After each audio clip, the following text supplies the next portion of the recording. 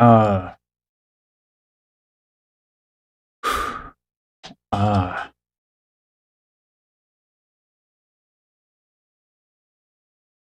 so I'm going to start off the stream a little differently. Um, I apologize that the next little bit is not going to be my usual off-the-cuff style of delivery. In order to keep my shit together, I'm going to be reading off a teleprompter, something I wrote.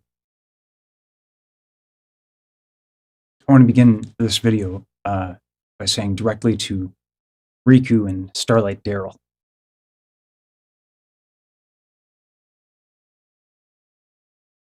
Thank you.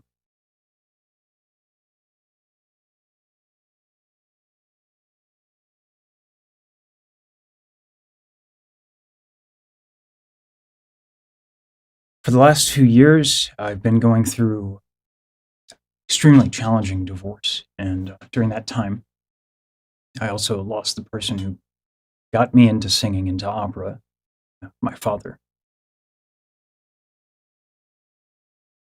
In that time, I struggled to endure, let alone sing.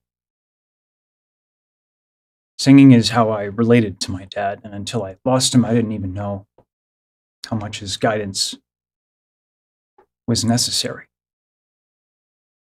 I used to tease him when he would go on about the healing power of music. And well, once again, my dad gets to say, I told you so.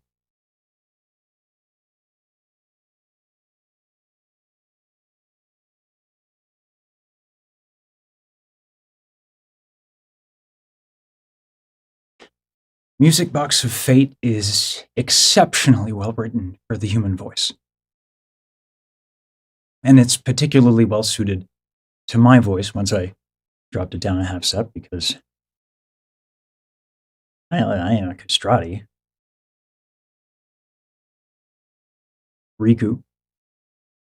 Not since I studied Shakespeare have I had such an easy time investing into the words of a piece of art. And I recognize that that sounds like hyperbole, but I'm not speaking as a writer because I'm not. I'm speaking as a performer. Uh, since this is an educational channel, and I imagine you know, but maybe people watching this video do not, Shakespeare didn't have directors, and so he would use a system called scansion to teach his actors the intent behind his words. He would use the rhythm of the syllables and meter to guide the emphasis, making interpretation damn near idiot-proof once you sit with it for a bit. And Riku, your lyrics are evocative with no effort. I don't know what wizardry you possess or how many goats you had to sacrifice to make this happen, but you did it, and it fucking rocks. So thank you for that.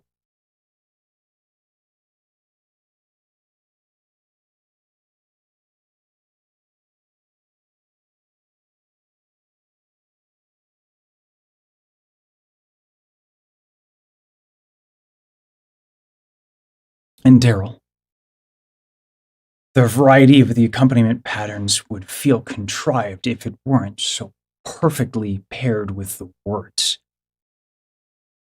And if the variety were not so driven to this singular artistic vision and purpose. I don't know what serendipitous magic happened between the two of you for this to be the outcome, but whatever the fuck happened, the result is transcendent. And that you're self-taught blows my fucking mind and hurts my fragile ego. I'd be so mad with jealousy if I wasn't so in love.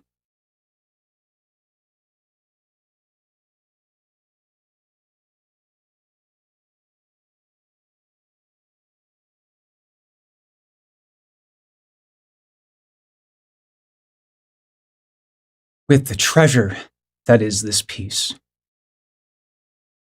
Your ability to write for the human voice is nothing short of miraculous. It's like I'm singing Verdi. Where you put the vowels, how you handle the phrasing, it's majestic. It is this song and the community around it that has allowed me to once more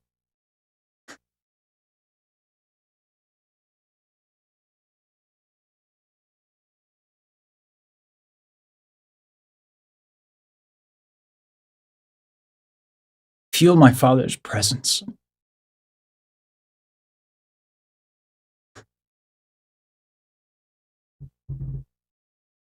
I wish I could sing it for him.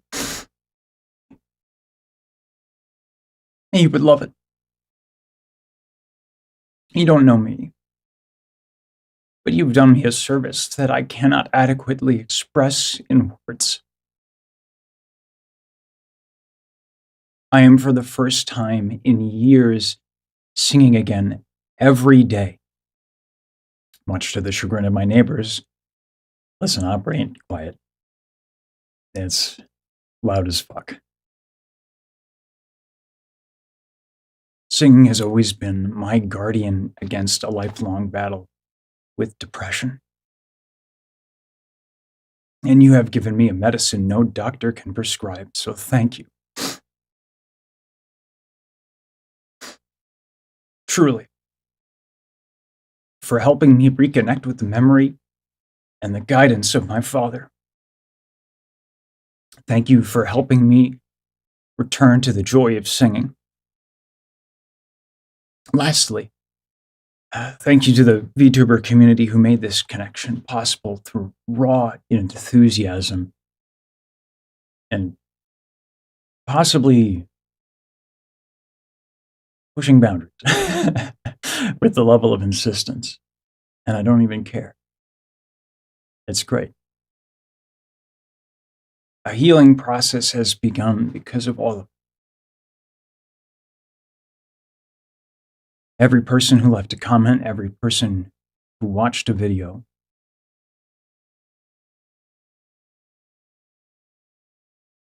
and every person who gave this wonderful piece of music life through its consumption and your passion. So I wish you all the love and success in the world, especially in a tough industry like this. And I will now segue into being the trashiest YouTuber I can possibly be by reacting to your reaction to my reaction of your music. I don't even know if I got that right, and I fucking wrote it down. So let the degeneracy begin.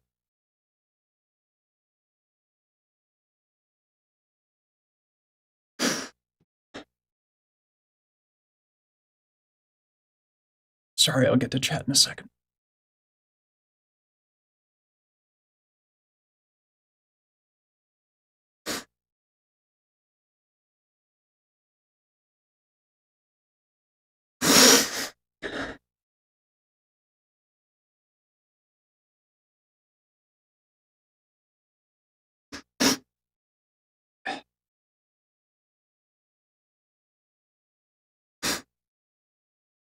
Thanks, Sigurdo. I really appreciate it.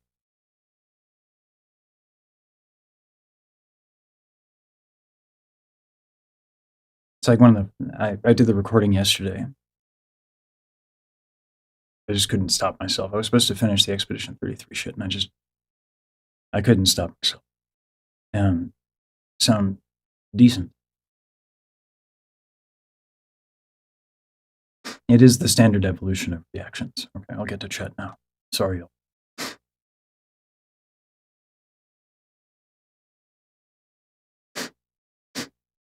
I'm glad you got your workout in, Matt.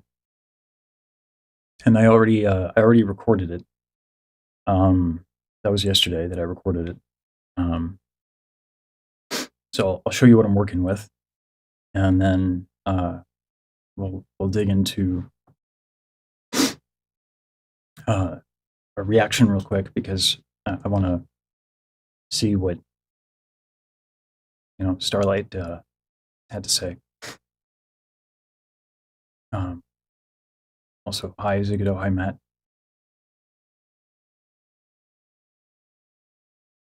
I'm doing well, all things considered. I'm a little bit of a mess, but I'm good. Hey Duckby. The gym is amazing. I my version of the gym, because I'm so fucking out of shape, is just like walking around the house for about an hour. But I'm working on it. I have a jug, a water jug that I filled up, and I'm doing like compound lifts with that.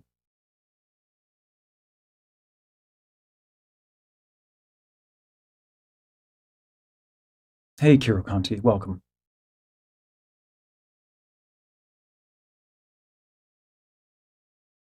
Hungry Singularity, I'm not a singer or artist at all, but I end up singing it a lot because it feels so fun. It's a fucking blast, man, because it's so well written for vocals. I had to bring it down a half step, but you know, just because I wanted to show off the parts of my voice that like I'm most comfortable in. Also, I wasn't gonna be hitting a high C. I have a weird thing that I can do C sharp and up. That's kind of, it's not like really full voice, but it's like it kind of cuts. It's got no body to it, but it's like loud as shit. You'll hear it when I play the recording. But there's this weird hole around B flat, B, and C that I have. And actually, I was able to hit B pretty decently in this track. So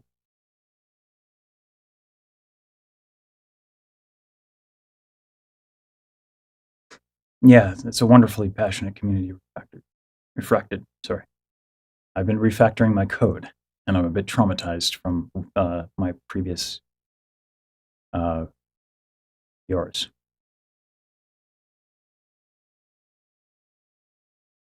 The magic of Starlight and Wonder and Mousy.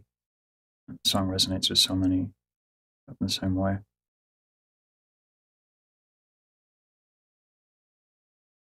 I'm sorry, Zigado, I'm sorry, but I am so bad with words and names. I started calling Music Box of Fate Magic Box of Fate for some reason, and then like I'll forget my friends' names. So never feel afraid to correct me. I'm glad I got it right in the first go.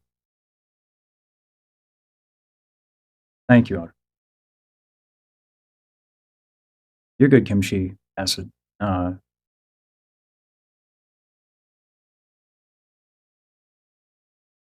mm. Oh, nice. The little I know about photography is what I picked up for this stuff.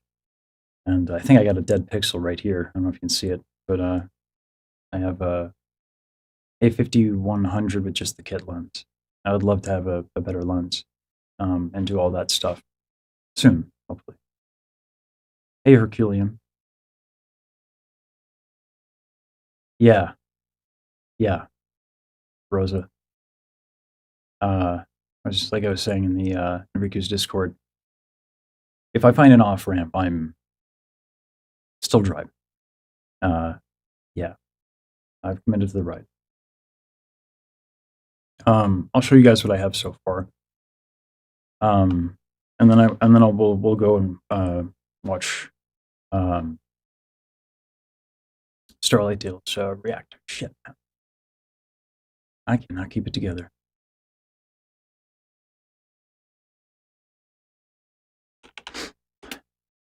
I think I was so mad at the quality of the chorus.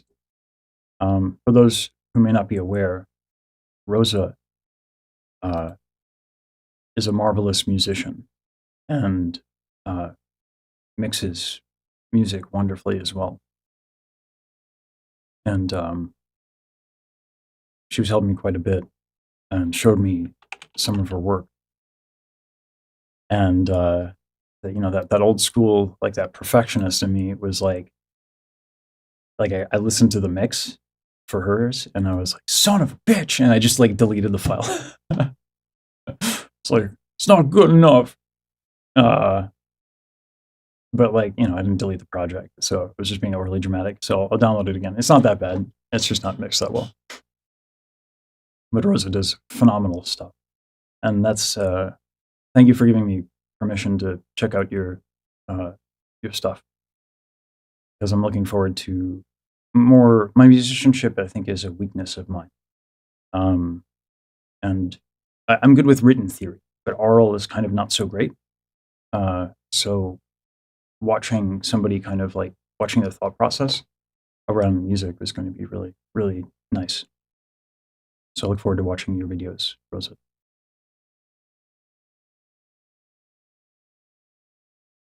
I saw your recent video and your reaction, Iron Mouse. Great reaction. Thank you. It was wonderful getting the alert you're going to do this cover. Love this piece. I've done tracking so far.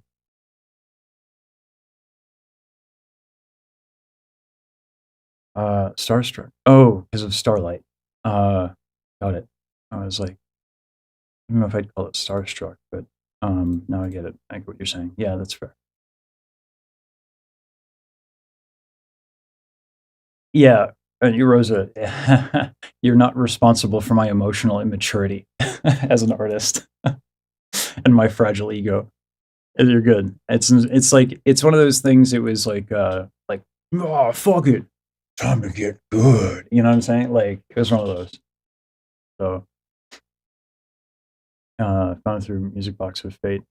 I'm sure you on the journey, sharing. To be honest, I mean, like I keep saying in these streams, like with Iron Mouse's story, it's like, well, I guess I shouldn't be a bitch. So, you know, I guess I should be more open and honest. It's like, why not? You know.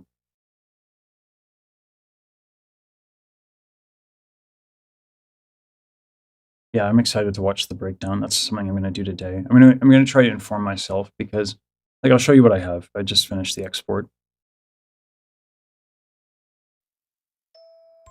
And I actually, my voice broke a little bit on the end there because I was trying to not cry.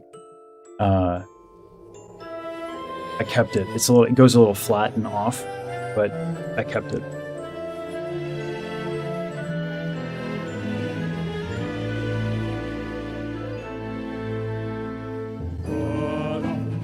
Side note, that intro, if I could work with a pianist instead of just ripping audio, would be so fucking amazing. So that's a hope of mine. Oh, I guess it's the whole thing. Rip and deposit. Out of checking out a bunch of Iron Mouse's stuff, stream, YouTube, shipping live.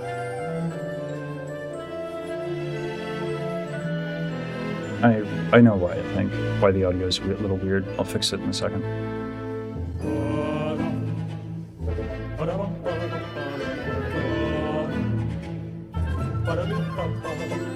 Endless night through every nightmare alone and afraid.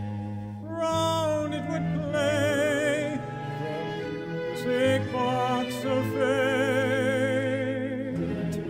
Then one day when every melody had been played, through your voice my world was found. Empty space, and filled with such endless joy in its place. The love-conquering hate, now hate consumes again. The clipping on the mic is so obnoxious. I don't know how to be quiet. Now tirelessly Well, I had to do something, Rosa. I can't just sing it like it's karaoke, you know. Not after I watched the community version, you know. It's like, I feel like it would be disrespectful with how much effort you guys put into that. Of course, I wouldn't hold anybody else to that standard. It's just like a weird, fucking, stupid pressure I put on myself, you know. even far apart, nothing else could sway my heart. From the start, Flipping. shone brighter than heaven's star. The fire and the light, against the wills of God, we'll fight, tracing the sound. Oh, how your song resounds, eternally bound to you. But in the Expedition 33 shit I was doing yesterday, isn't it, Matt? Just like, and I got this done quick, too. I just, like, once I got started, I couldn't stop. I'm gonna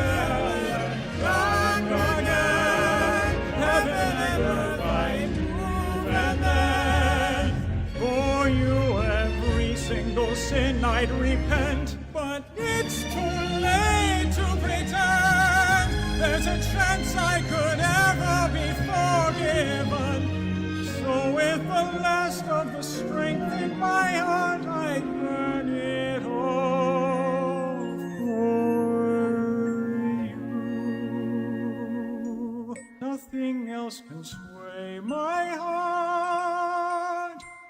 From the start, you shone brighter than heaven's star. Even far apart, nothing will sway my heart. Your music box rings louder than the dying stars. The fire and the light against the wills of God will fight, chasing the sound for how your song resounds. Eternally bound to you, forever I'll burn for you. So with the last of the strength in my heart, I burn it.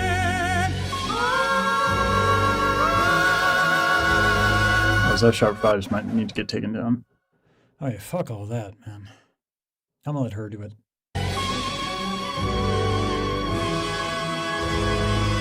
It's not enough to hit notes. You gotta sing the notes. That's the difference between my high notes and Mouse's. Like, I hit them. Hers, it feels wrong to slap the notes.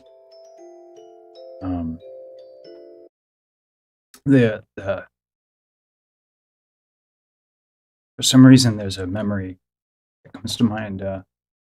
Everyone kept saying, you know, she recorded it in like a blanket fort. I think the earliest memory I have is it's like in a crib. I don't even know how old I was. I think I was younger than 2. It's like one of my first memories. And I was so upset. I was crying. I couldn't sleep. I was just crying because I didn't have my blanket. And we were out in the woods. We were in a cottage, hours away from home.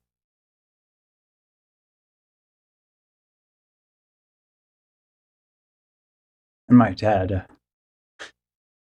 drove all the way back to the house, came in and just dropped it on me. I went to sleep.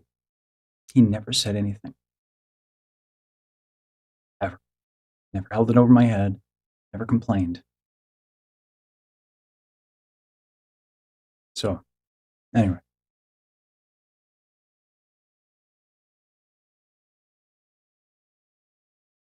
I call that being pretty fucking lucky. Anyway. I'm glad you like it. Sorry, I'm catching up now. Like trying to keep it together. Some, you know.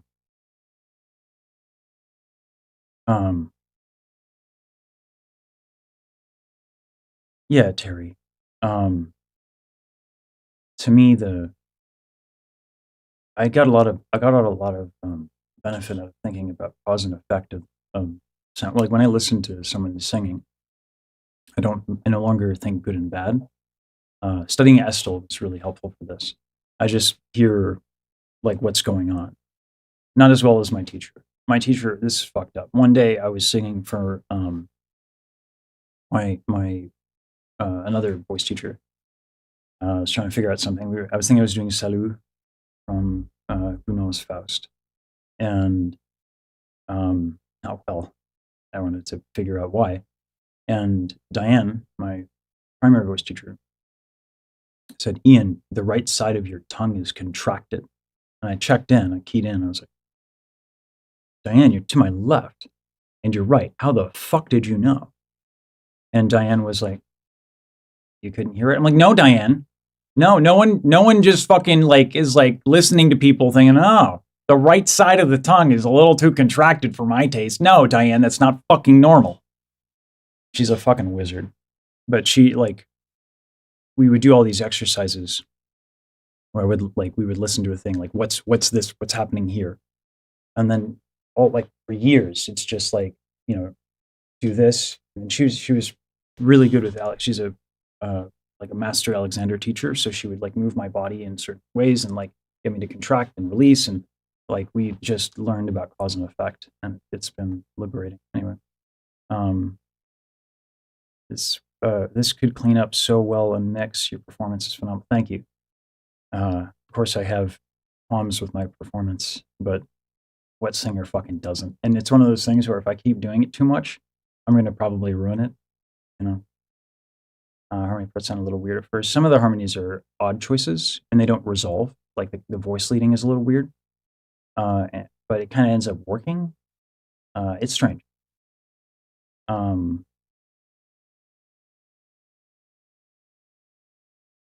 The feeling comes through on this one, Matt. It's like it's like automatic.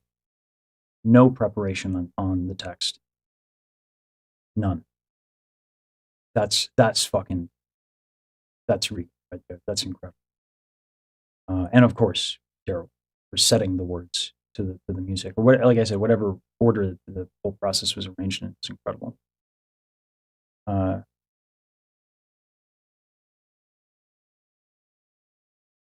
Thanks, Sigurdo. I appreciate it.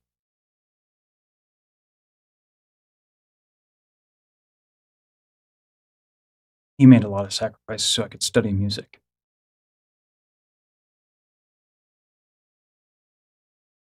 I did get to say how much I appreciated it.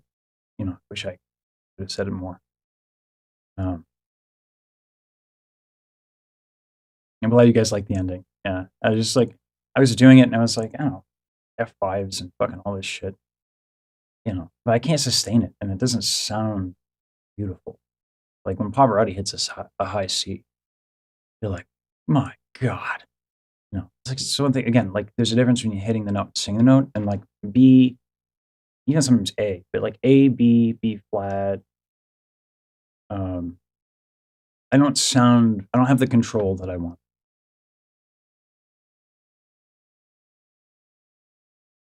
I'm glad you guys like it. Diane knew, yeah, true. Yeah, Shinigami, I am, yeah.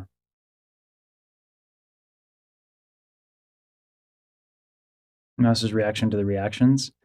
It would be, I would love a fucking live stream where we just own that this channel is straight YouTube trash, baby.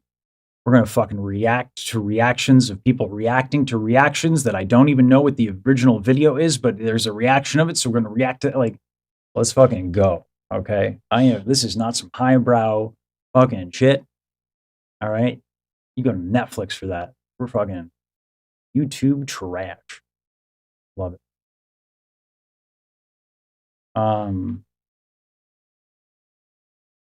These singers are hard on themselves. Yeah, it's a difficult balance because you cannot always motivate yourself towards improvement with positive motivation. So like negative motivations and critique and being unsatisfied has utility. The trouble is turning it off when it's not useful. It's a hard thing to do. And then people don't have that valve, and it leaks into their professional interactions, and it's a bad look.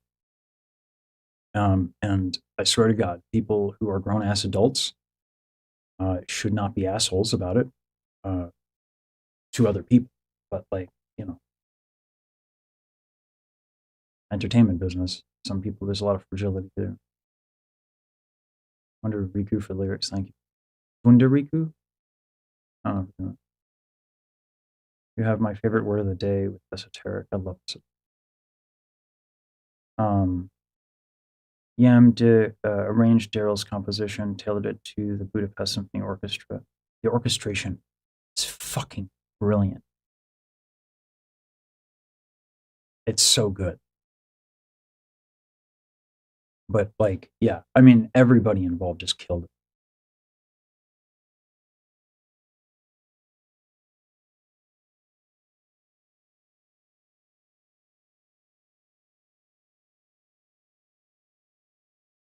Yeah, Matt Log, yeah. Or Matt, the crying. Yeah, I'm glad I'm not alone. Because listen, you know, my face has gotten a little salty, right? My dog has been, I guess, enjoying that. the flavor of my face. I try like he wakes up in the morning way too early. When it comes to mousy reactception, yeah. That's the word that's been thrown around.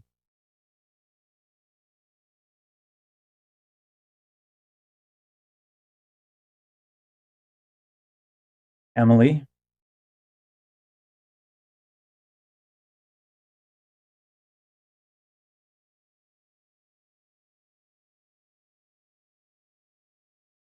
you got to be kidding me.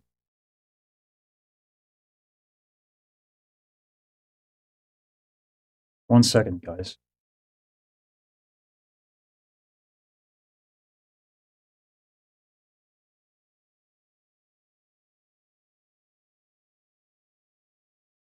Ridiculous.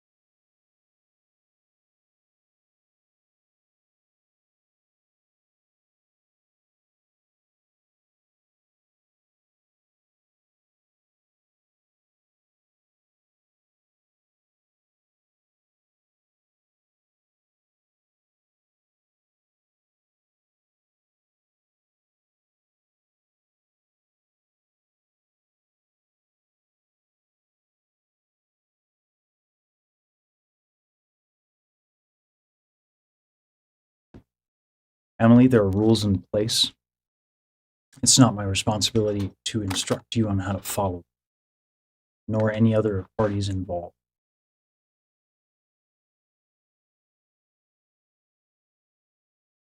And I can't expand on that.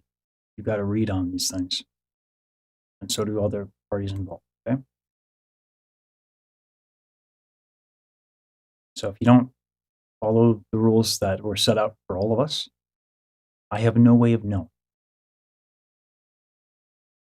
So this is not how we do it. So I'm going to ban you from my chat. Nice try.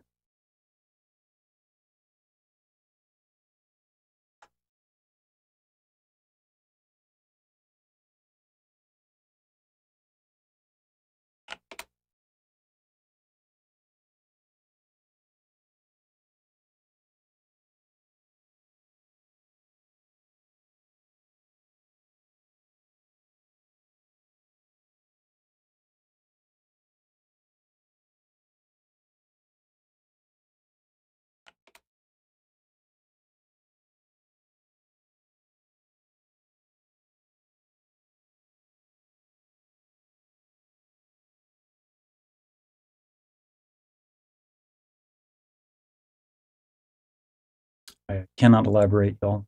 I wish I could.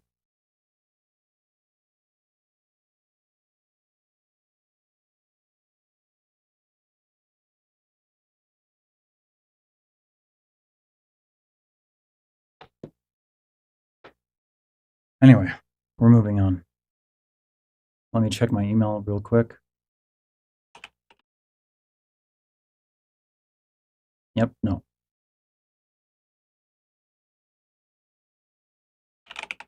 I'll be right with you guys.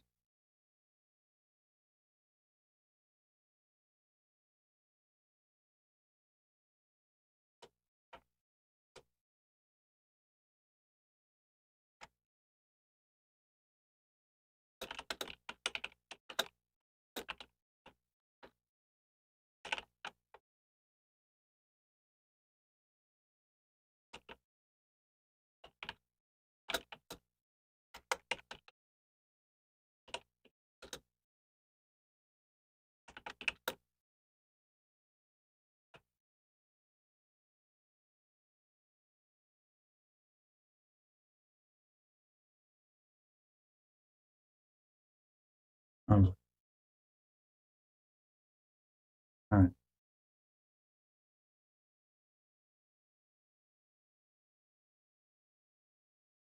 just enough about music to know how much I don't know.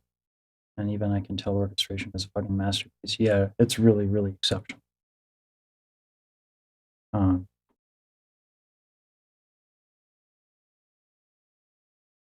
I can't wait to see that video.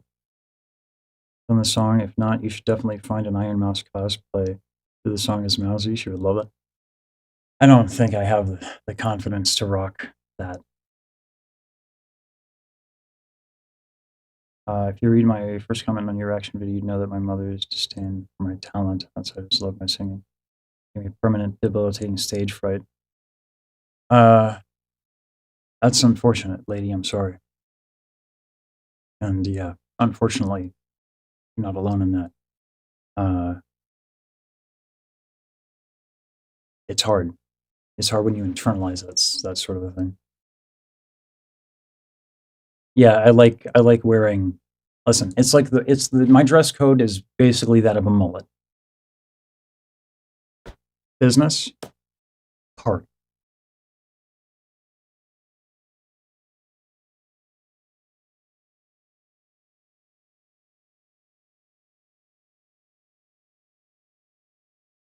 It's great.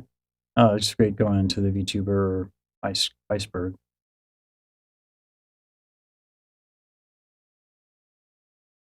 I have not done a deep dive on Neurosama yet. Thank you guys for respecting the privacy on that matter. And search for BRB pace. I mean, there's nothing I can do.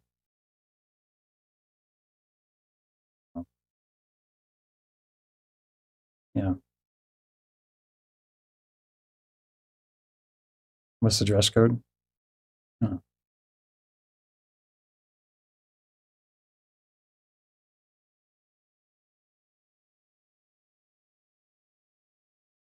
I do need the mullet.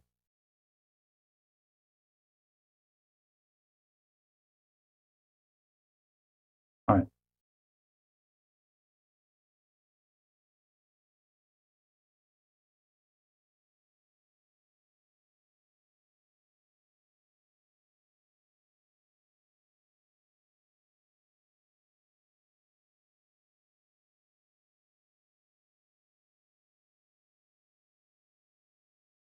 Um,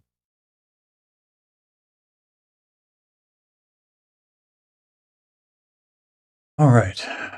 With that absurdity out of the way, let's get into Starlight's reaction to my reaction to her music. And of course, some more fucking singing. I'm so nervous. I'm so nervous.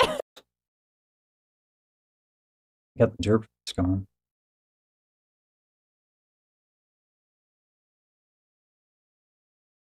I like this view better. My camera, obviously.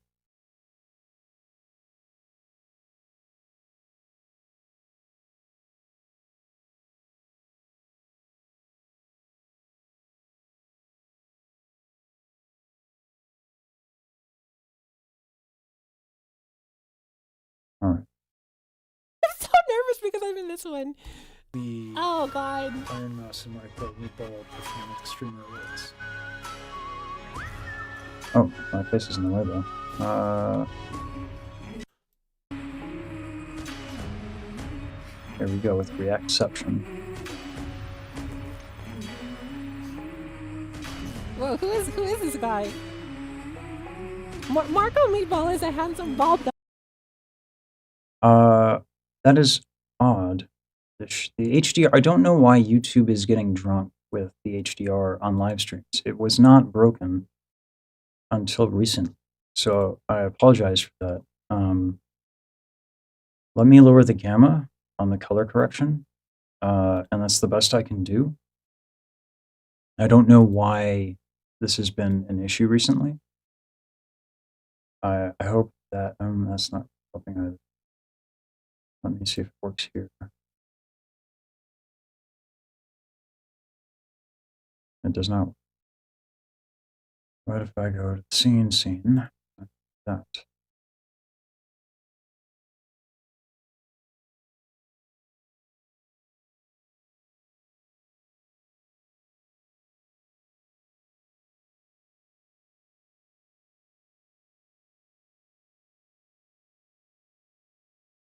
How's that?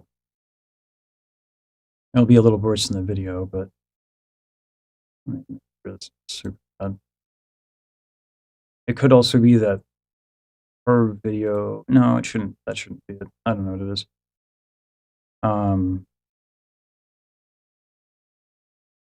Yeah, I should be on. I don't know. I don't know why it's not working with the HDR. Sorry, guys. Yeah, I'll try to figure. I've been trying to figure it. Oh yeah, yeah. HDR is really weird. I'm reading him like an angel. That's just chronic caucasity. Anyway. As far as I'm aware.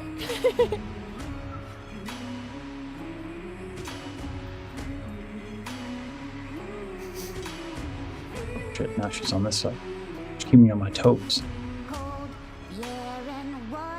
No, there we go. But then my face. Which face do we choose? This is challenging. Here we go. This is what we got.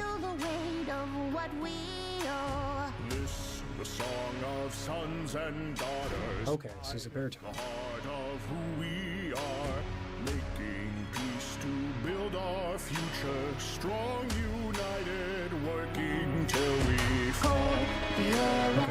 I'll keep my mouse at the ready to move with the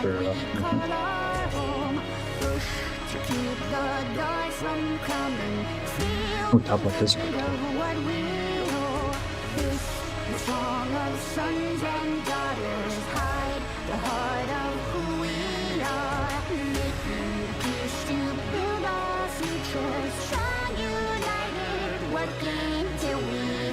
I'd love to see Mouse cover more VGM soon. That'd be really cool, I think. Yeah, Marco's voice is quite nice. I agree with you. Oh, agree. Okay, so Marco's legit. Not that I had any doubts, but like... He's very, very legit. Yeah, he is. Mousy should cover Columbina's Lullaby. Girl, don't joke like that. You know how I feel about Columbina. You know how I feel about Columbina Genshin Impact.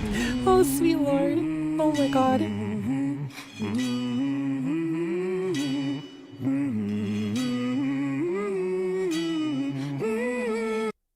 I would highly recommend watching his reaction to the original. Oh, okay. We gotta watch the original then first. Okay. Is it this one? I'm just... I'm nervous. Okay, well, this is slightly less intimidating because I'm not singing it. usually have no shame. Or decency, for that matter. That's charming. Oh, Sweeney Nard, thank you so much for this. My string swells.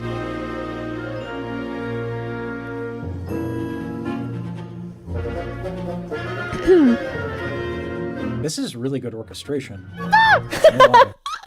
Orchestration mentioned. Ah! I'm happy.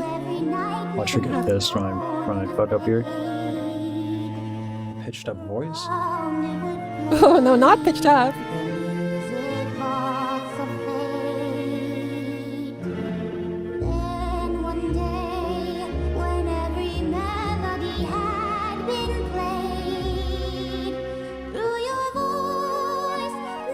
I did want to mention something real quick because we were talking earlier about the kind of like old-timey, like, you know, like black and white film era vibe of Massey's voice, right? Oh, so I'm not the only one who feels that way. I did want to bring attention to the fact that I actually mixed the orchestra in a similar way to that, inspired by those old soundtracks and those old orchestrations. So that's brilliant. I actually amplified a little bit of the background noise in the orchestra room. Ha! That's clever. So if you pay really close attention... No wonder why I like it. And I'm particularly, I gravitate towards this. Because like Caruso recordings and all that stuff. That's clever. You actually get a good amount of that hiss from the room. Yeah, It's coming through in the back. Geely and all those old recordings I used to listen to with my dad. And above all, like, I didn't want it to be mixed like a modern epic kind of cinematic thing. I really, really wanted it to feel like an old time orchestra performance. You know what I mean? Hopefully that vision came across.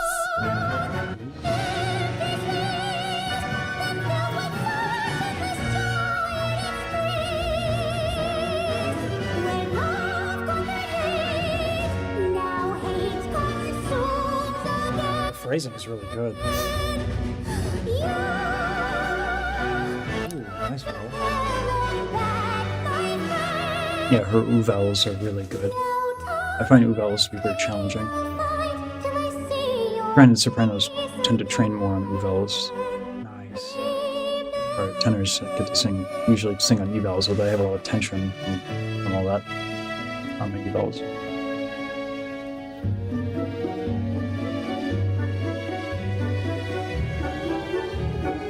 It's not often I hear like someone doing the woodwinds justice, man. Bro, he just gassed me up.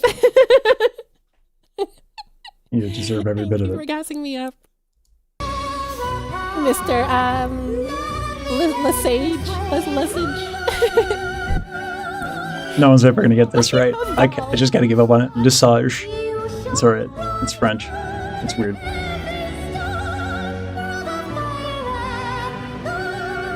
Massage with an L. But it's not that big a deal. His voice isn't pitched up. I love that moment of realization.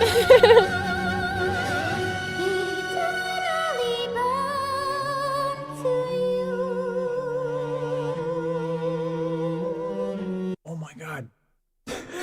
Wait, he wants to get in touch with me? What? Why? Why? Because you wrote a fucking banger. I'm just an anime girl. What the heck? Metagenic Okay, flora okay. balance probiotic. Okay, listen. Yeah, he's got like a really intense. Like, Listen. Just an anime girl? Just an anime girl? What just anime girls do you know that write certified bangers? What just anime girls are out here releasing EPs like Legends? By the way, her EP is out. It's fucking banger.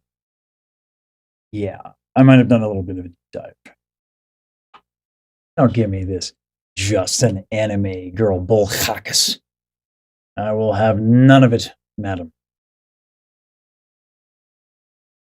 My face went in the wrong place again.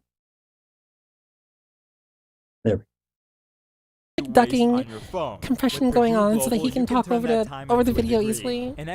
Yeah, my side chaining is a little I mean, silly. I am happy to talk to him, definitely. I have so many I will have questions to about follow up. the music. That voice isn't pitched up. It's like a Mado Robin. I haven't heard a voice like this since like Mado Robin. She This gets is the like Mado really Robin old right, school, so happy. style of singing There we go. There we classical go. music. There we Like go. old school, like 1920s, 1930s. Like this was an aesthetic, and like it's not- 1920s, The reason I know it's not 1930s. pitched up. Bro, he knows. This guy knows ball. He gets the vision. He gets the vision. That's my dad, man. Holy This shit. vowel change.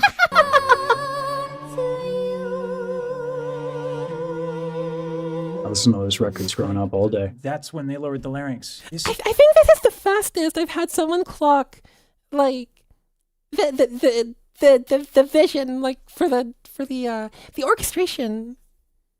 Is actually really refreshing. I was literally I'm complaining to a impressed. friend of mine the I'm other day. I was impressed. like, people don't understand. Like opera has a lot of things you can do. There's a lot of different styles, and singing changed styles like dozens of times within 2 centuries. And this is like super refreshing. I'm actually super into this. That's so nice. I mean, Rosa, that aesthetic He's is a nice guy. drilled in my Really bones. It's my shit.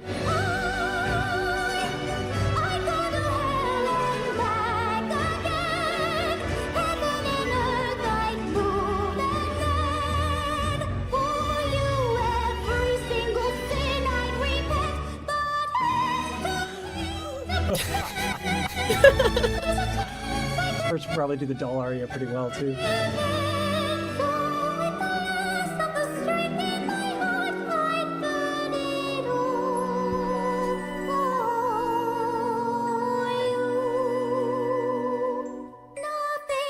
The Uvel's gorgeous. It's beautiful. The start, you shone brighter than heaven's star. Even far apart, nothing will save our heart. Your music Okay. rings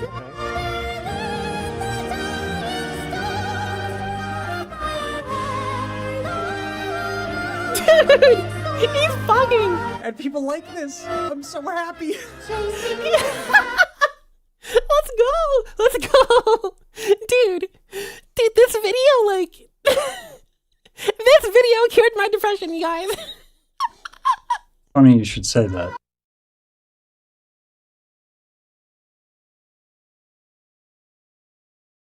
Daryl, I don't know if you had an opportunity to watch the very beginning of this, but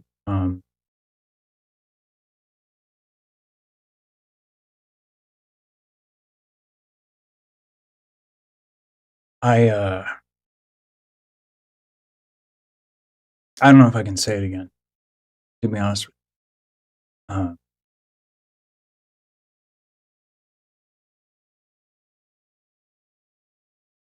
But do me a favor, because I can't say it again.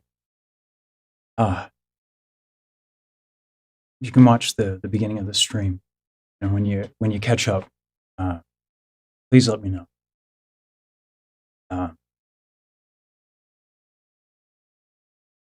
And you'll know why I'm a little misty. This piece is fucking fantastic.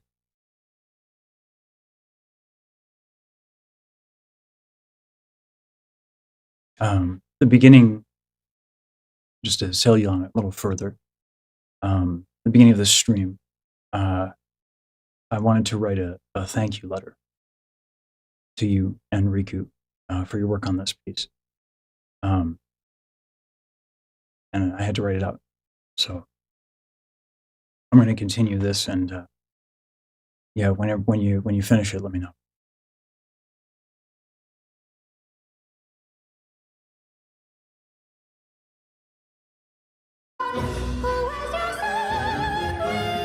Like, look at that. Look at that.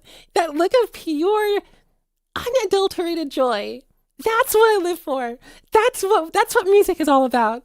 That's what opera, classical, like the orchestra, that's what all of this is about, you guys. Oh, God, that is refreshing. This is to hear. why. This is why I do music. eternally bound to you, forever I'll burn for you. So with the least of the strength in my heart, Oh no. Oh, no. I was like, seriously, I'm just not gonna do that. No, I know, like, oh no, but you did. Oh, thank you, Dredgen. Dredgen.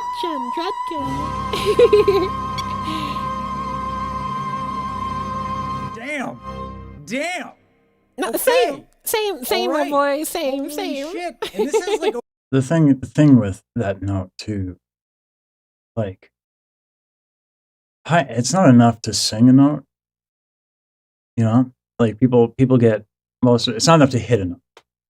People, will be braggadocious about hitting a note, and I don't think it's a good idea to be braggadocious about violence against music. That was singing, stunning sound. The tone quality on a D6, that is not a note that is often beautiful, and that was stunning.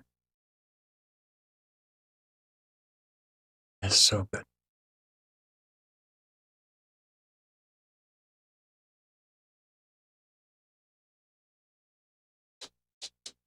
Hi, Blitz. I'm glad I knew you were coming in so that I could stop you from ruining my audio. I think my camera's tilted. Oh well, here we are.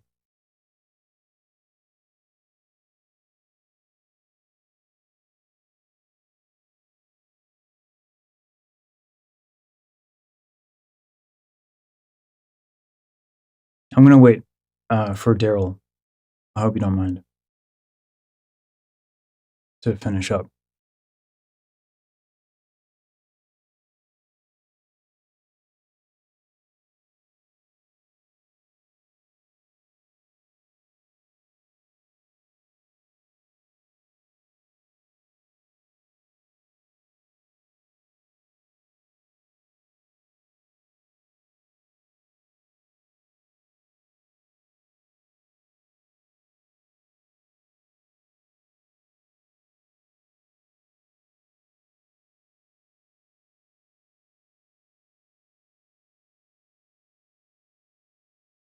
I'm gonna have a hell of a hard time keeping it together.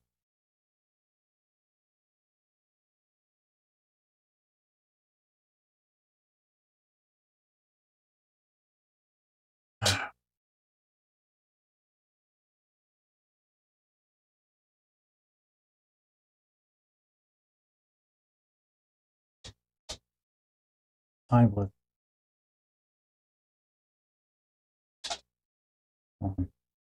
Y'all, I got a dog. What's up?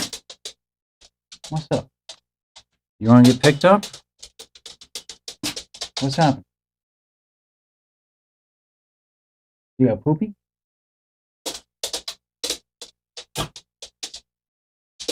All right. This tap dancing can only mean one thing. He's got a shit. So I'm gonna let him out real quick. I'll be right back.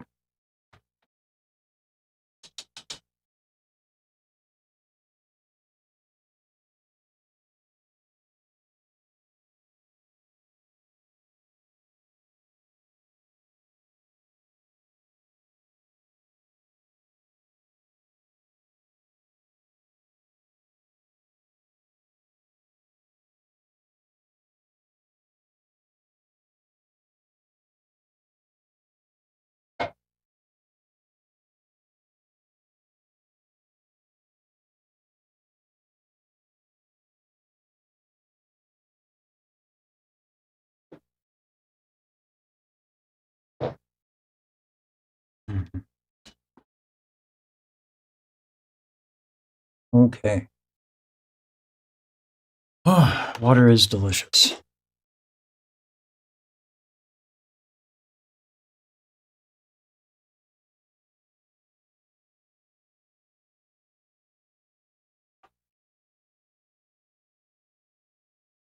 Oh,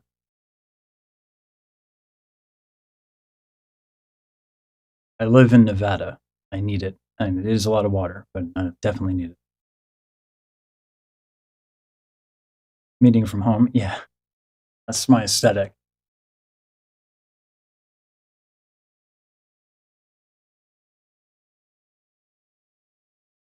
Yeah, it's funny. My style of singing is idiomatic of also kind of an older 1930s, particularly like French tenor, like Henri Leguet. Um, a little bit more power than Henri Leguet, but so it might work out a duet between her and I. It would be. I mean, it would be just a fucking pleasure. Uh, yeah, so that would be nice. But allergic cup or two wine, yeah. Um, but working with any of these folks would be nice. In particular, it would be really lovely. Rosa, I mentioned, I know you mentioned it. I don't know if you're still here, but you mentioned the possibility of playing piano on the beginning of the track. That would be amazing. And like the level of ability in this community, the level of talent is kind of nuts, to be quite honest. Um, the only community that's similar Yeah. Is '07 supposed to be like a hand wave, by the way? Because like I thought like it was like something I was missing. Okay. You good? You good? Hold on. He needs to get picked up.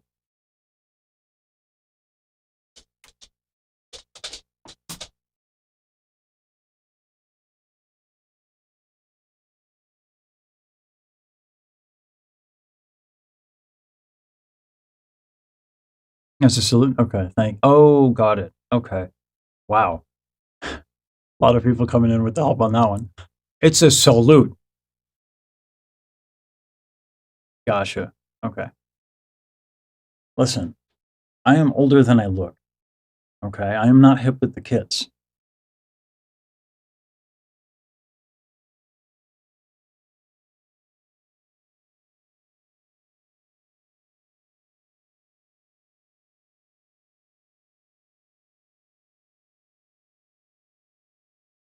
I gotta distract myself with more of this goodness while I wait for Starlight to finish my little introduction that I made this live stream.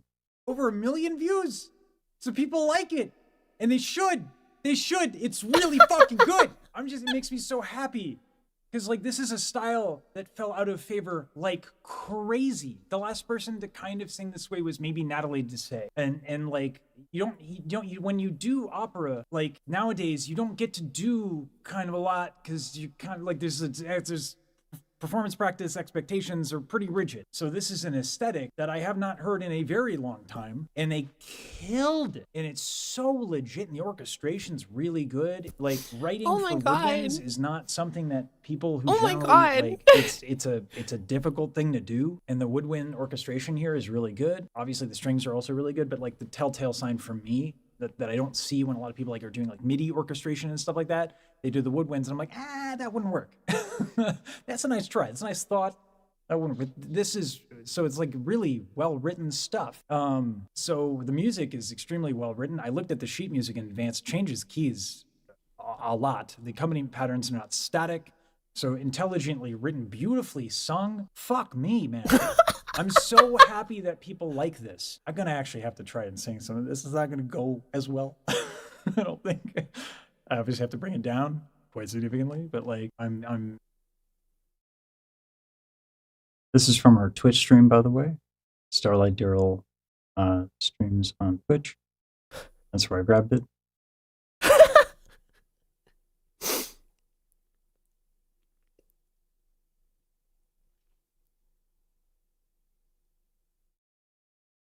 reading that the singer was training to be a coloratura and then had to stop due to medical reasons. I'm actually in kind of a similar boat. That's kind of relatable.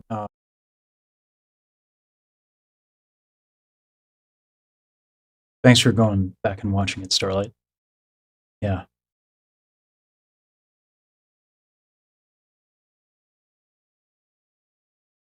Thank you for writing this thing. I have a recording I did of it. I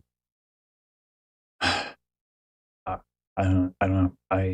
I'm afraid to show you because, like, you know, the caliber of folks that you seem to get to work with quite often is pretty high, clearly. So, but no,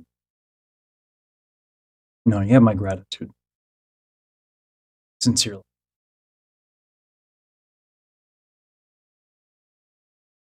Daryl, listen, okay? Listen, we got to just own it, all right?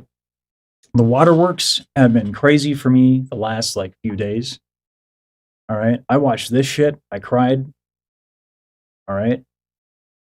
And then I watched the other performance from IMS, and I cried. And then I got so into it because everyone was so nice. I had, like, 400 concurrent viewers just from that video coming to my live stream, and everyone's lovely. I didn't even need moderate. And so they, so after I watched the community chorus, and I was like, oh my God, they value the chutzpah and the voce. I love these people. So then I joined a bunch of the VTuber Discords, and then someone told me their story about how they met Riku and how what the music does for them as someone who can't see. And then I cried. And then I did this, and then I cried. Okay, it's in the whole fucking week. All right, so let's just fucking go with it. Yeah, my dog likes it. Apparently, he likes my salty face. Or he likes my face being salty, rather. I find it strange that that's how he decides to wake me up in the morning after a good cry, but here we are. Just a little potato.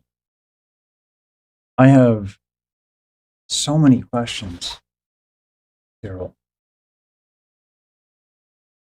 Like, I know I'm trying to make a video here for the fucking view count, but I cannot. Where did you learn composition? How? From whom? That you're self-taught is bonkers.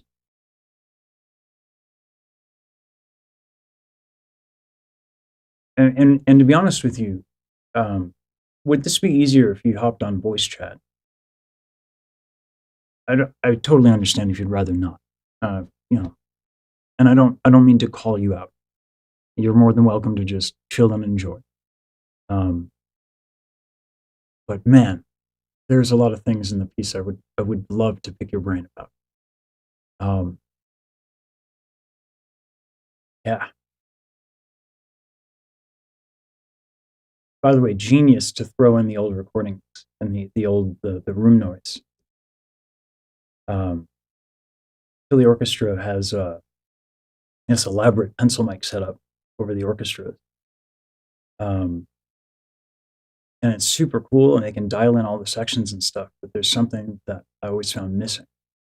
And I always go back to those old recordings. I was listening to, there's something also about those old recordings when you get that room mic, where it's more is a closer approximation to the sound. I would love that if you have time.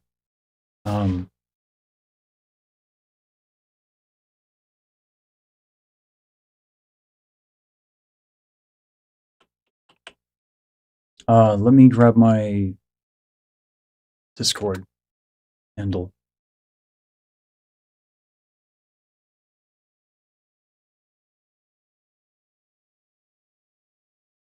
Hmm.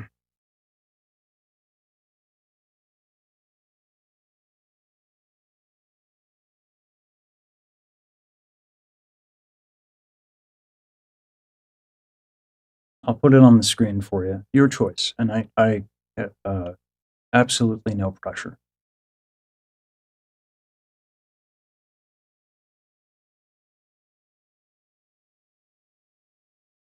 I just forget my hash. That's what it is.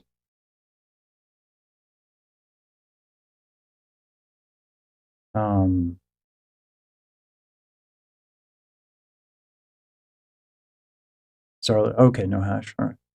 I'll send you send a friend request like this. Thank you. Thank you for making the time, Starlight.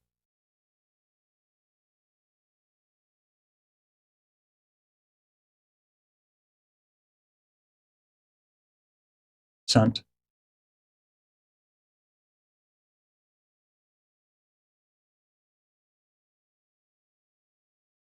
I mean, that's yeah. It's not hard to guess for Discord name, given you know.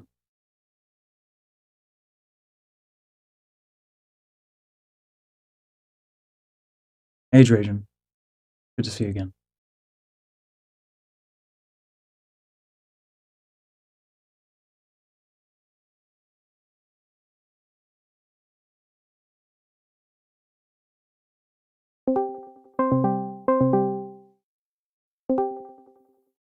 Can you hear me okay? Hello? Hey, I think, can you hear me okay? I can. Yeah.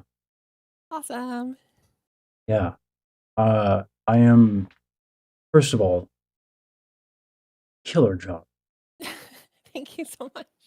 It's really, really, really great. And the tidbit there using the room noise, just like in those old recordings.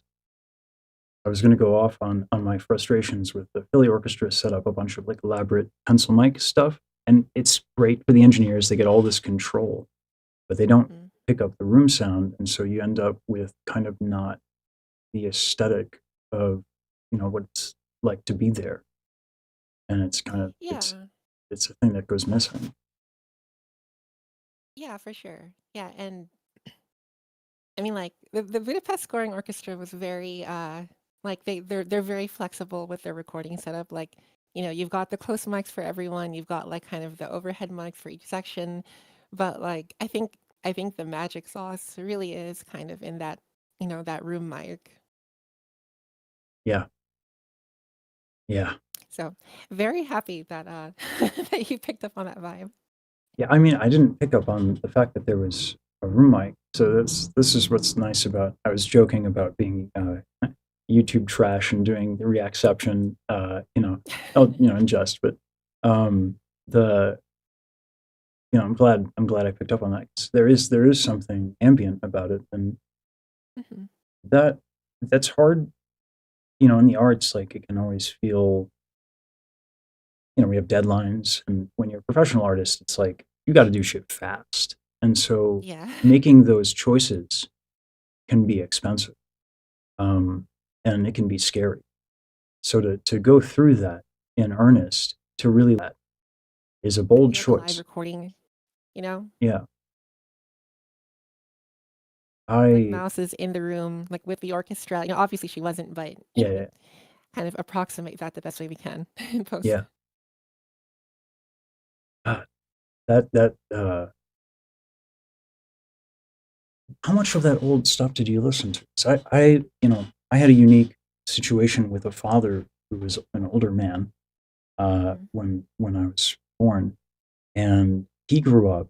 He was a voice soprano. He remembered World War II. If that gives you any sense of how old he was.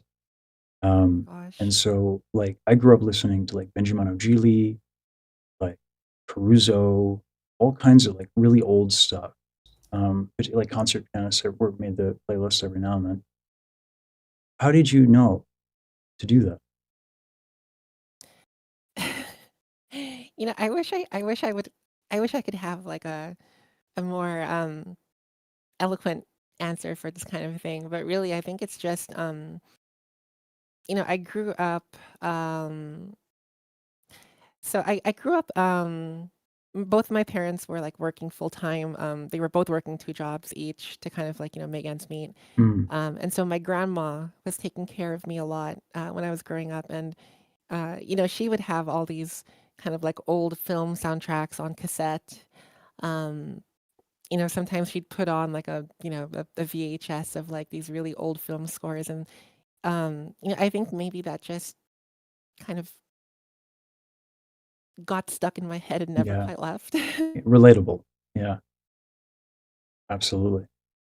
Uh, yeah, I still can't get over like some of my favorite The recordings sort of are early orchestration. yeah, Yeah. absolutely. Yeah. Like, when Rachmaninoff was still writing. Like Yeah. you're how you're self-taught from what I understand? For the most part, yeah. I mean, my dad's the one who got me kind of into music as, he's a kind of a casual self-taught guitar player. Sure. So he'd always have a guitar, like, laying around the house. But then, um, so he got me started with, like chords and, like the basic concept of, like, oh, using chords to back like a melody and things like that, right? But Yeah. as far as orchestration goes, I guess to answer your question from earlier, there's like books and YouTube videos and stuff like that I use to kind of drill the knowledge in. But I think what really worked. Hold on. Hold on, I'm sorry. Mhm. Books and YouTube videos for orchestration. I'm out here trying to read Ravel's fucking manuscripts, and you go to YouTube and books, and that's the Yeah. result? Well, I mean, it's only half of it, I think, because I think what worked the best for me, like, even more so than like, books and videos and stuff like that, was actually attending symphony concerts. Yeah, I'd bring a little notepad and a pencil, and I'd look a little weird. People be like, "Why is she taking notes at a concert? Like, what is she doing I here?" did the same fucking thing. No, not for Yeah, orchestration, exactly. but for singers. Yeah. Uh, Well, yeah, yeah. yeah, Oyster Rock used to kind of do that. I Oh, don't know okay. if you know who Oyster Rock is, but I feel like I've heard that name, but he's I often, mean, when people talk about the two best violinists. I mean, aside from like Paganini, there's like Heifetz and Oyster Rock are uh-huh. usually in kind of the same conversation. With Mhm, mhm. obviously Heifetz has a bit of an advantage, but Oyster Rock would practice like 5 or 6 days a week, and then go to the opera and take notes on vibrato. So On vibrato. yeah, Yeah, see specific. stuff like Yeah, that. Like there are just I feel like there are so many nuances and quirks of, like each instrument that you can really only you can read all about it and you can watch videos all about it you want, but until you're actually in the room and you're yeah, seeing that person perform it and you're kind of hearing how that sound interfaces with, the rest of the section, the rest of the orchestra, the room that it's in, and then paying attention to how that instrument makes you feel and why it makes you feel that way, and just kind of thinking really deeply and critically about it, I think is kind of what helped me the most. the as a singer, the similarity for me is like the aesthetic of a language. Mm. When I was listening to Iron Mouse sing Spanish, I was like, and this is why I don't Oh, sing. yeah. This is why I don't sing Spanish, because like this is like this is its own thing. It's why I Mhm. tried to stay my lane with like French and sometimes Italian. Although I don't think my Italian's that strong either. But the specifics are so incredible. Like even with like how extraordinary MIDI is, when Right, someone right. spends a decade, 2 decades, 3 decades on a bassoon, you're going to get something out of them you'll never get out of a MIDI performance. Yeah. Yeah. Yep. The I was singing, I was laughing to myself. The really there were some, I won't name names, but there was an undergraduate student at Temple. One of the final things that uh, you do in the composition department when you get your degree at Temple is you write something for a small orchestra, and the Mhm. handful of players will play it, and you find out real quick uh, who was prepared for the assignment, because like it can go terribly wrong. And one guy thought he was clever quoting Beethoven, who famously said to a tuba player, which like brass, back in Beethoven's day, they weren't as well engineered. So the guy said, "I can't play this. This is impossible." And Beethoven responded, "Your inability to play my music is not my concern," which is hilarious and very Beethoven. Um, and so, but like, that's fucking ridiculous. So, that you were Yeah. out there with a notebook is exactly the kind of passion and attention to detail that orchestration requires. Because it's not like so much of written theory. You can get really powerful ideas from written theory and manipulate the notes on the page to a Mhm. pretty accurate expectation of what the outcome will be. There is no such thing for orchestration. It is trial and error. Yeah, Yeah. definitely. And I've definitely had plenty of errors, to kind of get to this point. Yeah. I would Um, hope so, because if it came out that well, your first go around, I'd fucking throw this mic right across the damn room. Because I'm like, okay, I didn't know. I just fucking met like a super genius. Okay, shit. Like, yeah. Yeah, well, I mean, to be fair, I also need to give credit to Miss Yam Albat. She Mhm. was my orchestration assistant and score prep assistant for this project. Um, and just kind of being in the middle of this like huge kind of endeavor, like things fall through. I've definitely written like a flute part that was like, okay, maybe this isn't a flute part, maybe this is a piccolo part, things like that. So Mhm. just bless her soul for like like catching all the little things that like slip through the cracks and help me rewrite them, while still keeping the original vision of the line. She's also a VTuber, actually. You should check her out sometime. I I think you would get. love to. I've done this silly deep dive. I actually this is the story that I'm finding the most funny, that I think like punctuates the my investment now into the VTuber community. I'm lucky enough to have some help with the channel now. I got like 2 video editors, and Oh, like we're nice. working on like software for like automating the stream to video workflow, so it's like a lot more manageable. And after all of this, God, you can tell that I was raised by an old man. Hullabaloo. After all the hullabaloo uh, of like 400 current viewers, one of the video editors stayed up all night doing a deep dive specifically on the C++ code it would take to have the correct, and I promise you, I did not ask him to look this up specifically, but jiggle physics was what the word he used. Um, so, you know, so if I want jiggle physics in my VTuber model, there's that. Uh, So yeah, specifically for hair bobs, we're exclusively talking about that, of course. right. But yeah, no, like Rosa. Mm-mm. She left so many people like wonderful, and I was sorry. I this is the one thing that's extraordinary. I haven't found this anywhere else. The existing in the classical community can be very difficult for a number of reasons. We need to get in on that, but the thing you miss if you're not in there is the collaborative experience, which like Yeah. you don't ascend, you don't make transcendent stuff almost ever by yourself, and so that you can have that and work with other artists in this community. Like Rosa even and like man, they're trying to help me with the mix. I'm like really nervous to show you my janky ass recording of me singing Music Box of Fate. Um, Oh, I'm sure it'll be great. you know how it is. You know, Yeah, we're we're our always the own most worst self. critics. Yes, Yeah. yes. Yep. I yeah, it's a really fucking great piece. By the way, your EP pretty fucking good too.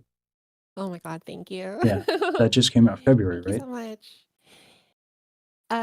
Yeah, well, it's a four-part series.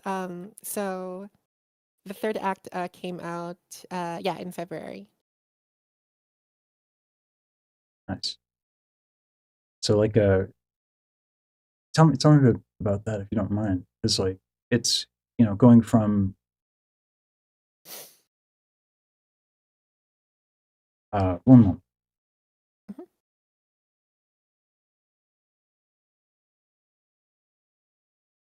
Okay. Yeah, like so you have something like this happen. People express a smidgen of enthusiasm. Yeah. Mhm. The like what has this done for you in terms of like because I know Rosa is doing like gigs and get and it's like this seems like a wonderful opportunity that this kind of blew up.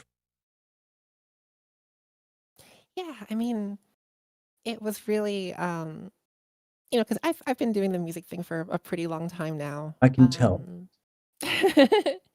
And I kind of I've always dabbled in little like in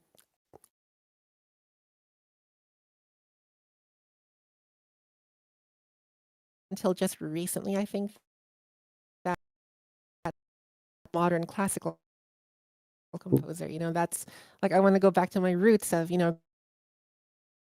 growing up in my grandma's apartment, and Can you do me a things favor? like that. You're And cutting out a little bit. I think I'm not sure if it's an internet thing or Sorry, if what was that? you're cutting out a little bit. I'm not sure if it's my internet or if it's Oh gosh, let me check my internet. you might want to also boost your signal because if you're like me when you think, you kind of get a little bit more quiet. That might be it. Oh, is that yeah, let me try bringing it up. My gate might not have been picking up my voice. Yeah, Is that Discord, better? absolute magic. Okay, yeah, yeah.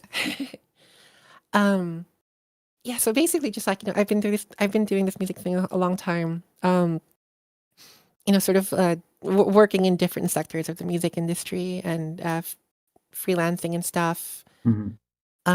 Wait, is my mic okay? Your mic is okay now. Chat's going to be a little bit behind because I Okay, stream in it's okay now. HDR. Yeah, I stream in HDR, so Oh, it's a little got it. slower. Okay, Yeah. yeah. um, yeah, so me kind of realizing that I wanted to kind of, pivot into being a modern classical composer and really go back to my roots of, just being a kid in my grandma's apartment, listening to all those old records and those old film scores, is a pretty recent thing. Like, within the past like 3 or 4 years. So I've kind of been slowly working up to that, and Iron Mouse played a really, really huge role in that because she was one of my first some sort of clients and eventually friends, in the Mhm. VTubing space.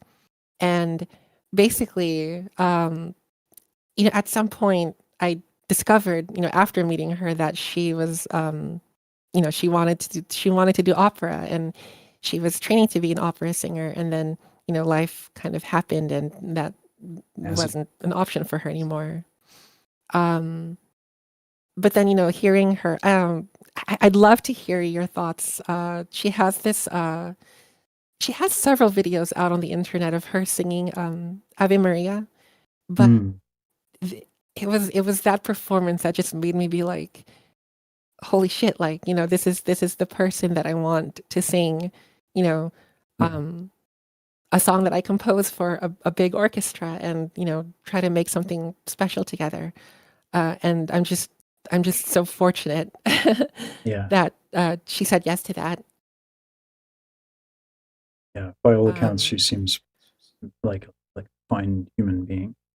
yeah, yeah, she's lovely in every way possible. Um, so, sort of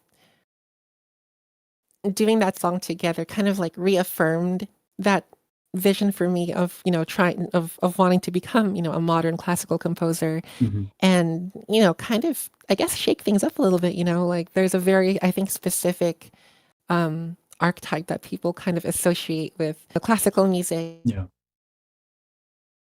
and not to mention, I mean, male dominated as well.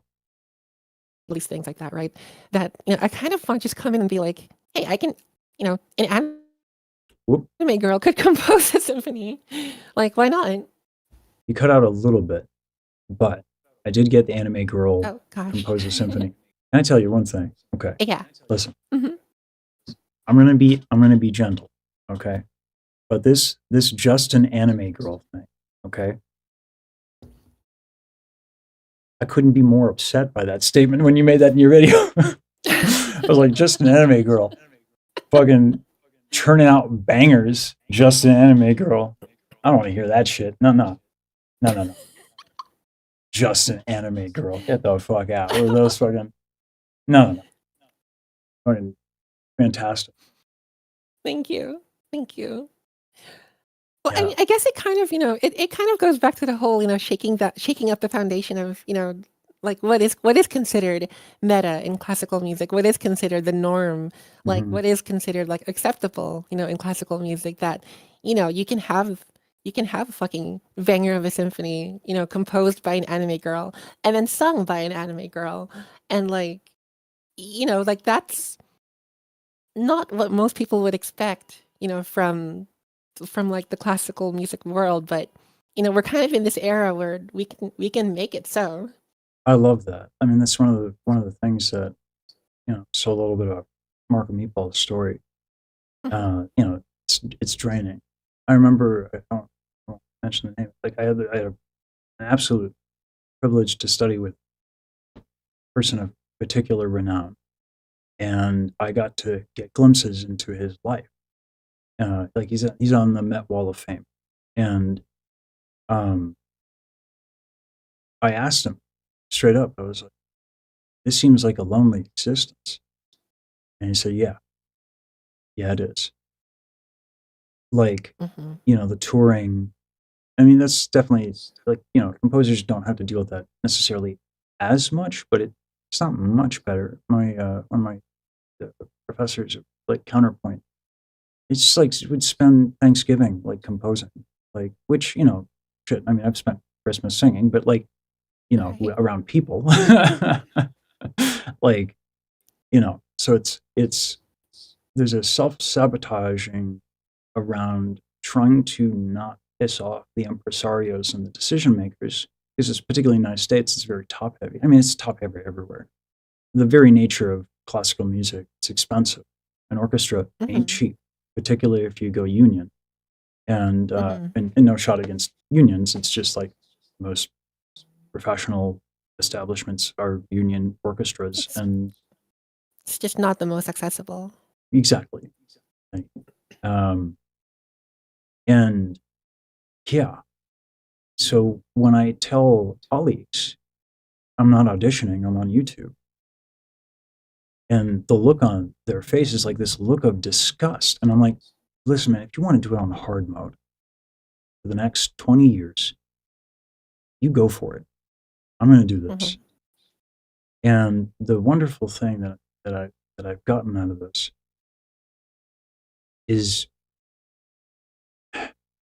classical music doesn't do a good job of reaching out. Like, they want to pat themselves on the back for doing like San Francisco's like, Symphony in the Park and all that. And that's great. I think that is a great program, and there are a lot of Hmm. programs like. But people are on the fucking internet, like Right. you Right. know, and the way that you guys engage a community. Um, there was a story that just before I went live, I swear to God, there's like a mission to make me cry that this community has. This guy, I don't want to give too much of the story away because it's a story to tell, but just again about the availability and the connection, performing live, going to a place instead of demanding that people come. Like Rosa's traveling. Like you guys are like really engaged in the VTuber community, which is wild because you'd think, well, I would think maybe because well, not maybe because I'm ignorant. I'm ignorant. I'm new to here. Um, but like, a VTuber would not be somebody who would like go out or show themselves. That would be what I would have imagined to be the appeal. And yet, this is one of the most interconnected communities that I've seen. It is wild. Hmm. So the outreach, like, you know, I love vocal technique, but it's a means to an end. And I imagine you feel the same way about like technical counterpoints. Like you're like, cool, you can do a crab piano. That's dope. I don't care, right? Like I imagine you're at that point where you're like, what can I do for others? Because you write like it. You write like you're thinking about other people, and uh, it's sorely missing in classical music all too often. And yeah, I know. Sorry. Now I'm just gushing. I'm not even like interviewing at this point. I'm just like, you're so good. You're so awesome. Oh my No, God. no, I'm no. like, this community is so Thank rad. you. You know? No, I actually I really appreciate what you just said. Because again, Music Box of Fate was this thing that I specifically wrote for Iron Mouse. Mm. To kind of um, having gotten to know her voice a little bit and having gotten to work with her and get to know her a little bit and be her friend and all those things. Um, and just kind of to make the song into this vessel for her for one for her amazing voice and Yeah. two for her amazing story, which of course could not have done without Wonderiku because um I am genuinely puzzled at how incredible his lyrics can be. So I, I was, I like, almost all the time, especially when I'm singing in a foreign language. Like I'm sitting down with the text, I'm like active verbs, I'm doing all that work, and I had to do none of it. There was something that it's like I said in the intro to the video. It's like the last time I had something this easy is like Shakespeare, because like it's just right there. And then the vowel choices, and oh god, the way you set the who did it? Were the lyrics first, or was it your music first? Who did what? It was the music first. Okay. Yeah, actually, so I guess fun story about that.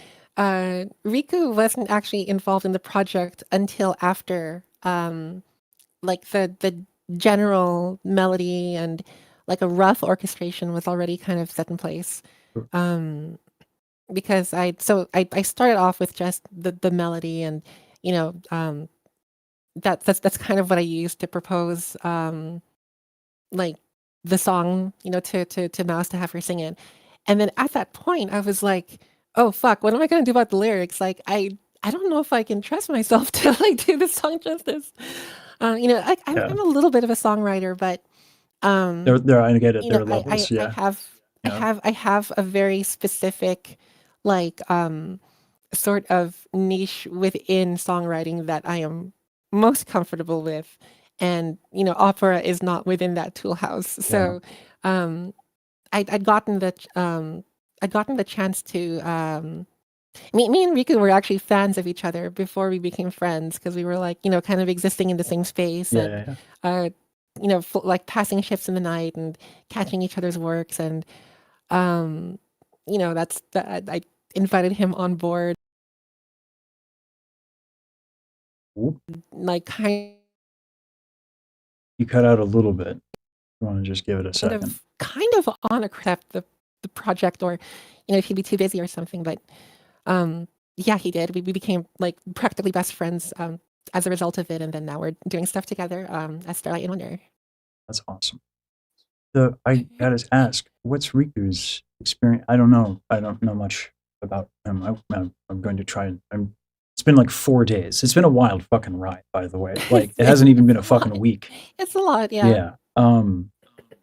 But the way, it's like I said in the intro, like the way that text is set, like one of the things I would do when I'm trying to work with a composer, you know, they read a treatise on what my vocal range should be, and I'm like, so how much you know about vowels?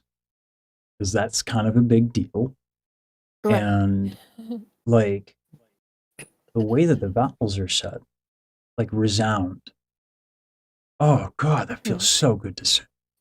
Yeah. Just that ah, right in that pitch of like right in my passaggio, or just like a tiny bit above, and I get that vowel. Fuck yeah! Let me just rip that one, because it's gonna like if I could, like it's not gonna. I'm like, you can't. I don't know if you see my hair. Like I'm just like I do the knuckle crack, like like, oh yeah, time to knuckle crack, yeah. Yeah. All vowels. Let me tell you about all vowels. No, it's like, but that's all over the place. The way that you start, or Riku and you every on the low note, so I get a bright vowel, so I can project, and then it makes going up much easier. Like all over the place in that piece. I recorded it in like 2 hours with like overdubs and like chorus. I was just having a fucking blast. It's the quickest I've ever laid down tracks. Now, Wow, granted, yeah. that doesn't say much about my mix, because my mix is dog shit. That is not my specialty at all. But Get like, Rosa in here. yeah, that's its own thing. Yeah, I was asking Rosa for help on this one. Can I do the thing where I send this to you and then nervously await your honest review of my attempt at this? Is that a thing I can ask of you? I don't know if you have time, but Yeah, well, she's a sweetheart, so I'm sure she'd be happy to help. yeah, you cut out a little bit. I think I had you on. You were responding to Rosa. Do you mind if I send you my recording of Music Box of Fate and you can tell me how? Oh yeah. Um, be gentle, but please do be honest. I wanna do this work justice. Oh, I get to hear it. Well, I just sent it to you on Discord. I am doing the thing where I'm force feeding you a little. I hope you don't mind. So when did you do this one? Yesterday, I recorded this. Yesterday. Oh my gosh. Fresh off the press. Yeah.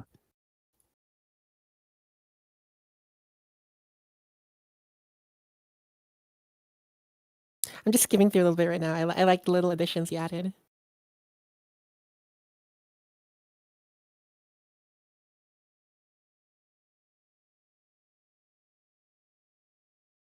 Holy shit, dude! You got pipes. What the heck? I've been I knew, because. I've been doing this for a bit. Yeah. Are you a tenor? Yeah. Oh yeah. Couldn't be anything else if I wanted to be.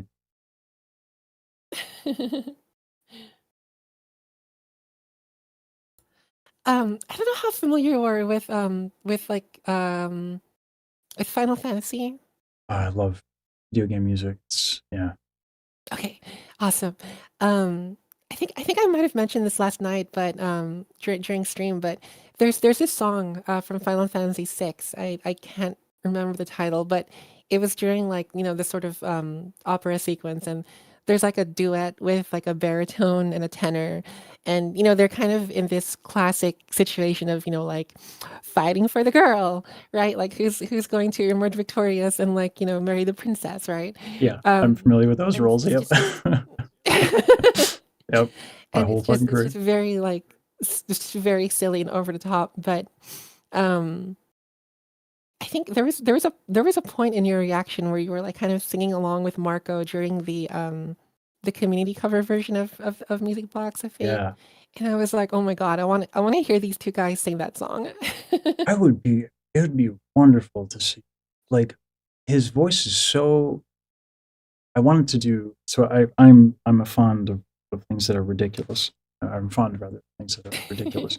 So I like professional wrestling as much as I like opera. That's not true. I like opera a little bit more. But like I thought I have no idea if he would take it the wrong way, but I thought it'd be really funny to just like cut a wrestling promo, like as like a way to like start a collab. Like, oh, Marco Meatball, yeah. Like, like two singers enter, one leaves, possibly with a duet. Yeah, like, and then in my mind, Skeletor comes flying in from the ceiling, but we don't have to talk about my deranged worldview. But like Well, his, it's so, uh go on. No, I was gonna say it's really funny that you you kind of draw that parallel because it certainly wouldn't be the first time that like professional wrestling came up in the same conversation as VTubers because if you think about it, there's a lot of overlap, Yeah, like playing characters and kind of maintaining the kayfabe, like not breaking character and things like that. And then you've got like the kind of the parallel storylines and like the rivalries and things like that. yeah, yeah. But it's funny. I was going to try to keep this a little bit of a secret. But Drajan, who's in my chat and actually was in your chat when you were watching, uh, the Oh, reaction. I think I might have lost you, or you Oh, might have lost me. can you hear me now? Are you back? Yeah, Okay. I'm back. I can hear you. Can you hear me? Yeah, I think we're back now. Sweet. The internet's figuring it out. Discord's busy leaking our IDs to the world. Yeah. But the Drajan and a couple of other folks were plotting this idea of like character I could do for like a VTube like reveal thing, like some mixture of like the Tick and Gaston, and like I'm Darren's the tenor of terror. I put 3 T's in my name because that's how much testosterone I have. Oh yeah, like you know, I don't need supplements. I'm sorry that you do. I always skip leg day because my arms carry me everywhere. Just stuff like that. Like they literally handed me a bunch of Very gold. tenor character, I feel.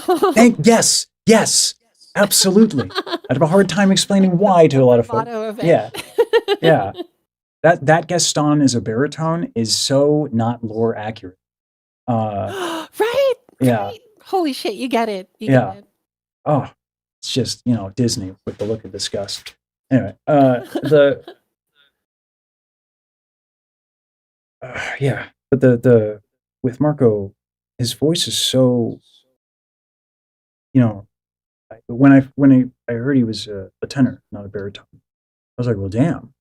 Well, that's just a different fucking voice than mine. Holy shit. Like, he's got a rich sound, and it's remarkable. So, like, I wanted to do like a thought piece as really the whole point of what I want to do. Whether or not people want that from me, we'll see. But I'm what they call not talented. I needed to really learn pretty much fucking everything Oh God. from Yeah. scratch. Same. Yeah, like I Same needed. boat. Yeah, I needed to learn like how every bit's like what this does and that does and how to control it and all that shit. And um, and that information was never online. Like I had to pay way too much money for an education in this. And so I would always like try to get people to take their medicine. You know what I mean? Like, so if I Right. can, but with Marco and me, it's such a good example of like, you can be a tenor, but that doesn't describe jack shit. Because like you hear my voice, you hear his voice. It's two different things. Right. Right. Um, yeah. Anyway, sorry, just to gush about singing there. I had no segue. I had to relate it. I'm trying to like plan ahead a little bit because that usually is how a good interview goes, and I cannot, for the life of me. Well, to be fair, this is very much impromptu. Yeah. Thank you, Like by the way. I went on your channel and I was like, oh yeah, I gotta leave this. I should leave some nice comments. Like maybe put out an invite to Curses Discord, you and your vile God, agenda. that's me. Oh no, Discord. I missed a little bit. I got your lovely laugh. That's what that's. Oh man. Sorry. So I guess it's not my fault. It's Discord's Well, I fault. mean, yeah. I mean, yeah. This whole thing was like totally unplanned, so it's whatever. We're vibing. Yeah. Listen, the vibes are good. Yeah. Big fan of the vibes. Vibes are wonderful. Yeah.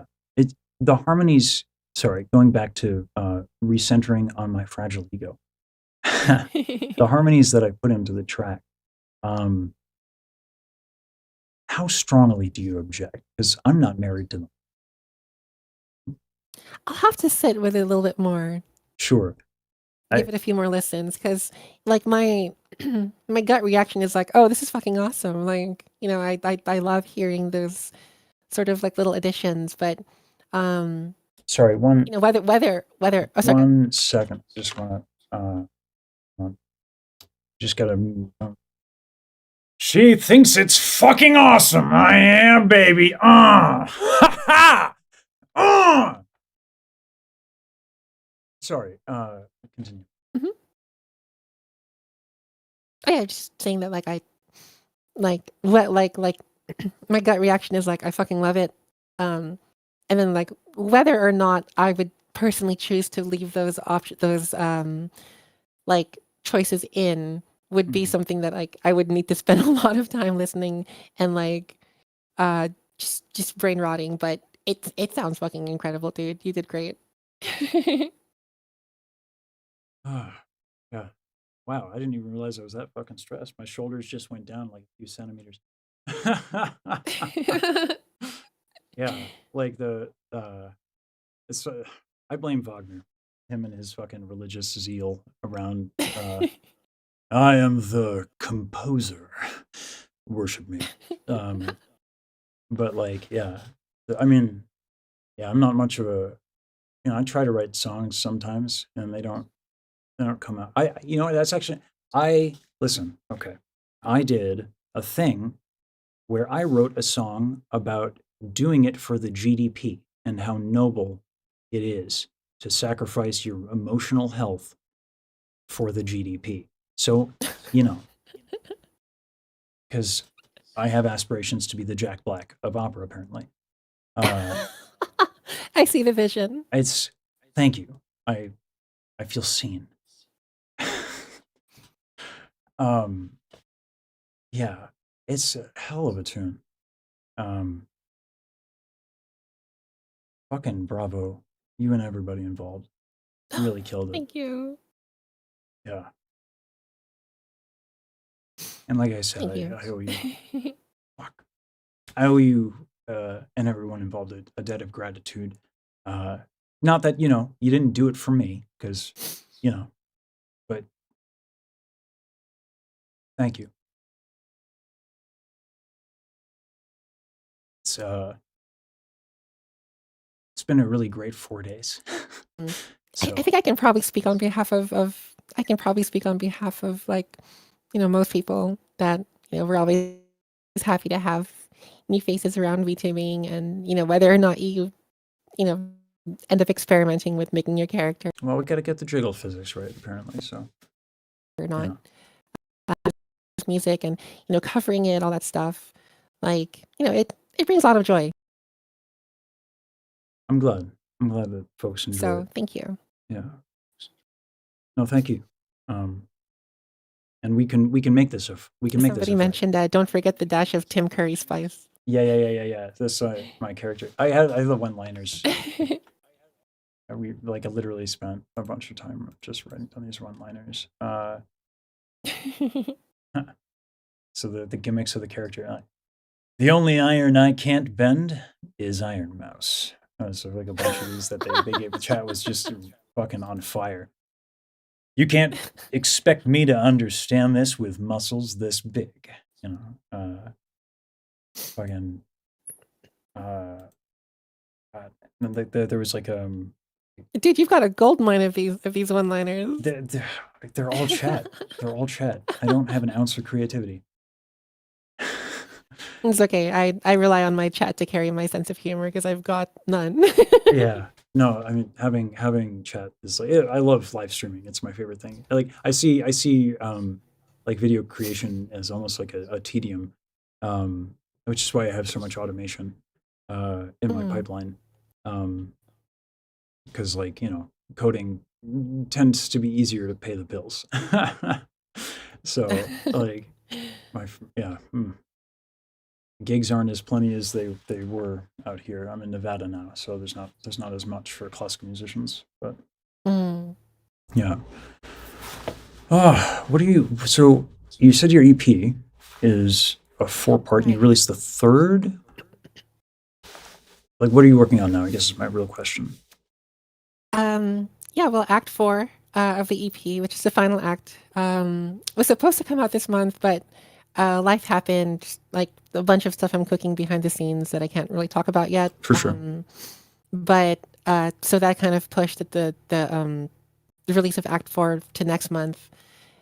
And I guess, God, I'm so nervous to mention this on the channel of like a vocal, like a singer YouTuber, but I'm also working on a vocal song for myself that I've also gotten a live orchestrator to record for. So that's fucking fantastic.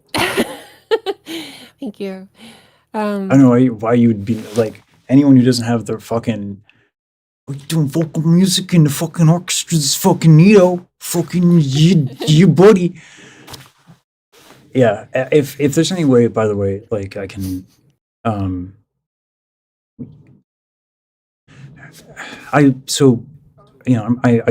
very a part of my story is that I got an opportunity to study with so I was in the middle of nowhere, California, when I was I was around Chico State, and that's when I heard opera live the first time, and then I was like, oh, I get why my dad likes this. I'm just gonna dedicate my life to this now. Uh, and that is actually, that was my train of thought. I'm not even joking, which is kind of crazy. Because I was smitten by it. And the voice teacher that brought me to Chico Sticks heard me sing, and she's like, "You're a tenor. We need those." Didn't know what the fuck that meant. Uh, you know, and she gave me free voice lessons 5 days a week so that I could get a scholarship and have my degree. And yeah, she was a fucking saint of a person. She was in the San Francisco Opera Choir for like forever. That's Uh, incredible. yeah, so I had this blessing, and like my desire is to pay it forward.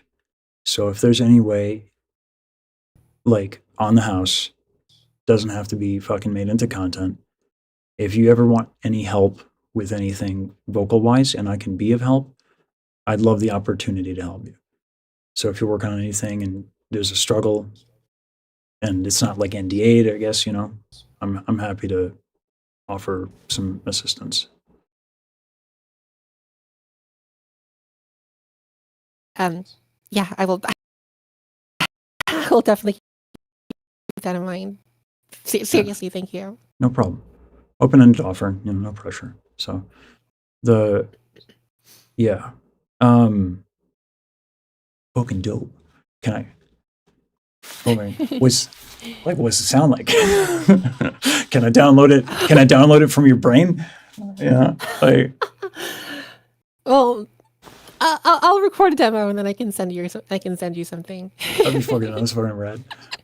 Oh man, sorry. Also, it's really interesting that you mentioned like middle of nowhere California, because that's kind of where I'm from too. Oh really? Obviously I don't want to like go too into detail yeah, about like I got you. Where, but Yeah. like yeah, currently I live in LA, sort of pursuing like the music dream or whatever, right? Mhm. But for the longest time I was literally like in like what I call the countryside of California. Yeah. So it's just always fascinating to me to like see someone else who kind of came from like a similar, environment. Well, I had a weird.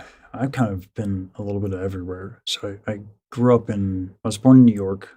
Grew up in like a couple of different parts of Jersey. Went to Canada, then lived in Massachusetts. Then went to Oh, California.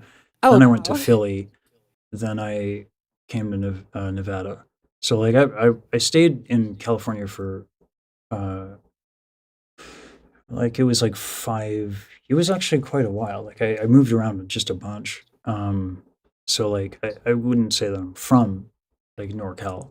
But like yeah, I definitely. Some of my favorite people are still there. It's yeah, it's a good time. It was the West Coast is best coast in my opinion. Um, It's pretty nice. yeah, the level of seriousness of the East Coast is too like so I got them French genes. Like every Thursday, I just want to find a picket sign and have a righteous indignation moment over something or another. And like the East Coast just feeds into that a little too much, like Uh-huh. they're like art is life and death, and I'm like, oh I my can see god, that. yeah. And I just no, it feeds all my toxic habits. So I get along much better with the West Coast. Yeah, but I don't know how much time you spend in the East Coast classical scene, but yeah, different vibe. Yeah, I appreciate you taking the time for this. Thank you for that. Yeah. Thank you for the impromptu, the good chat. I needed to pick your brain.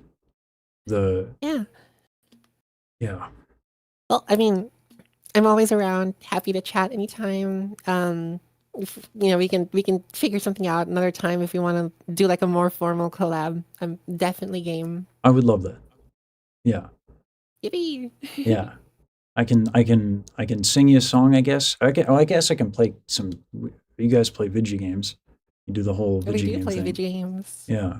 I listen. So I have some highlights of me doing the Counter-Strike. Okay. So Oh my gosh, Counter-Strike. I got this. Okay, hold on. No. I got the sick spray transfer clip. Okay. I feel really proud of it. Okay. We were down. Okay, we had to enter T-side, Mirage, down. Of course, everyone misses the smoke window. Okay, so what do? Well, listen, okay, I have to channel Terrence the Terrible, or sorry, the Tenor of Terror. We're still working on the name. And I had to run out mid, just doink the guy window, spray transfer. So I'm not saying I'm esports material, but yeah, but I am. I Well, I'm not. So that will make it extra funny. let's go. That'd be hilarious. Yeah. It's fun. I actually, so I when I was a teenager, I actually competed in Warcraft 3. That was my, so like, I don't know, you know who Freak is? Yeah. Freak with Riot. I worked with him when I was like a teenager as a volunteer on WCReplays.com. So like, it was crazy to see all those guys. Like, the reason I went to music is, one, esports is kind of a lonely thing, but two, I was like, well, you know, I don't want to work at a grocery store for the rest of my life and call myself a foreign StarCraft pro. So I'll go do this thing. And then I watched the whole thing take off, and all these people like are now commentating at GOM TV, and I'm like, well, fuck me. So like, I was like rank 42 on the ladder or something. It was, I mean, much easier to do back then, but Wow. yeah, but yeah. So like, I love to play the sweaty genres, but I'm down for whatever. And yeah, yeah, I'll let you go so that we can actually plan something formal instead of me trying to experiment with That's, Terrence the Tenor of Terror.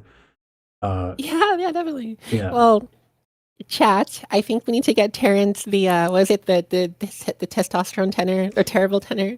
Yeah. I think we need to get him a PNG. I can work with that. Yeah. Yeah.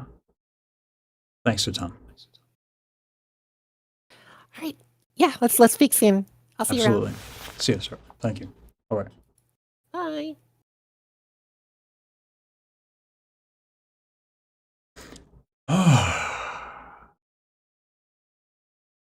God, that fills me up in my soul.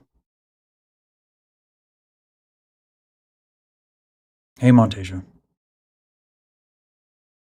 We got to finish the react here. PNG, sure. Yeah, I'd be down. The kid's hopping. Admin, he's doing it sideways. Yeah.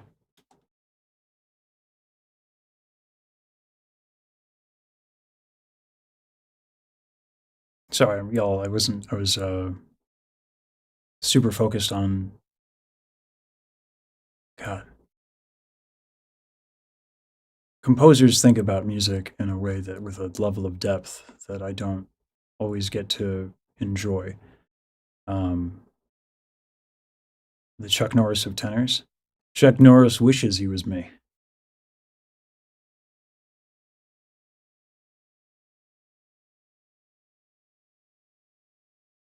So this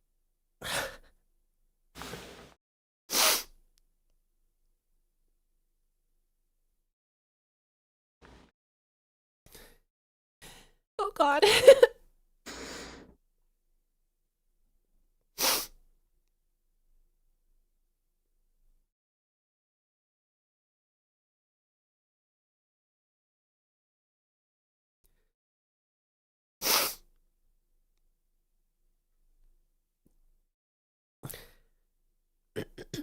Did I make her cry? Am I that asshole? Oh my God.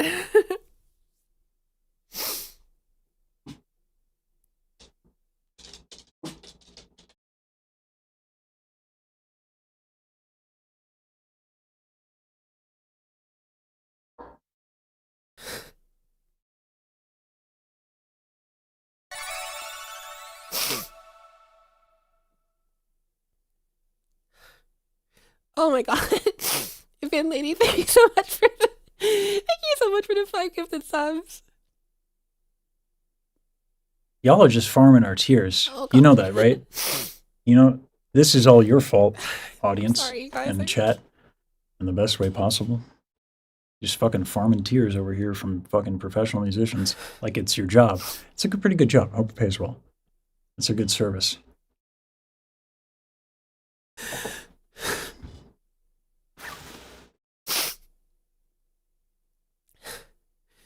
just really needed to hear all of that today. I'm gonna get canceled.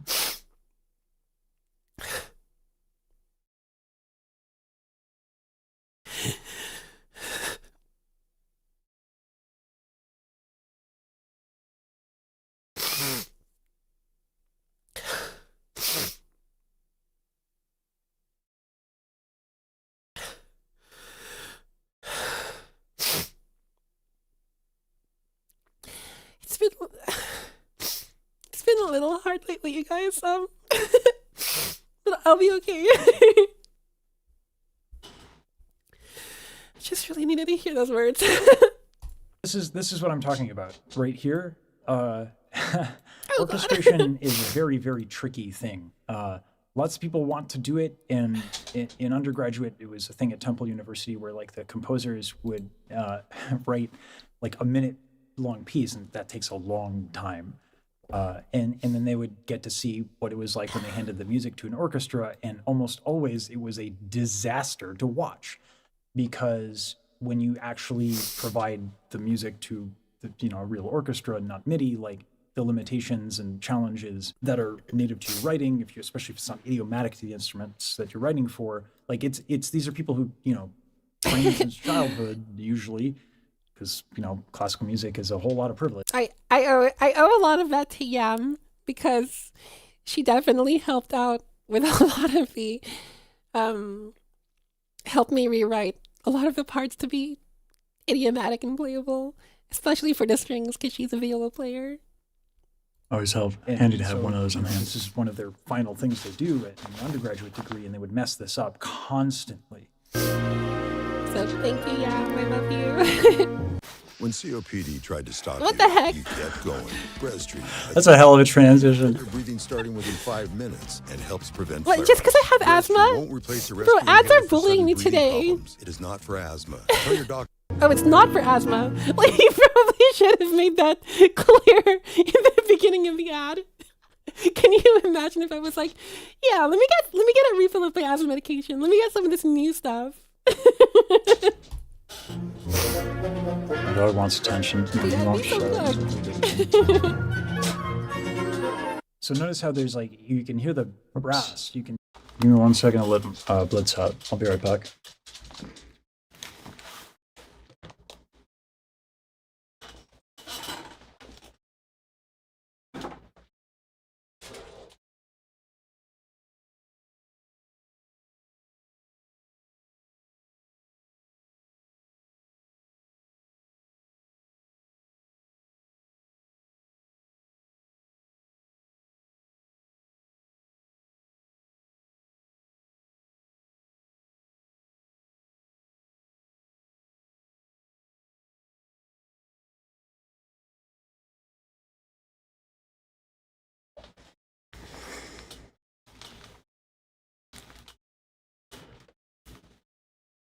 Okay. You can hear the woodwinds. You can hear obviously the strings. There's a balancing act If here. there's no When asthma. you do orchestration. I have asthma due to surviving a volcanic explosion. Holy That is shit. my crazy IRL lore. I escaped from a volcano as a baby, and that's why my lungs are ruined. That's fucking metal as shit. Certain instruments pair with certain other instruments depending on the effects that you want. So notice how, like, the quiet, like, look, it's not just the instruments themselves, it's how many are playing all at once. Listen to it again. Endless night, through every nightmare alone and afraid. That's a single cello that's playing there. And over here, Night, endless night, through every nightmare alone and afraid. you got the woodwinds doing to it. And man, the singing's really Dude, good. he knows So, like, ball. I'm trying to like find the bassoon. He like really, really knows ball. I don't know what that means. I am impressed. I'm is ball? legitimately impressed. That's a good thing, I guess. That's good. Like, yeah, you can hear so much detail in the instrumentation, and so much assigning of different aesthetics to different instruments that it's the appropriate aesthetic to assign to that instrument. So Yay! orchestration is like a craft. It's not an easy thing, even if you're doing I it think with that's the MIDI. first video I've seen that like actually getting breaking the down the instruments to orchestration, the orchestration aspect of the song to this degree. sound real, it takes like a lot of paying attention to a lot of details. It's a very, very, very difficult thing to do. So that this is done well is incredible to me. That people like this is so exciting to me. Yay! Endless night, through every nightmare, Alone and afraid. round Oh, and great phrasing. Like it's tempting. You could be tempted. You could be tempted to cheat it. Round and afraid. No. We have fucking standards here. Round and afraid. Like, she round. Dang. Yeah, see what I'm saying? Oh. Someone's I phrasing is didn't even notice intelligent that now. when I heard Mousy's recordings. That's crazy. Diphthongs are where the magic happens. Goes to show how cracked she is. when every melody had been played. Through your voice, my world was Oh, God, her voice is so beautiful, too. So there's a concept called covering. It is so if you do like a really bright vowel on a higher note, what does that note? Hold on. So it's just F. That's actually a really good example for my voice. So if I wanted to phrase it in an elegant way, I don't want it to be pow, right? If I did, let me get the volume right here, it might be loud. That is not ideal there because like it's supposed to be kind of like it's hard to explain. This is not the biggest part of the song, right? So you don't want to go like this ain't. It's not the appropriate timing for that. There's more. Yeah, there's that more makes to go. It's sense. not the high note. So she rounds the vowel.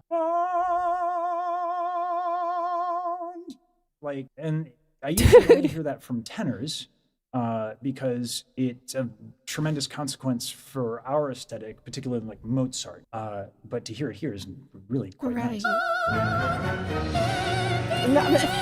Mouse is a freaking genius, dude. What the heck? Yeah, this guy's got pipes too.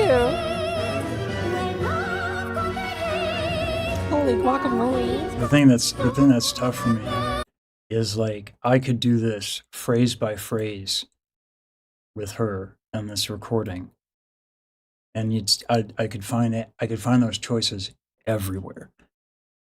The level of nuance and detail in the phrasing is something that like people like usually will just stop watching the video. So I'm glad that like this is appreciated because I love this so much. I love excellence so much that my older videos I couldn't stop. I'd be like when I listen to a really excellent singer, it's like every phrase there's like 5 things going on that I would just love to point out.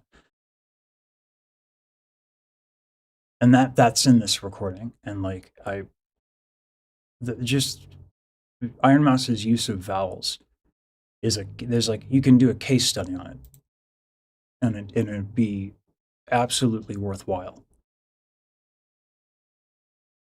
Sorry, chat. I'm catching up now. Yeah, doggo taps.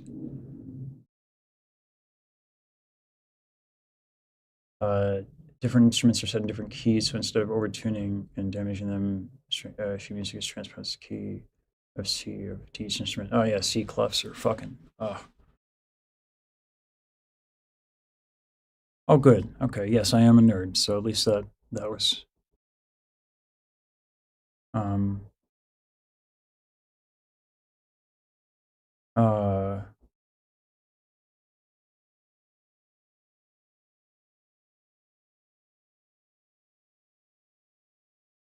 He has the vibes, new creator to watch you live.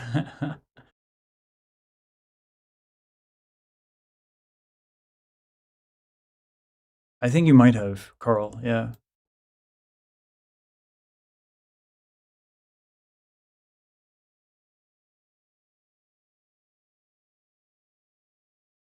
I feel like the depth and nuance are skipped in videos where the presenter lacks articulation. You do not suffer. What I don't suffer is shame, decency, and restraint. Yeah. So I say that, and I don't dig in as much as I would like to. I learned a lot about vocal technique that I hadn't heard before. I'm glad. That's kind of the goal. Love hearing about the intentional choices singers make, which are so subtle, almost invisible. And what's marvelous is that, like, you know, most singers don't think about this shit, but they're playing, you know? Some do, I do, because I kind of need to. Or I needed to. Now I'm much in a much better place where I can kind of play more, but yeah. Mouth is that, oh shit. Kimchi acid, that is such a fucking good point. That is such a good point. I never thought about that. Yeah, like I'm like I grew up kind of very athletic, and I was a fitness instructor, so like I have breath for days usually. So my rhythm is actually kind of a fucking hot mess. So that makes sense that she's cognizant in that way, and that would translate to the kind of insane sense of timing she has.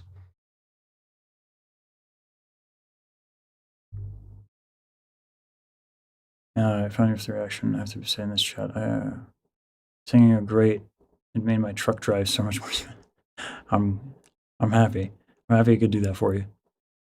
Maybe that's not even intentional from us. It's almost never intentional. Like when like how much does a figure skater do a quadruple axel? Like thinking about that? No. Like the whole point of practice is to make it like intuitive, right? So and you layer over years, you layer these tendencies. Sometimes there are decisions that are deliberate, but like the basics and the fundamentals are usually just like in you know how you do things and like Iron Mass is like laryngeal height, for example, is a is kind of something that she probably just did by necessity, which is what like that's what we're going to make a video essay about. I'm excited for that one. So she probably didn't think about that, but she's doing it, right? And so it's worth pointing out because like if you do learn this stuff and if you do know you're doing it, you have tools and you can make more choices. Especially if you're not someone who's very inclined to like just be playful. Yeah.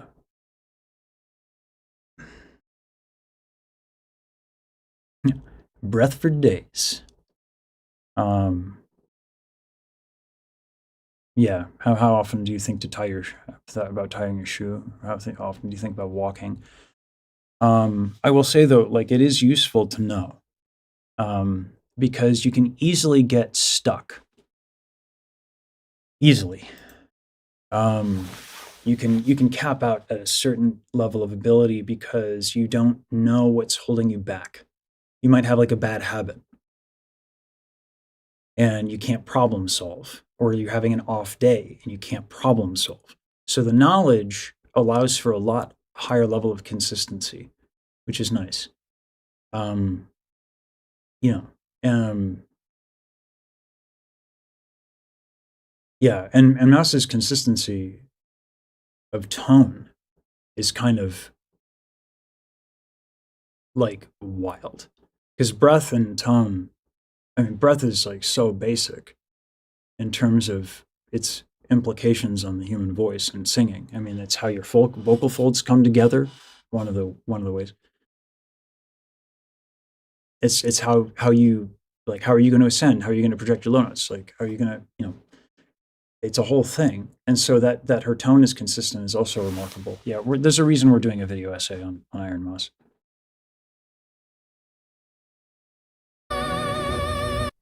Oh, and like the throwing in of like that Italian sob aesthetic. Like it's not just like straight straight note and like let's hit the notes and do it beautifully and call it a win. No, let's do the words justice. Oh, swoon. I swear to God, if this person's also attractive, I'm going to have a hard time maintaining my self-esteem. Okay? Because like, all right, listen, the voce is immaculate. I mean, you guys agree, right? Mouse is dang cute. She's really, really cute. So I mean, he's not wrong.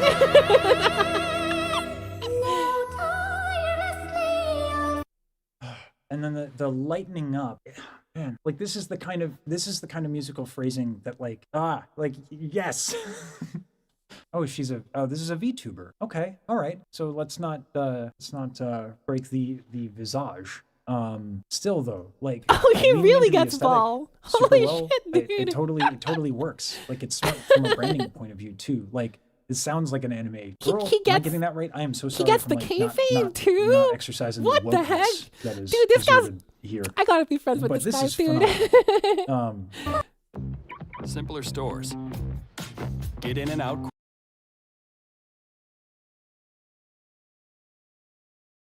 This is where I answered a comment about I gotta show her YouTube DLP when she wants to do a reaction. We have so many tools that we've made for our workflow that I would just love to like give to people, but it seems difficult to get people to kind of see the value in the tools that we made. Like she would never have an ad if she just used YouTube DLP and the way that we do it. Yeah, but anyway. Sorry, I get in the chat now. I did a vocal range test a couple weeks ago, and my range is G3 to D5, which was the highest note I could fully sustain. And the highest hit was a D6, which was pretty neat to learn I could do. Saying that's nice. Yeah, range tests are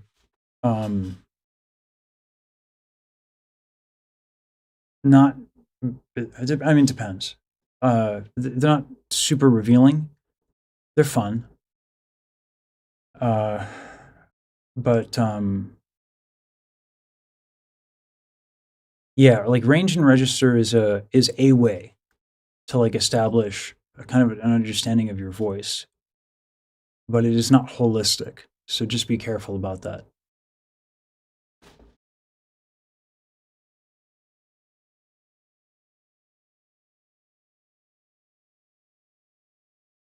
Classical voice teachers here in South Africa, where I play in one of those major cities. So it's listen, anybody's always welcome to send me messages on Instagram, and everyone's always welcome to hit me up on Discord.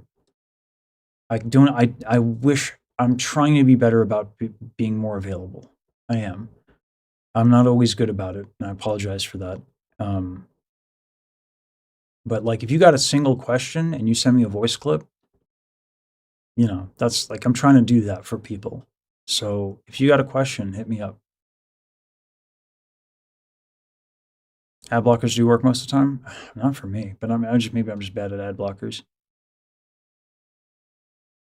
But we also have like a whole like workflow around YouTube DLP. So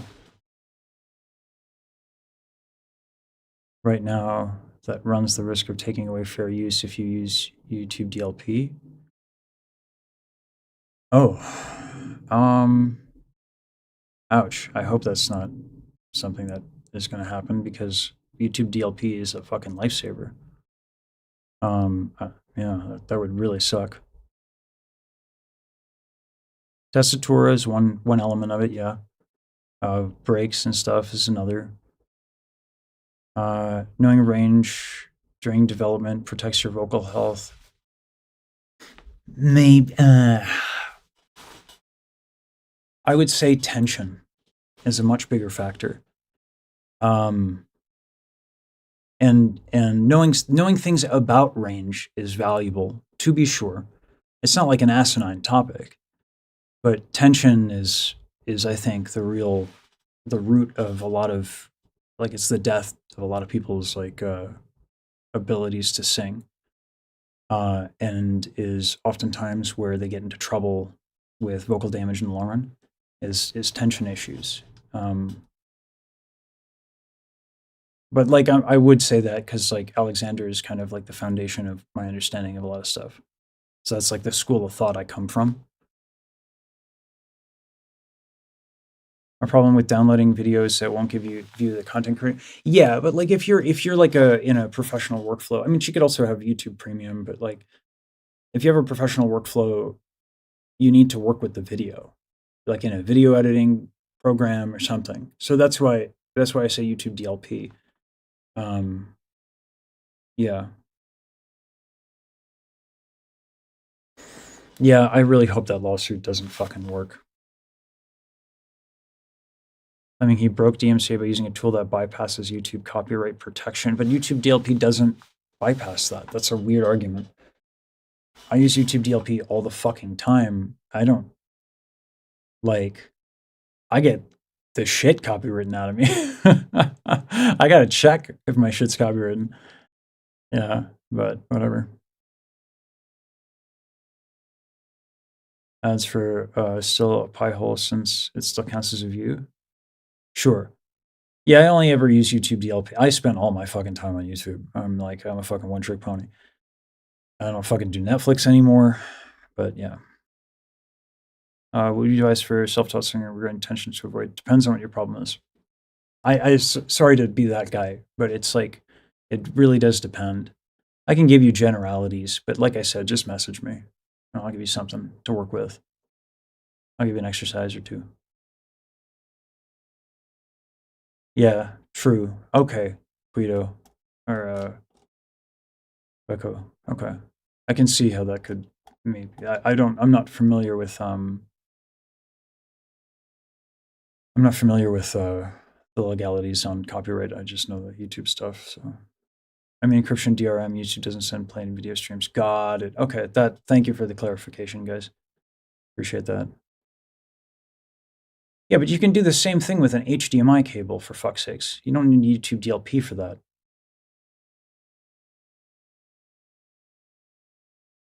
For sure, Matt. Yeah, it ain't that serious. For sure. I have I have a passion for, like, the tools we wrote are fucking dope. I love what we wrote for this channel. And I would love if like people could use it. You're right, it ain't that serious. But I think it can help people. So it'd be nice if, I also would like to see if it actually, I think it helps people, but like if people use it and they're like, I don't like this, it'd be nice to know. Because we wrote a bunch of tools. It seems silly to keep them to myself. But yeah, it ain't that big a deal. I need to talk to him like yesterday. What the heck? My experience at St. George University Bass is all was hell, dude. life-changing, and if I could do it over again, I would do it the Till I see your face again. Ads piss off. No, I don't mind. I don't mind because it means that he gets a little bit of rev, a little bit of cut. Actually didn't get a cut.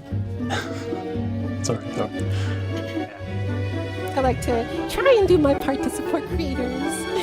And like, man, like the dissonance there. Oh, okay. So she's watching. Like, it's Okay. not Well, just- now I'm just an this is asshole, aren't intelligent I? too. Like, it's not enough that we have the crescendo. It's obviously like like we're going to build up. Let's crescendo. Okay, cool. No. We have a lot of tools to express ourselves in music. Dynamics is simply one of them. Let's use counterpoint. Let's use harmony. Let's use, different species of counterpoint. Perfect example. Like, let's use some dissonance. We got some dramatic moments coming up. Let's fucking do it. Even far apart, nothing else could sway my heart. And there's a lot of changing of vibrato too, which is like it's a sign of doing a lot of different things. Like Mado Robin kind of sang. Let me show you Mado Robin because I've been referencing her a lot. So this is Mado Robin. Like I said, this is like a very much older aesthetic. I love the shit out of Mado Robin. Whoa. Hey, it's pretty good, right? But it's very different than what you would expect nowadays from an opera singer. Someone in my chat is telling me that this individual is strapped to an oxygen machine. I'm a little dumbfounded as to how her phrasing and breath control is so damn on point. The sky, you shone brighter than heaven's That's why she's my community. Okay, that makes sense then. So when you expand your torso a lot like you end up lowering your larynx. So this sound is idiomatic of a higher larynx. So like the difference would be pretty significant.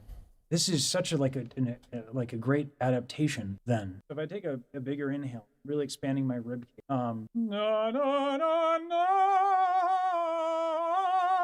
But if I take a really small inhale and I do this and I don't retract my false folds, like I want to do because I crack my voice a lot during puberty, so I always retract my false folds. So this is actually my speaking voice in a neutral false fold position. So with a small inhale, da, da, da, da, da, da, da, da, I can get this lighter sound. Now that the difficulty of that using that, I feel like I really fucked this one up because like that's not totally like that's not complete. It's not inaccurate, but it's not complete.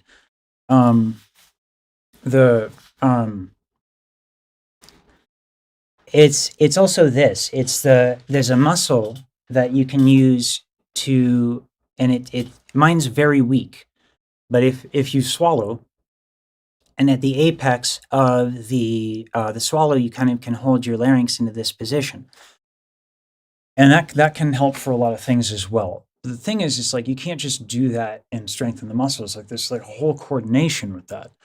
So like what Iron Mouse is doing, and she doesn't just do that, right? Like if I do it, I could demonstrate it kind of, but you won't understand because like there's a level of comfort and mastery that Iron Mouse has in using that. And it's so fucking cool. So like I can't show you guys because I don't have the skills with like raising the larynx in that way and then doing just that alone is hard for me to maintain, let alone doing all of the other shit that she's doing. It's like there are levels, man. And this is what I love about singing is there's so many different ways to do this. And that is a technique I do not practice almost at all. Is again like it takes a lot of practice to be able to have control over your aesthetic. Like it's one thing to hit the notes, it's another thing to sing them, right? That's so so she has true. a tremendous amount of control in doing this style. This guy's really smart. What the heck? will find, chasing the sound. Not to toot my own horn, but yes. Yes, I am.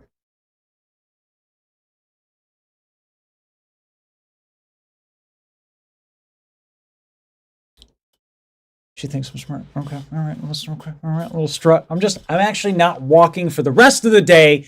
It's only strutting from here on out. Okay? Thank you for the confidence boost.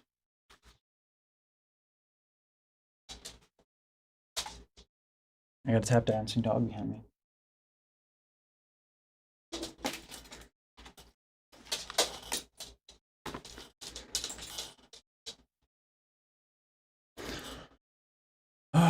Do you gotta poop? Is that what it is?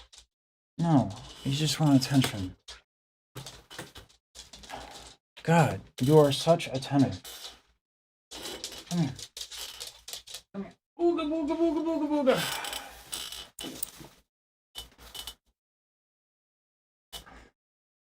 He wants to stay on my lap. I can't have you stay on my lap because I need the keyboard.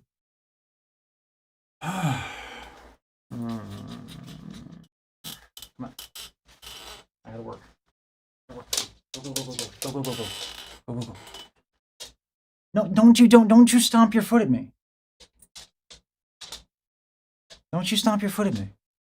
Listen, you can't always get what you want, okay? Ah, boy. It's my fault. I spoiled the damn dog. He's got the face. So it's hard not to. Oh, when your song And that switch in the vowel, to do that with like a smaller inhale.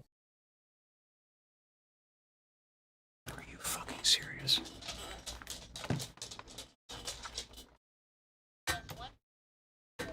Oh, Shazbot.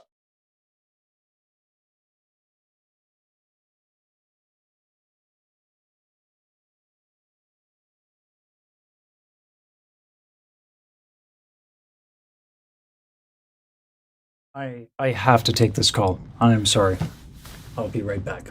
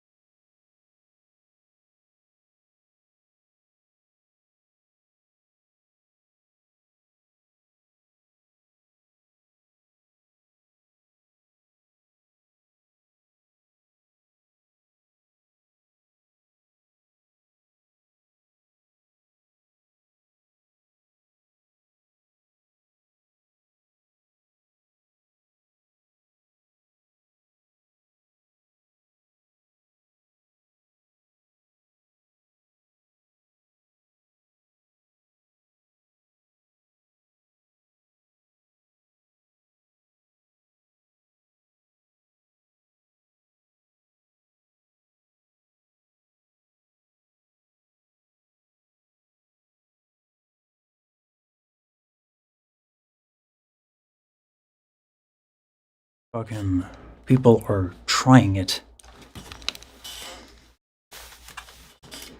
They're trying it. And I can't fucking elaborate.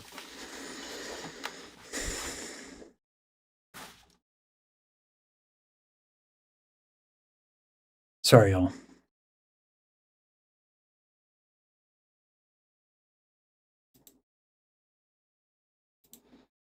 Is a tremendous amount of skill. Wow. From what people are telling me that she's been through a lot. Well, I'm sorry. Like, damn. Wow. Okay. It makes me really, really Oh happy. God! Sorry. don't you It's a lot start that crying! I'm reading she went Don't through. you It makes start me crying? 'Cause I'm gonna incredibly cry happy too. and What the joyous fuck? that people support her, that people like her. Thanks for sharing this with me. I'm so happy that, like, you know, I got my own struggles with No, my own no. medical stuff. Oh God! And it is one of the reasons I don't audition much. So this is kind of like it's a little personal. Like it hits a little hard. Sorry.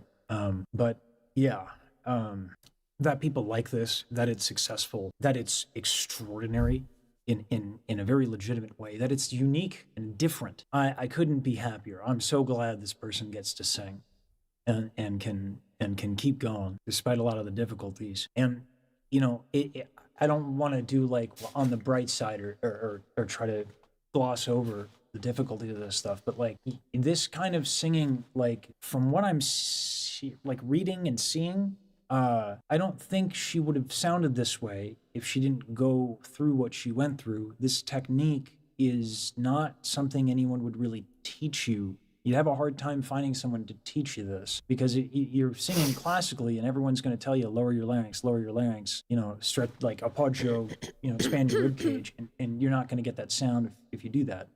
You're not going to get this sound if you do that.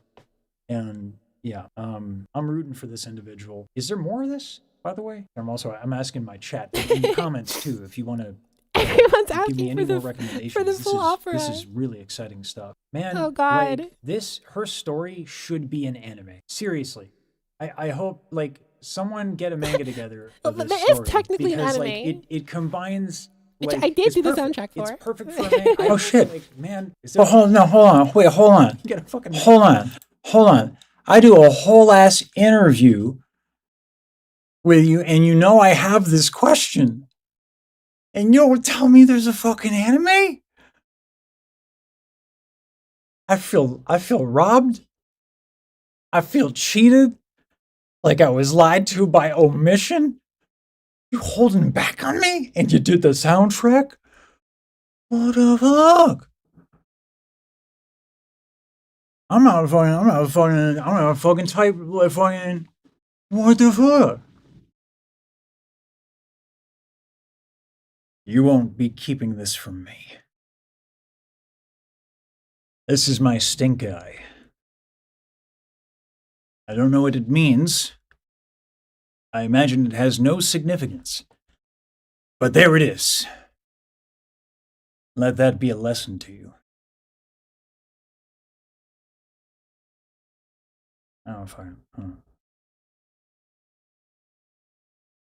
Whoopsies. All right, there we go. My encoder was overloaded. Let's check the CPU time. That's not that bad. All right. Emotional damage.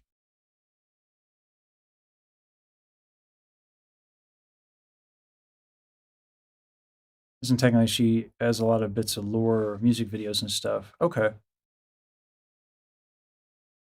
How Daryl you? Oh yeah, no, I know. Matsiv. Yeah. No, I know. It's like, yeah, Iron Mouse is doing well. She's not doing let's do a whole anime well. Although honestly, I think it would do well, but it's a massive financial risk, and that's a whole thing. Yeah, no, I know. Giguk? Yeah, Giguk would help. That's the voice actor guy, right?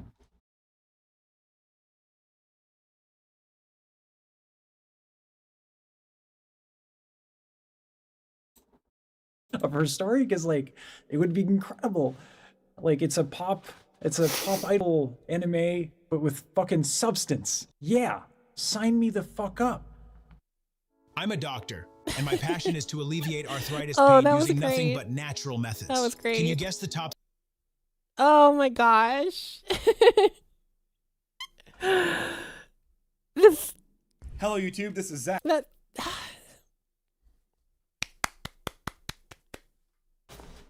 Thank you, Lesage. Massage. It's okay. It's all right. That video will take that cured my back. depression. I'm not even kidding you. Oh, shit. Oh, shit. So we're out here curing each other's depression. All right, that's pretty good. Do I want to watch the community choir version? I'm so nervous now. Oh god, oh god, oh god, oh god, oh god. Should we skip over? Go up, dark and rich in a really good way. I want to hear him now ascend vocally, not like metaphorically. I do love this fucking Can't tune, say that while y'all. I'm drinking It's a water. I'm like a little. Like after I reacted to it, I was like walking around the house and singing that shit. I got like exhausted my voice. Yo, you I may tried not that skip high your D part. a little too many times. Didn't work out. Watch for me skip my part. The charity project. I hope that's not how she feels. I do understand. But her voice is really pleasant. Endless nights, through every nightmare alone and afraid. Hi, Candy. Round it would play a music box. Okay, no skipping, no skipping. I'm gonna have to get used to this VTuber. So One day, when every man not that it's a bad thing, but it is a vibe in and of itself. Yeah, I said Shannon is too much. I really want to do a song with Sayu also. And Shia, Loki. I want to make songs with everyone here, to be honest. Oh my gosh, Ricky when he was still a PNG.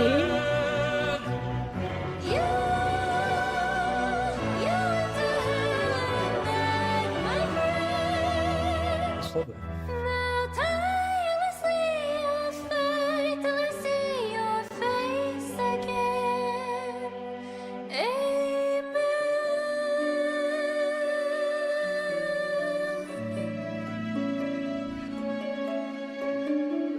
Oh yeah, this was before Vicky had a model. Oh my gosh.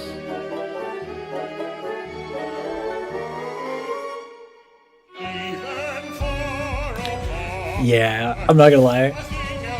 When I was tracking, and it was this part, I was like, okay, I gotta channel the chutzpah right now. I gotta get me some testosterone, because when this is the standard for this part, if you're not bringing it, man, and I know he wasn't. From my understanding, he wasn't entirely happy with it, but I love his tone, mainly because there's no fucking world where I'd ever be able to sound like this. Two very different voices, so I love the tone here for this part. It's so fucking epic. Okay, hear me out, you guys. Hear me out, real quick. Yeah. Are there any Final Fantasy VI enjoyers in chat? Oh, I have to listen to the Final Fantasy VI thing now. Any FF6 enjoyers? Because during the opera scene, I'm not talking about Aria di Mezzo Caractere. I'm talking about the song. I got a connoisseur. The song sung by like the two princes. I'm not talking about the in some that little opera foreign story. language. That sounded good. I think these two guys would freaking destroy that song. I'd love to work with them. I'd love to work with a lot of these folks. Any of them. I miss working collaboratively tremendously. What kind of voice is Marco? Because that's a honker of a voice. Like I could not muster that sound even if I wanted to. Good. You guys see the vision, right? God, here's me trying to lower my larynx like a fucking hero, and it ain't gonna work out. Sway my heart from the start. Like I can't. Like I'd have to darken my vowels like a gimmick. Like he's got a really dark voice.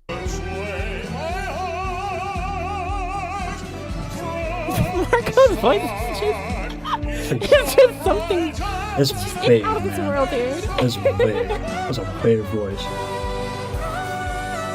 Vampire bestie. I miss her.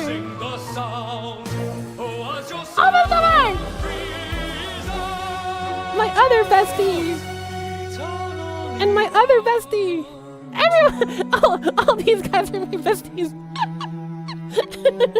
This is how I move forward. No. Start your What a- comeback today. What a wonderful life I live, guys. I have so I many, moved your meeting. I have so many cool friends. Perfect. Look at this little beauty I found in the garden. Nice snake, Chris. Your friends do have a lot of cool points. I've calculated. I've done the calculus. Many, many cool points. It's measurable. I love this part. This is another thing when I was tracking, I was trying to do this. Dude, yeah, Rico's a rock star. Oh god.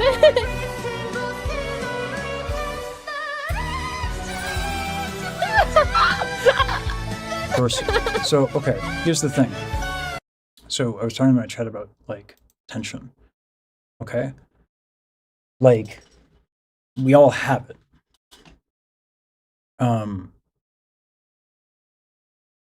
Like, this is a lovely tone. And what it would be nice if ever I get an opportunity to work with Starlight in like a voice lesson environment, I would want to unlock the same tone that she has in the bottom here when she ascends. Dude, yeah, Rico's a rock star. Oh god. Like, that's lovely, right? That's a lovely sound. When she ascends, she'd have so much more freedom to do a lot more things. If we just did some this, like, I hear it, like it's torso tension. I hear it because I know it because I have it, and it's like it's a challenging obstacle to overcome. But like, it's a lovely tone. It's a lovely instrument, and with her level of musicianship, with more freedom, she could do some crazy shit.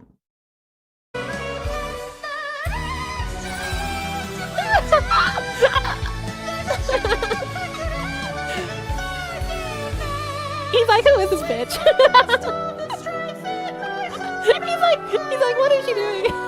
That's not all those.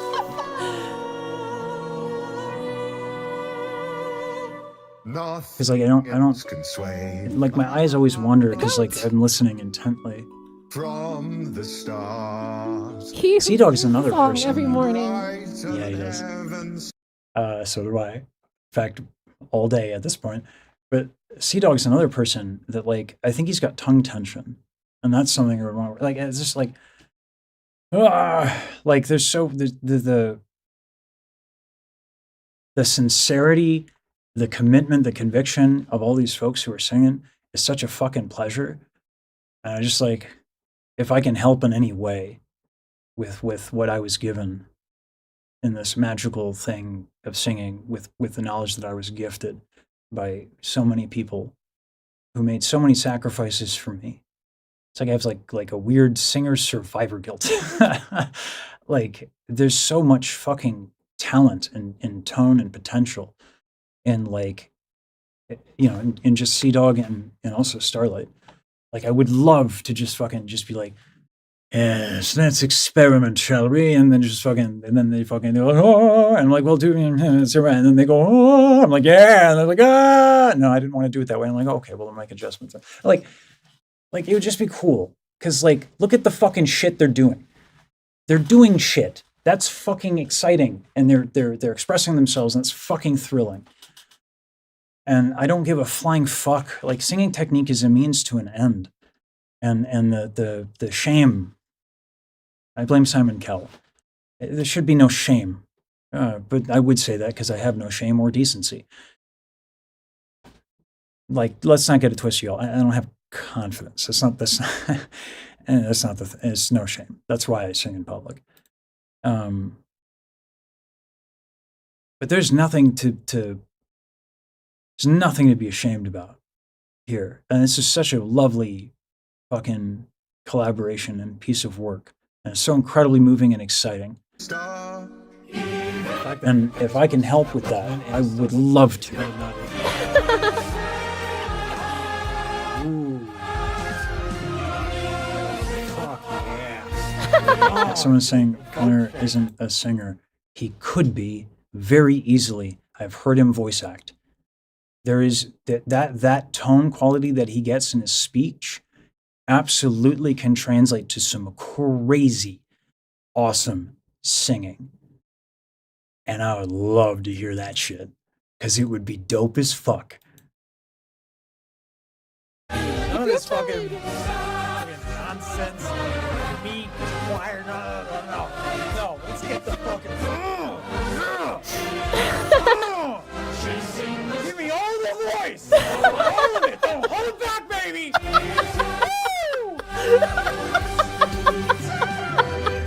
This is my shit.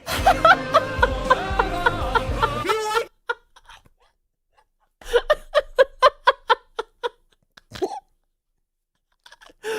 Oh god. Oh god. Good. Fuck yeah, it's like fucking like give me all that voice. What happened? So like, I was so on the edge of my seat when it stopped. I was like, did I fuck it up?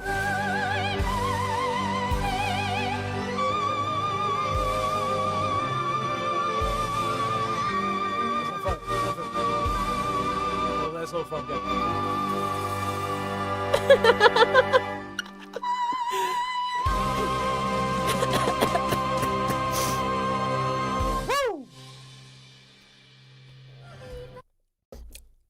I'm gonna be honest with you guys. I actually don't listen to the community cover very much Really? because every time I do, it fucking rips my heart apart, heals my internal pain, and then wraps it around together with a hug. And like, it's just such an emotional experience that I can't, like, I don't have the capacity to do that frequently. So I really, really appreciate a React video of specifically the community cover. That is just like pure, unadulterated, like hype. Oh boy. And by the way, Rosa, I saw your offer. For helping me with the mix. I cannot thank you enough. Like I want to do this thing justice because of the work that you put in. You and everybody. You know? Like it's a tune that has meaning for people. I can't just fucking throw it out there like it's not that. And you know, I have my limits. I'm trying to learn, but I definitely have my limits. I'll send it to you. Thank you. And that, you know, that this makes it worth it. Just the one reaction, that's crazy. But yeah, no, this was so good.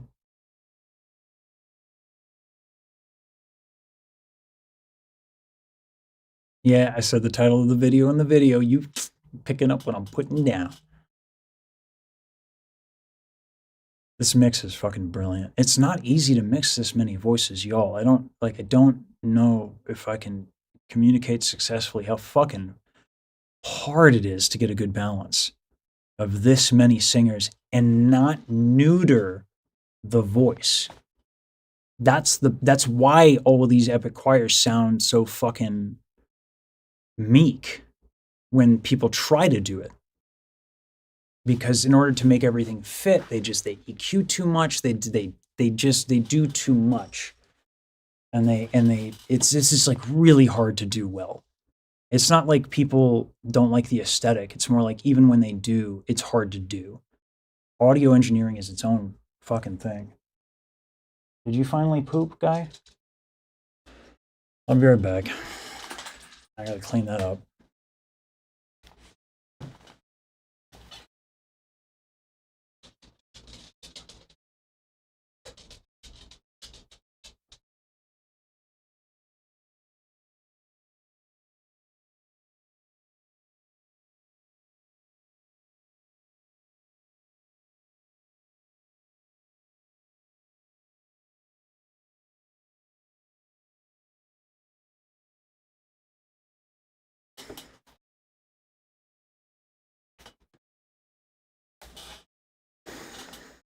Alrighty. I see they have a lot of different projects and priorities. Imagine adding a singing classes or add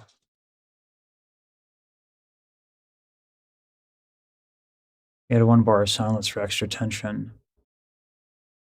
This is how it's actually written. I think that's smart. Okay. Look at you guys making fucking artistic decisions. Like fucking artists. Oh yeah, that makes me happy.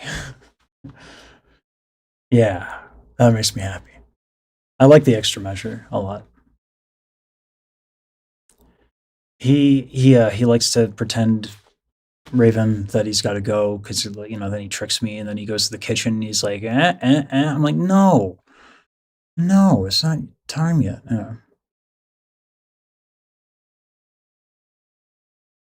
Saj, you can't mention something being hard then immediately bring something new ring. You make a fair point. I did not think about that.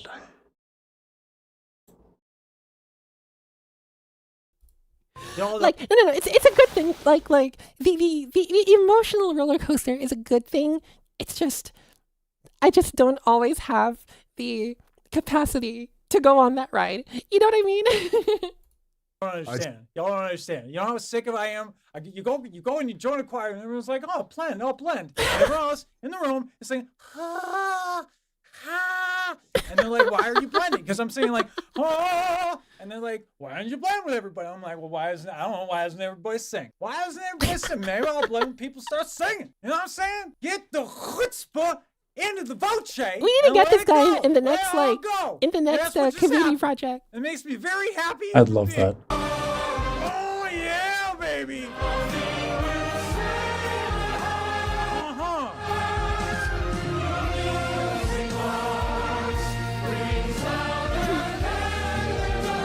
it along. We're gonna fucking lower the mic a lot because it's fucking loud as shit. Nothing else can sway my heart. From the start, you shone brighter than heaven's star. Even far apart, nothing will say losing hearts brings out the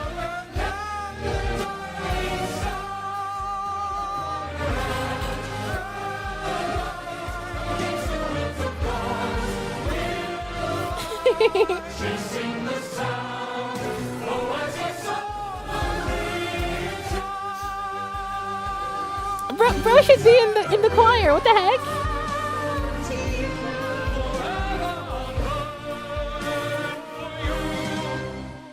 Rika's voice is interesting as well.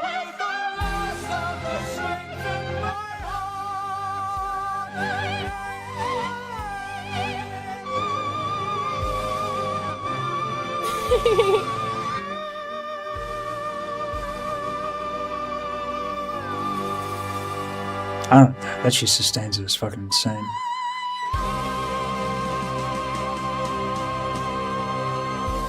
Hoping my enthusiasm would help me sort through the high notes. It didn't work out. I tried my best. I tried my best.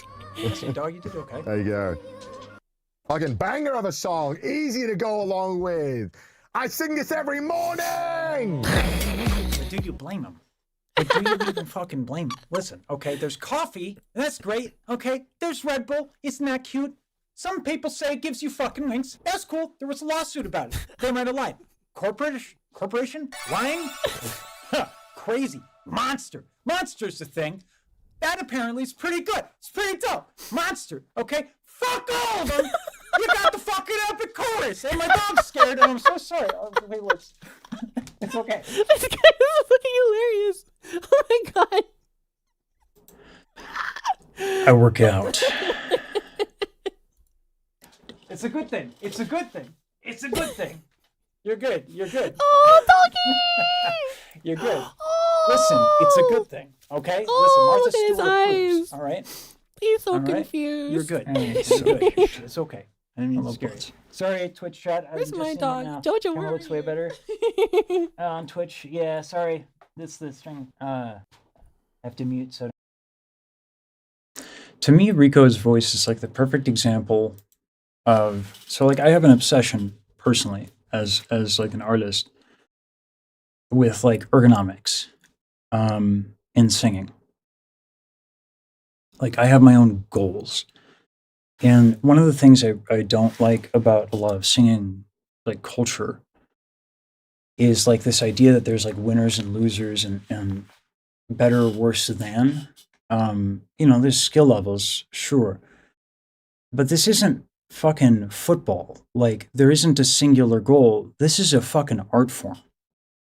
Okay? We're making music here. And the way that I sing has a lot of freedom and I enjoy that. Riku, though, is someone whose voice is really interesting. And like, if I were to work with someone like that, it would be like I'd have to keep in mind that I cannot superimpose any goal that I might have. Because, like, it is not hard to understand why people have an affinity for the sound of his voice. And so, like, I would really need to think about what is he doing? What is intentional? What does he want to do?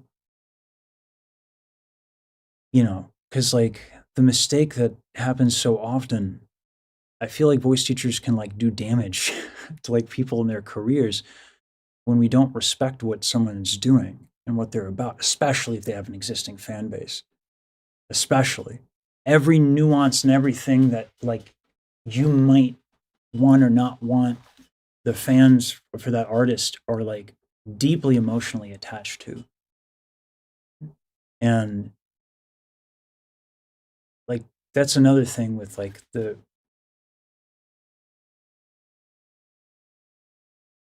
value in just like respecting where someone's at and really trying to be flexible. That's why I really like Estel. I like schools of thought that allow for a lot of like flexibility and think more in terms of cause and effect.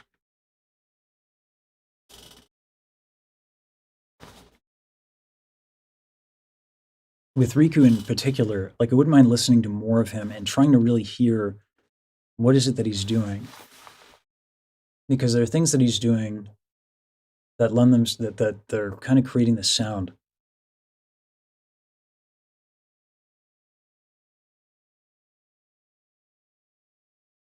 But there's a subtlety that I can't necessarily pinpoint, so I'd have to just listen to it with a bit more intention over like a larger sample size of audio.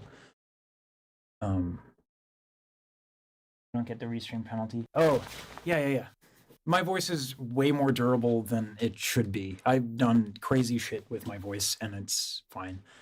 I'm really lucky. I have a very, very, very, very durable voice. Yeah. I'm jelly. Sorry, did I mention My I get voice very is excited? fragile like I'm very a piece of intense, yeah. freaking glass. Listen, I Well, love so blending. I love blending with people who there's sing. a reason for It's that. like a. My voice is like a flower made of glass. Well, there are things you can do for that. Specifically, with what you're doing, pretty much like almost everything you're doing is thinning your folds. And we could figure out why if we work together on that. It's not bad, but if you want durability and longevity, thin folds is going to be not what you want because of how surface area works, right?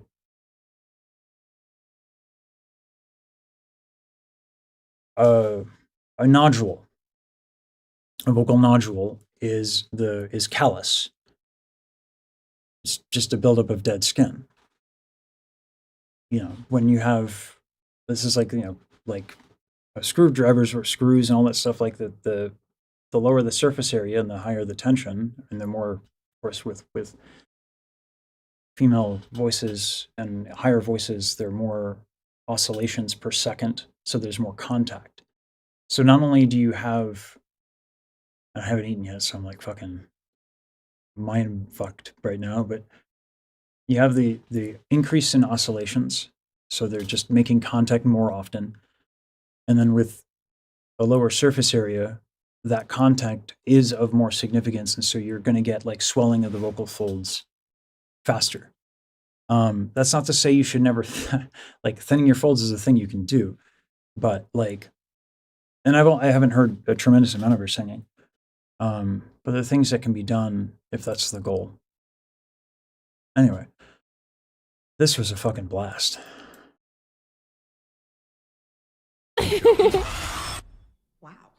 Wow. Going She's hot. shopping. At Aldi, we don't have massive stores that waste your time. So you can shop fast. My fucking dumbass face on my thumbnails. That was tight. That was tight as fuck. I thoroughly enjoyed every moment. That was great. Listen, that's going on the label. I'm so I don't know what label, maybe the cereal box. Maybe it's a slogan for the channel. Tight as fuck. I feel like if I say it, though, it ruins it.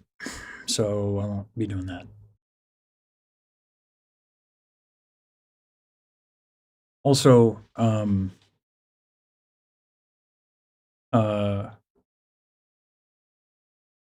god, y'all, I need something to eat badly.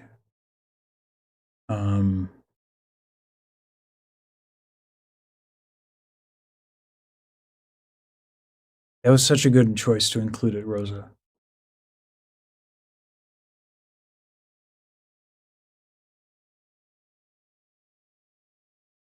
Hold on one second. I have like a little bit of hypoglycemia, so I gotta like get a banana or something. Let me just do that real quick. Because a banana is like not that bad to watch someone. If I like make myself some avocado toast, you know, it's gonna get messy and all that because I have the fucking coordination of someone who's chronically Caucasian. You know, my hips lie. It's a problem. I'll be right back.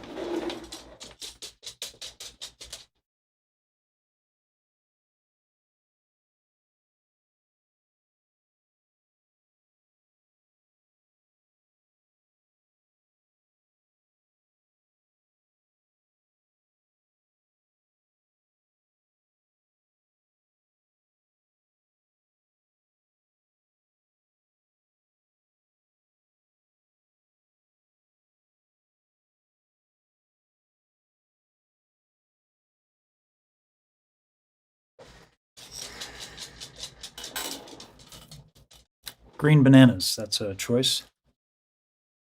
I'm gonna need fiber after this.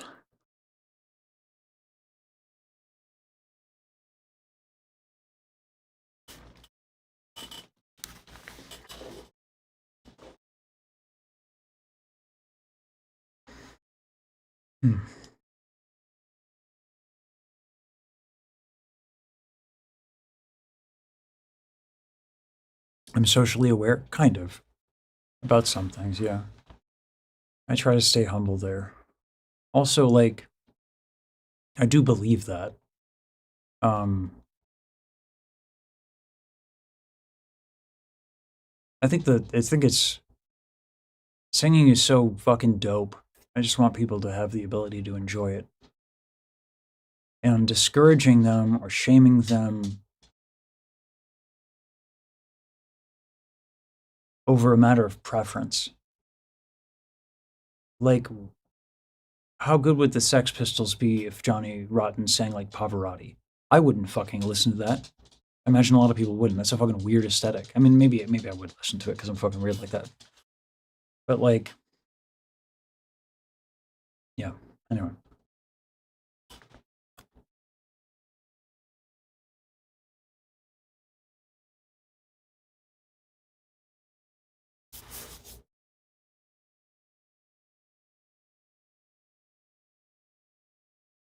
Also, a cause and effect mentality allows you to do a lot more with your own voice.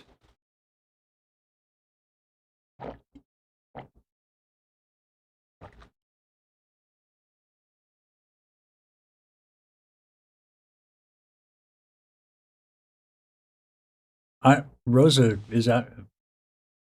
If you missed it, but I'm around to hop on a call. Oh yeah. Absolutely. Absolutely, I would love to. I was worried I had talked your ear off with all my fucking questions. Um, I'm calling you now.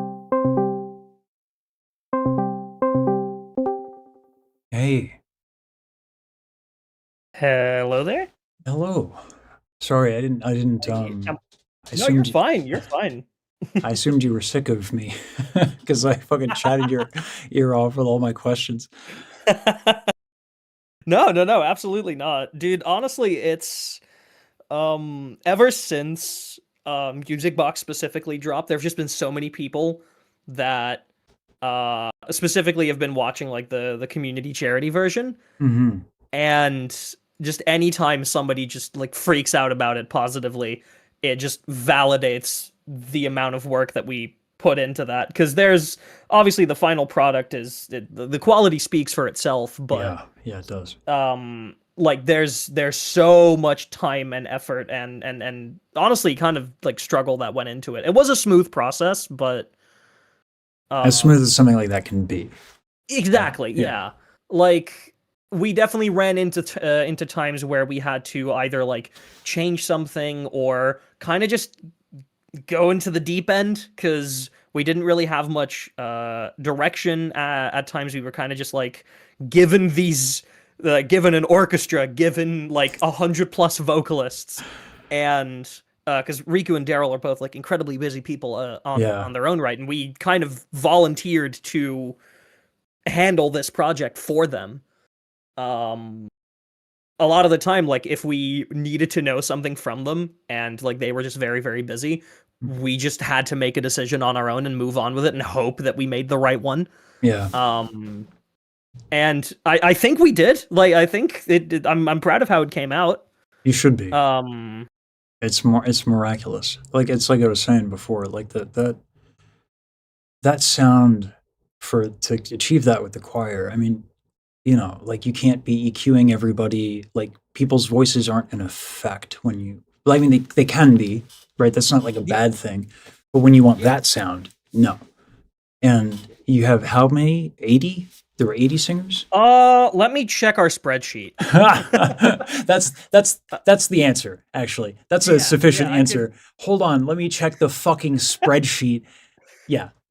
Yeah, That's so the point right there. I'm a bit of a project management geek. Same.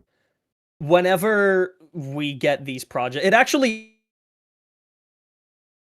It's got to be my internet, chat. Because like, I think it's the fact that I'm live maybe at the same time. Sorry, VTuber by the name of you cut out for a second. Oops. Let me. It might be my internet at this point because it's two people in a row now. Let me figure out what I can do here. Let me turn my VPN off real quick. That usually helps my connection. Yeah. Like to joke, it's the Discord and shitification has begun. But sorry, you were saying spreadsheet project manager.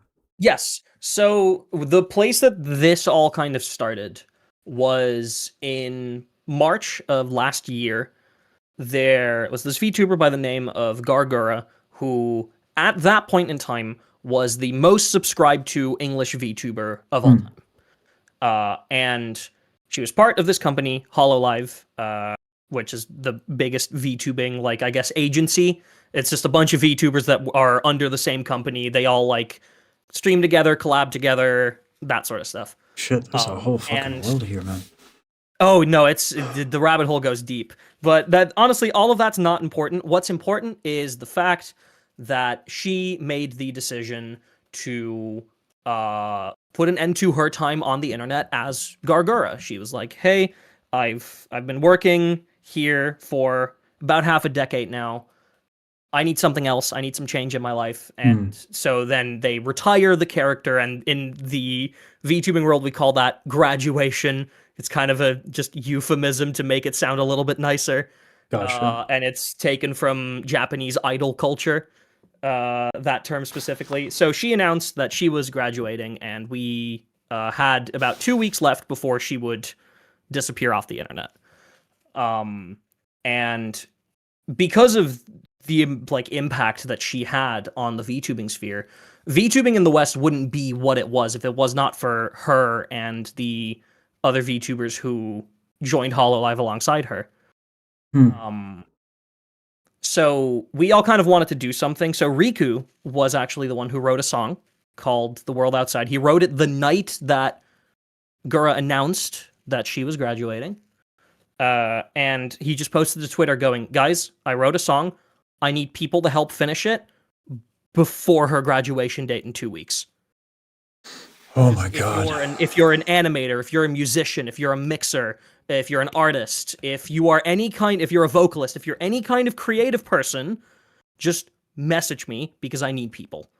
And I saw that and I shot my shot. And for that project, in the 14 days that we had, we speed ran a fully animated music video, Holy fully shit. produced original song, and we invited a bunch of Gura's fans to sing on a choir, and that's where the whole choir idea started. We had about like 60-ish people, and that's where we kind of learned how to handle large choirs like that. The other people that I met there, Saber, Chris, and Lightshard, that we did Music Box with, like the three of us. We did the mixing on it. I met them there by sheer coincidence. And that project, because of how fast it had to happen and everything was just constantly moving, it was a mess. Yeah, but that builds some trust. I mean, if what comes out the other side of a Yeah. 2-week fucking deadline is not dog shit, Yeah. everyone just, you can No, trust it those was, people. I kid you not, lightning in a bottle. Like, that's what happened in those 2 weeks is never going to happen again to any of us. And we all just kind of had to accept that. Yeah. Because there was no drama, even though we had like over 100 people all working together on this thing, most of whom had never met any other person in the room. That's crazy. And we were all kind of just working towards this thing in the hopes that it would come out well, and it really, really did at the end of it. But it was at that point that we were like, okay, if we do something like this again, we need to make it a little bit more organized. So when I immediately after that project wrapped got brought on to do that like 57 VTuber cover of Odyssey that I showed you, which is I was doing that gloriously by mixed. myself.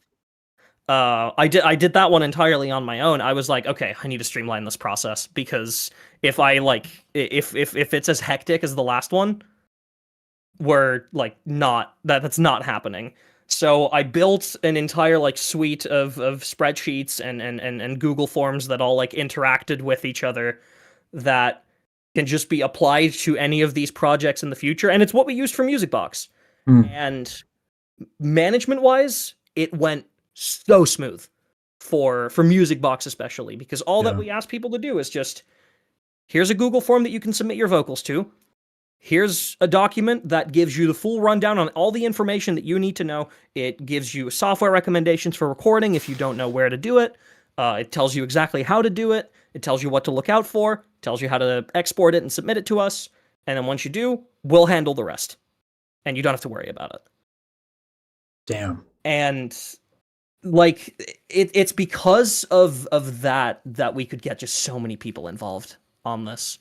And I did actually double check. If you include the like special like VTubers and guests that like Mousie's friends that came to sing on it, if you include those and you include the choir that was a part of the VTuber Symphony Orchestra that was doing like the backing vocals, we had a total of 126 people. Holy shit. Singing on this song. Yeah, I know. Yeah. Oh my God. Now, there are some duplicates, because some people who were in the VTSO also just sang the final chorus, just submitted their vocals there too. But like, there's 126 vocal layers. In that final chorus. I have a hard time mixing 5. Yeah. No, I mean, like, I'll be honest. Like, mixing 126, obviously, it sounds like a nightmare, right? It does. But The nice thing about it is that some of the flaws that you'll find in an individual voice recording, if you only have like upwards of like 3 or 5 layers, those individual flaws are all going to be noticeable. Yeah, but there is something you when they have keep them in a large group like that. If you keep them, there is Yeah. this kind of cool thing that ends up happening where it's actually kind of, I don't. It's just it's more They like cancel each other out. yeah, and it ends up getting like this fatness in the mix.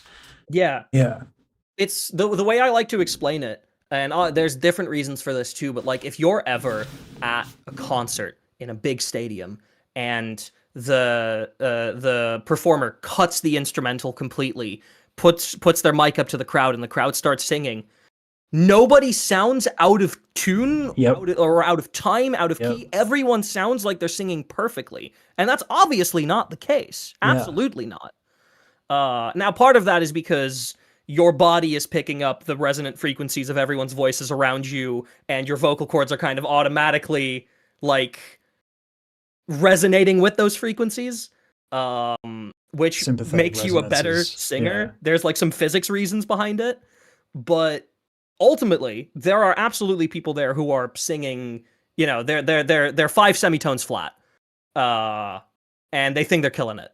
And the thing is, to everyone else in the audience, they are. yeah, right. I just I lose my mind. I hear 1 cent off, and I start like. But, like, Yeah, and that's why like you kind of freaked out when I said it, but yeah, we threw every single one of those vocalists through an extensive both triage and melodyne process. I can't 'Cause- just. It's so crazy. 126 tracks of fucking Melodyne for that much time. Like, and here's the thing. Like, it didn't just like a few minutes ago you said, "Oh, it wasn't that bad." What is this? Like, let me get you a fucking mic that you can drop right now. You just be like, "Oh no, mixing 126 voices, it's a skill issue." Like, No, absolutely not. What I am saying is that like the things that are a lot more agonizing and difficult when mixing a small amount of vocal layers are replaced for different difficulties. When you're mixing like such a large choir, mostly like there's time sync, obviously. Like, you know, if you have to do this process on 125 submissions, that's going to take a minute. Mhm. Now, granted, we were lucky that we weren't given a deadline for this project. The whole reason it even happened. Did you ever get some context about like why this project even came to be? So kind Music of Box? I know it was a fundraiser. Was it? Yes. The The Immune Deficiency Foundation. Yeah. And I don't want to rock any boats by like my understanding is that there was something negative that happened.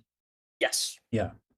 And so this was a response to that, and y'all Mhm. raised enough money that I guess I don't know if it would be a CEO of a nonprofit, but the executive director of the nonprofit actually released something for you guys, like kind of crazy. I don't know if that's like I'm you know it's been I've only been in this rabbit hole Yeah. for 4 days, so Yeah, so like there might be you got to catch up like very fast. yeah if there's like cross pollination and like hallucinations yeah. Like- The like very brief TLDR is Mousy has spent a large amount of her like VTubing career raising money for the Immune Deficiency Foundation because she herself is immunocompromised. And at one point she had a very, very big fundraiser, and she later found out that the company that she used to work for, which is now defunct, it no longer exists, effectively pocketed that money and never donated it Gross. to the charity. That's And that fucking vile. her finding that out is what led to the collapse of that company, because obviously she made a public statement about it. I remember A great time. Yeah. And literally exactly when that was all happening is when the original Music Box of Fate was like at the peak of its production. Mhm. So that song kind of accompanied her and the people around her throughout that process. And obviously, as soon as she announced it, a lot of fundraisers in her name were like spun up almost instantly. And all of the money that was lost that did not get donated was raised back in like a matter of days. Holy shit. Like I believe the total that was raised on like the main fundraiser that she started up was over $1 million. Holy shit. And during that time is when Riku came up with the idea, hey, what if this song that's kind of like kept Mousy going throughout this difficult time, what if we package that up as a little present back for her by gathering a bunch of her friends, singing this song for her, re-recording the instrumental with a bunch of other VTubers, and then making sure that all the proceeds from that song go directly to the Immune Deficiency Foundation. And we actually worked with the Immune Deficiency Foundation directly. They owned the rights to the community charity cover.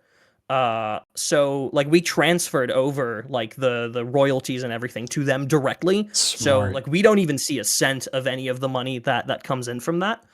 It just goes straight to them. That's fantastic. And I believe that the total sits at around like $25,000 ish. Wow. I haven't checked in a while. Fuck yeah. But like it far exceeded our expectations. That's awesome. And obviously Mousy herself, like, I mean, her reaction was priceless. Like, I haven't seen it yet. I've been I've been told to go look at it and watch it, and I'm like, yeah. I feel like there's a conspiracy with my chat to try and just constantly have me in tears. Yeah, no, will not Mousy's oblige. reaction is absolutely going to do that to you. Yeah. I was fortunate enough that I was in a call with Saber at the time that Mousy was streaming and started like listening to it, and I was just in a like spur of the moment decision. I was like, you know what, I should record this. I should record us watching Mousy watch this.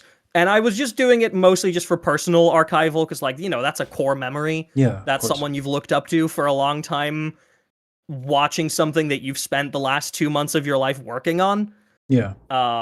That's a core memory. So I archived it for myself, and then you know, as soon as she's finished watching it, she pulls up my breakdown video of it on stream.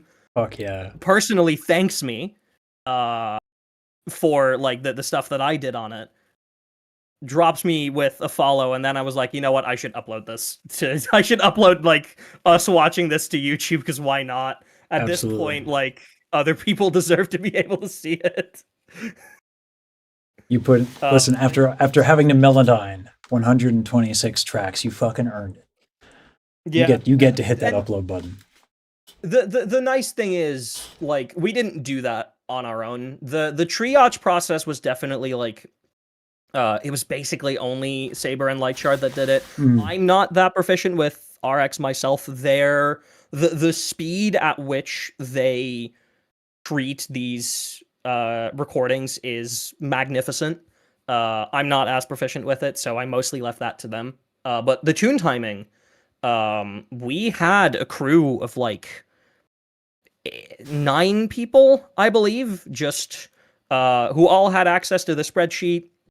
If they saw a new file come in, could put their name on it, claim it, download it, do the work, put it back into the sheet, set it to done, move on to the next one, just whenever they had any time available. Yeah. If they wanted to assist.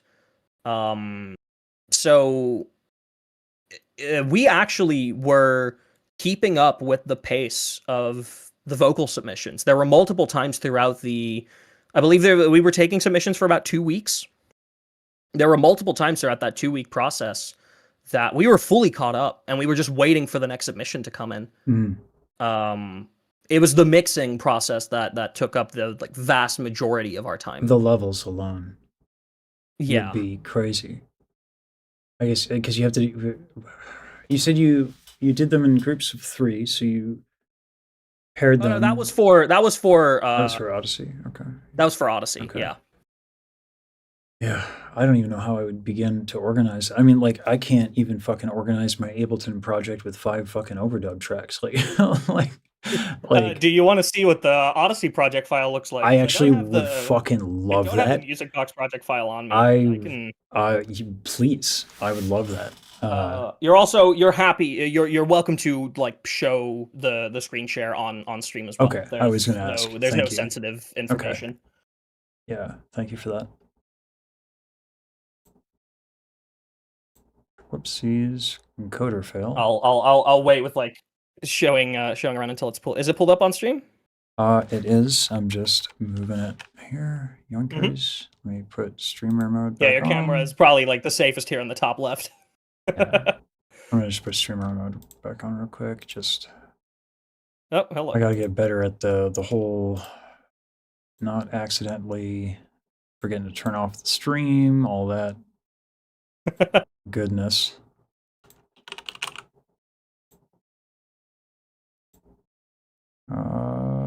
Wow, I swear I can technology. Look, streaming's hard, man.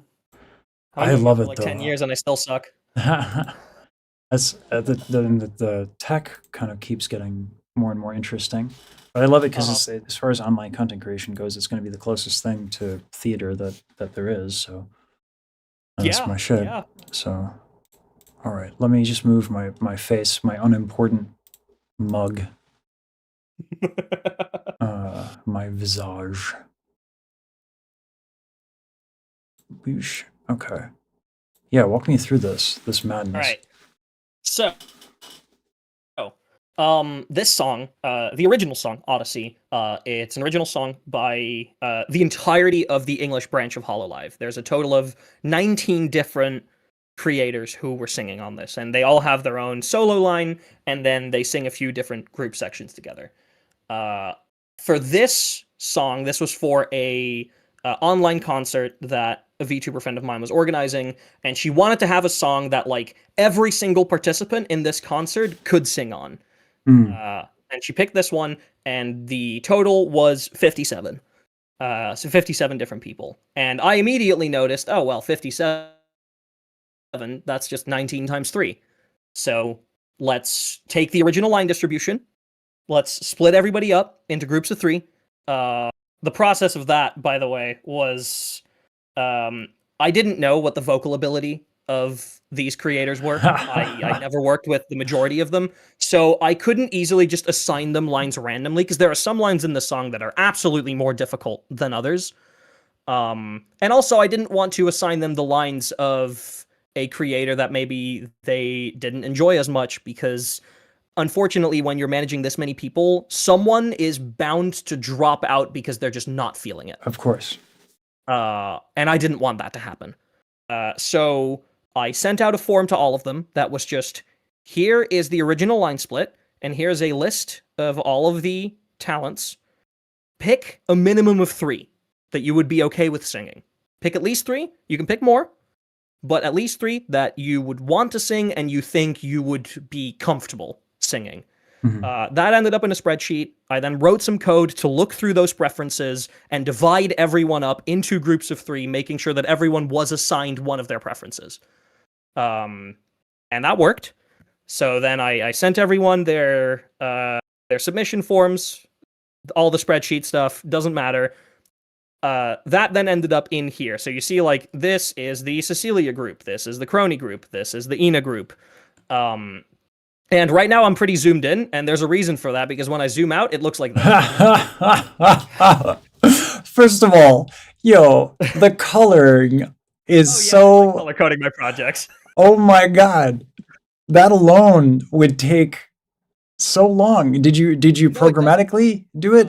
Yeah, no, FL Studio has a gradient tool. Oh, okay. All right. I was going to say, I wrote a script, like I was trying to make an API for Reaper that would like change my Reaper colors like into like rainbow things sequentially. And it took me way too fucking long. But like, color coding manually is death. Okay. Yeah. At least there's a gradient. That's much. Oh god.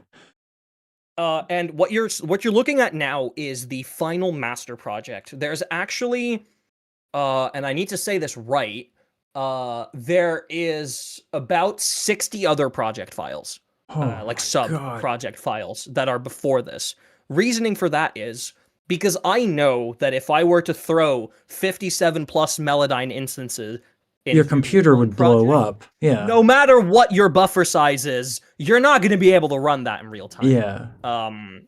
So I immediately was like, okay, well, if we're splitting this up into groups of 3, let's handle each step of the process for each group of 3 in a separate project file, so I can also at any point revert to a previous step if I realize I made a mistake.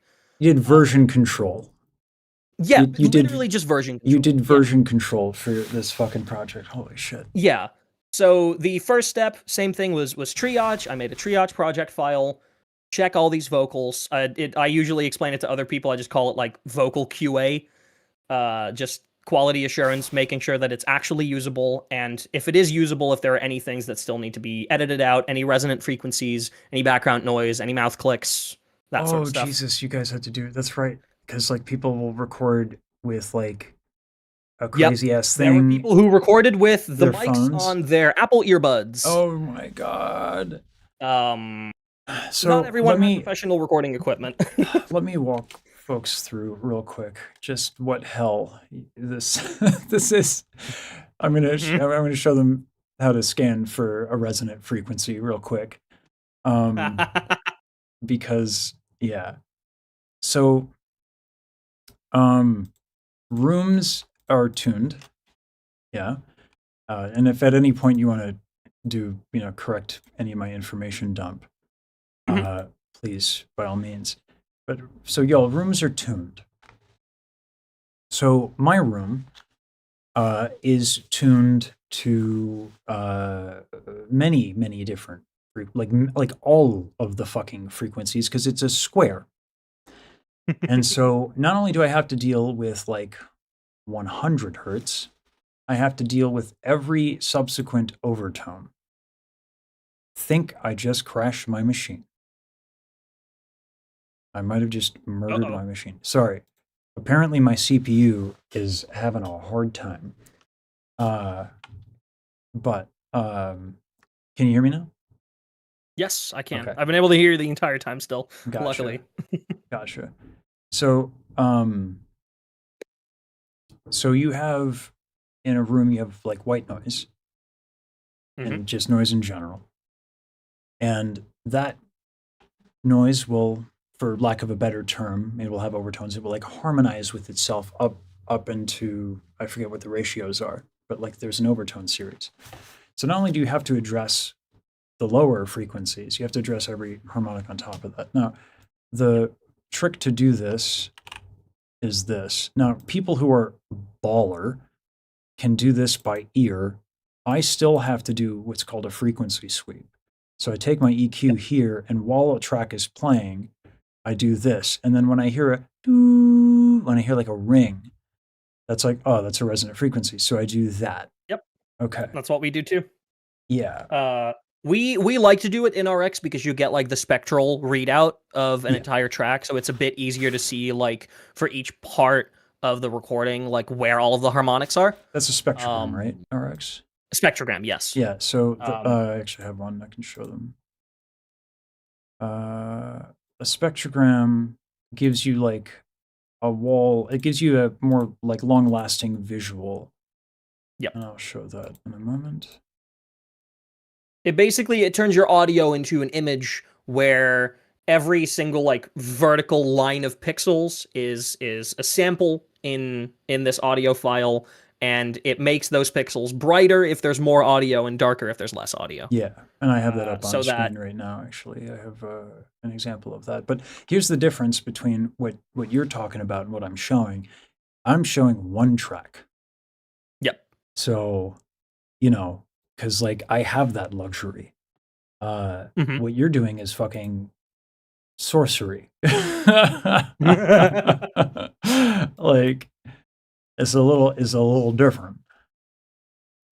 Yeah, to be fair, I think for Music Box specifically, we went a little bit almost too hard on the triage process because it was not necessary. Okay. To like, but for some reason, once we got in the vocals from the creators that were like singing solo parts on the song, obviously those we wanted to give like the full like very detail oriented treatment because those are going to be solos, right? So you want it to be like high production value. But then once we started doing that for those, we kind of just got into the rhythm of being that precise that we just started doing it for everyone. Yeah, we just got into the habit of being based, you know? Yeah, exactly. You know, we just kind of fell into how fucking awesome we are. Yeah. Like, I mean, yeah, shit. This is crazy. And for this project, I did similar. I grabbed each group of 3, put them into a triage project, ran through that whole process, and once that was done, I would make a new project file, put those 3 triaged vocals in there, and then melodyne them all to sync up to the master guide file, basically. So that because unfortunately, like, I am all for artistic liberty when it comes to how you perform something, especially with timings. If you want to like add a little bit of an extra swing to a section where there originally wasn't any, go for it. Yeah. If you want to completely change the timing of a phrase just to make it your own, by all means do it. That doesn't fly when there's 56 other people singing. I was going to say, I was like, you're a nicer person than I am, because I was just going to be like send him a click track file and be like, yeah, but that's, I mean, but even then, I mean, like, yeah, singing with a click track can be difficult, especially like in higher passages where people have to make adjustments.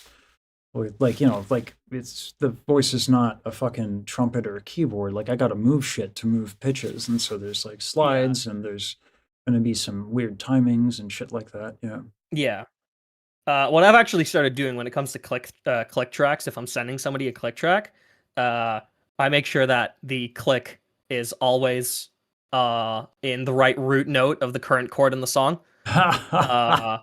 And the people I've been doing that with, they're genuinely like, I did not realize how helpful that would be until I started singing on top of that click track. That is really fucking smart. It's so funny, but like it genuinely does help. Yeah, absolutely. That's clever as fuck. I would not have thought of that. It's something that I only was shown that trick recently, and I've been doing it since, and it's really interesting. Also, somebody in chat I see asked what a click track is. It's basically just a metronome.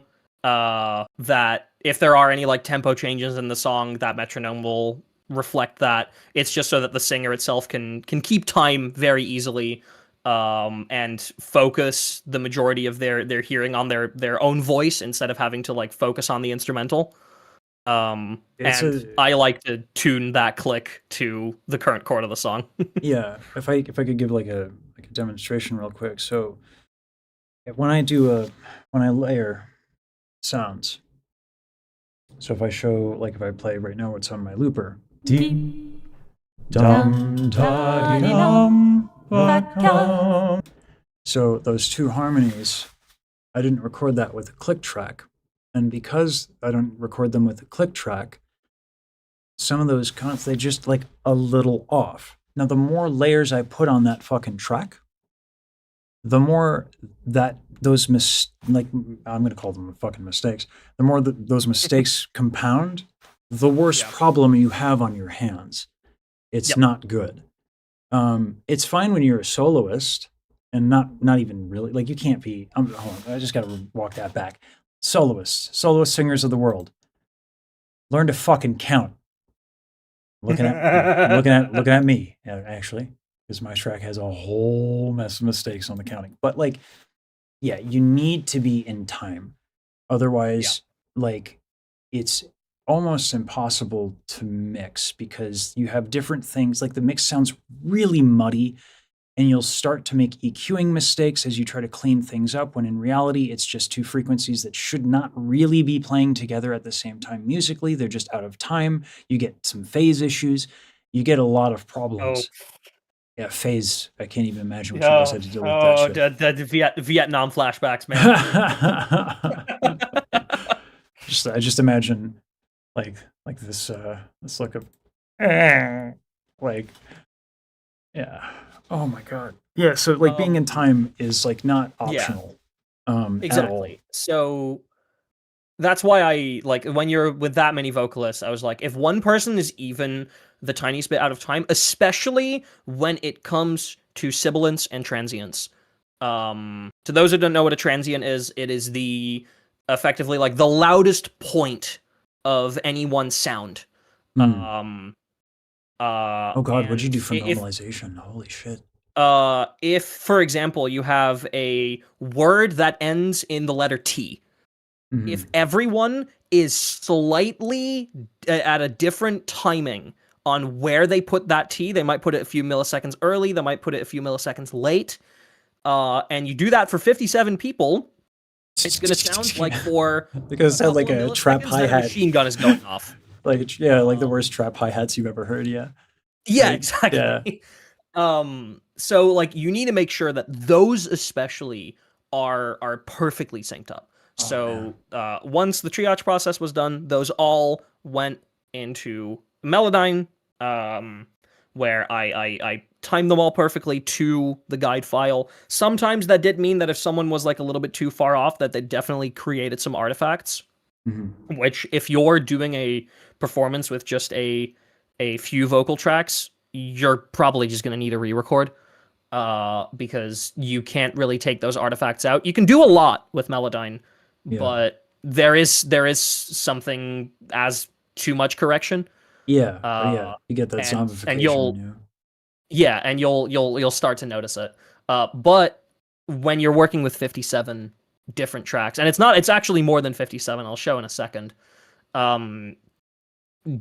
Those artifacts you kind of just accept, and you'll try to see if you can make them disappear in the eventual mix. Because this project did have a deadline. I was on a time crunch the entire time. So unless something was genuinely unusable, I did not have the time to ask someone, hey, can you re-record this? Unless they were able to do it like within 2 or 3 hours. This is something that like I have an expression that in any broad brushstroke expression, it's problematic and doesn't always translate. But like good artists make great art. Professional artists make great art fast. Yeah. I did not learn this lesson soon enough. It was like I went from having opportunities to, and I actually enjoyed my time at Trader Joe's. Mint was $1.70, which let me tell you, steal. But like that was all because I couldn't read music fast enough. And then I also couldn't, like, everyone always told me, you want to make money, learn to read music, like sight sing.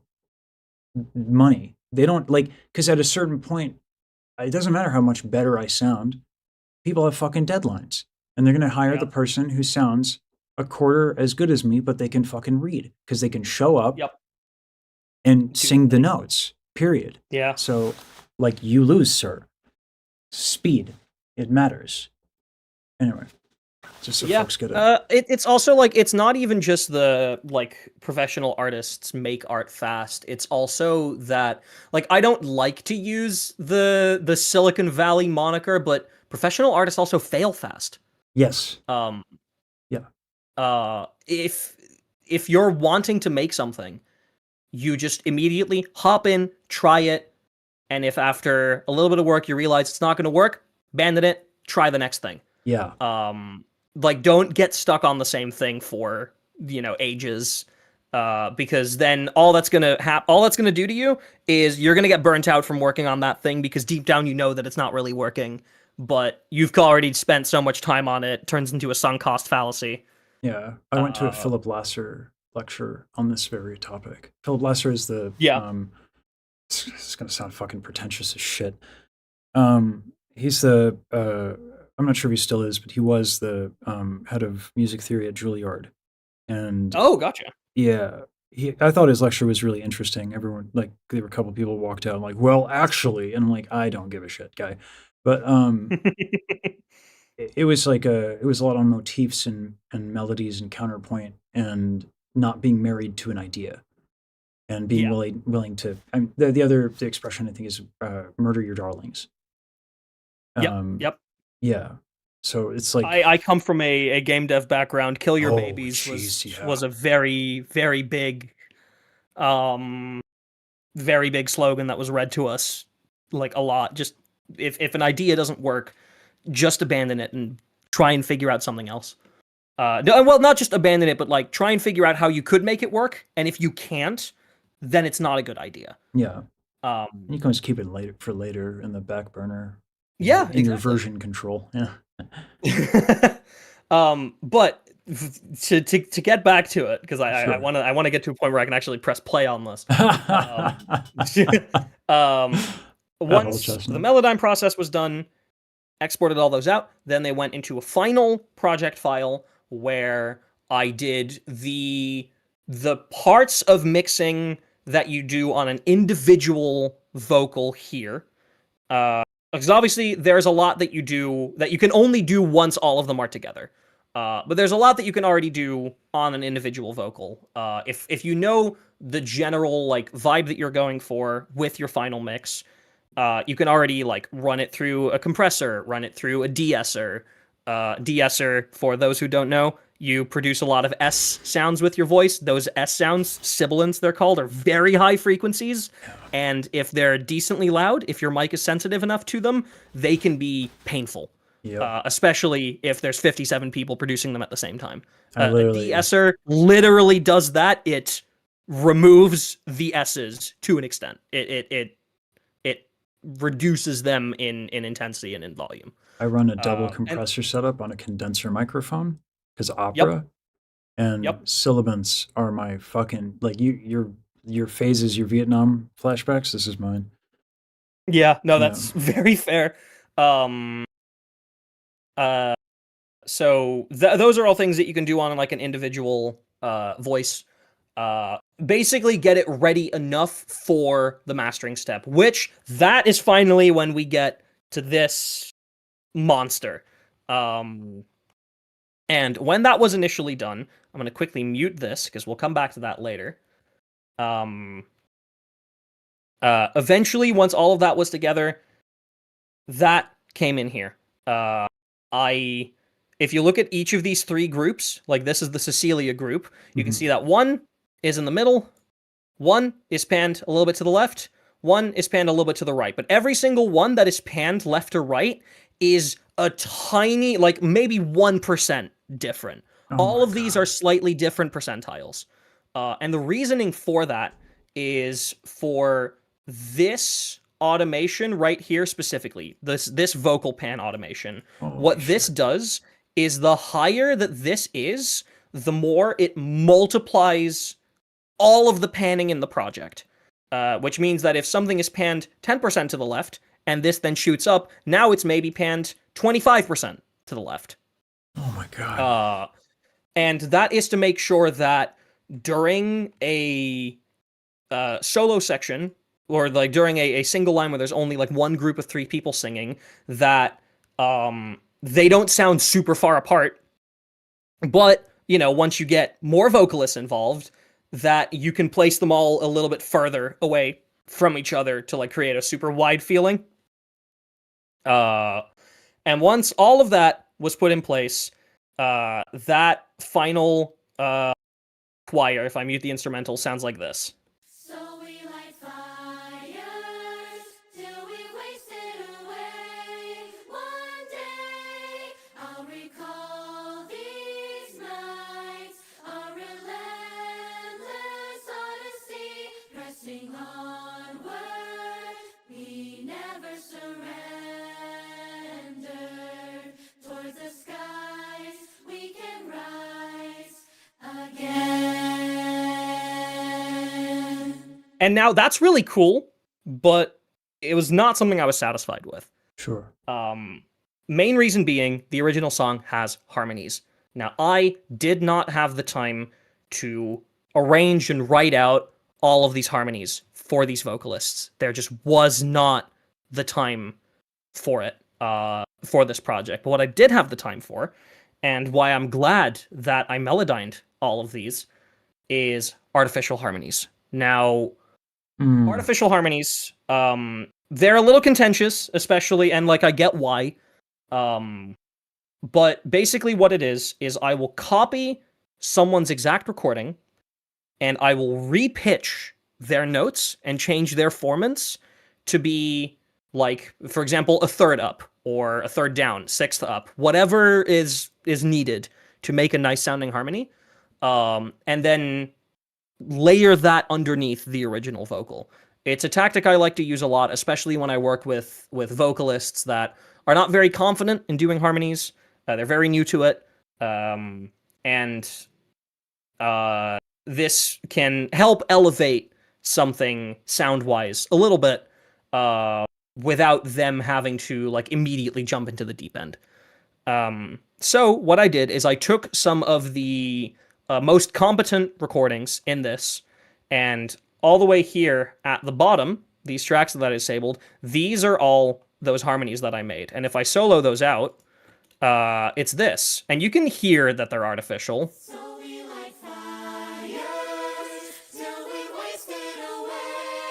I actually think most people would know, to be honest with you. Yeah, no, but that's the thing. Because if I play all of this together, like this would be without harmonies.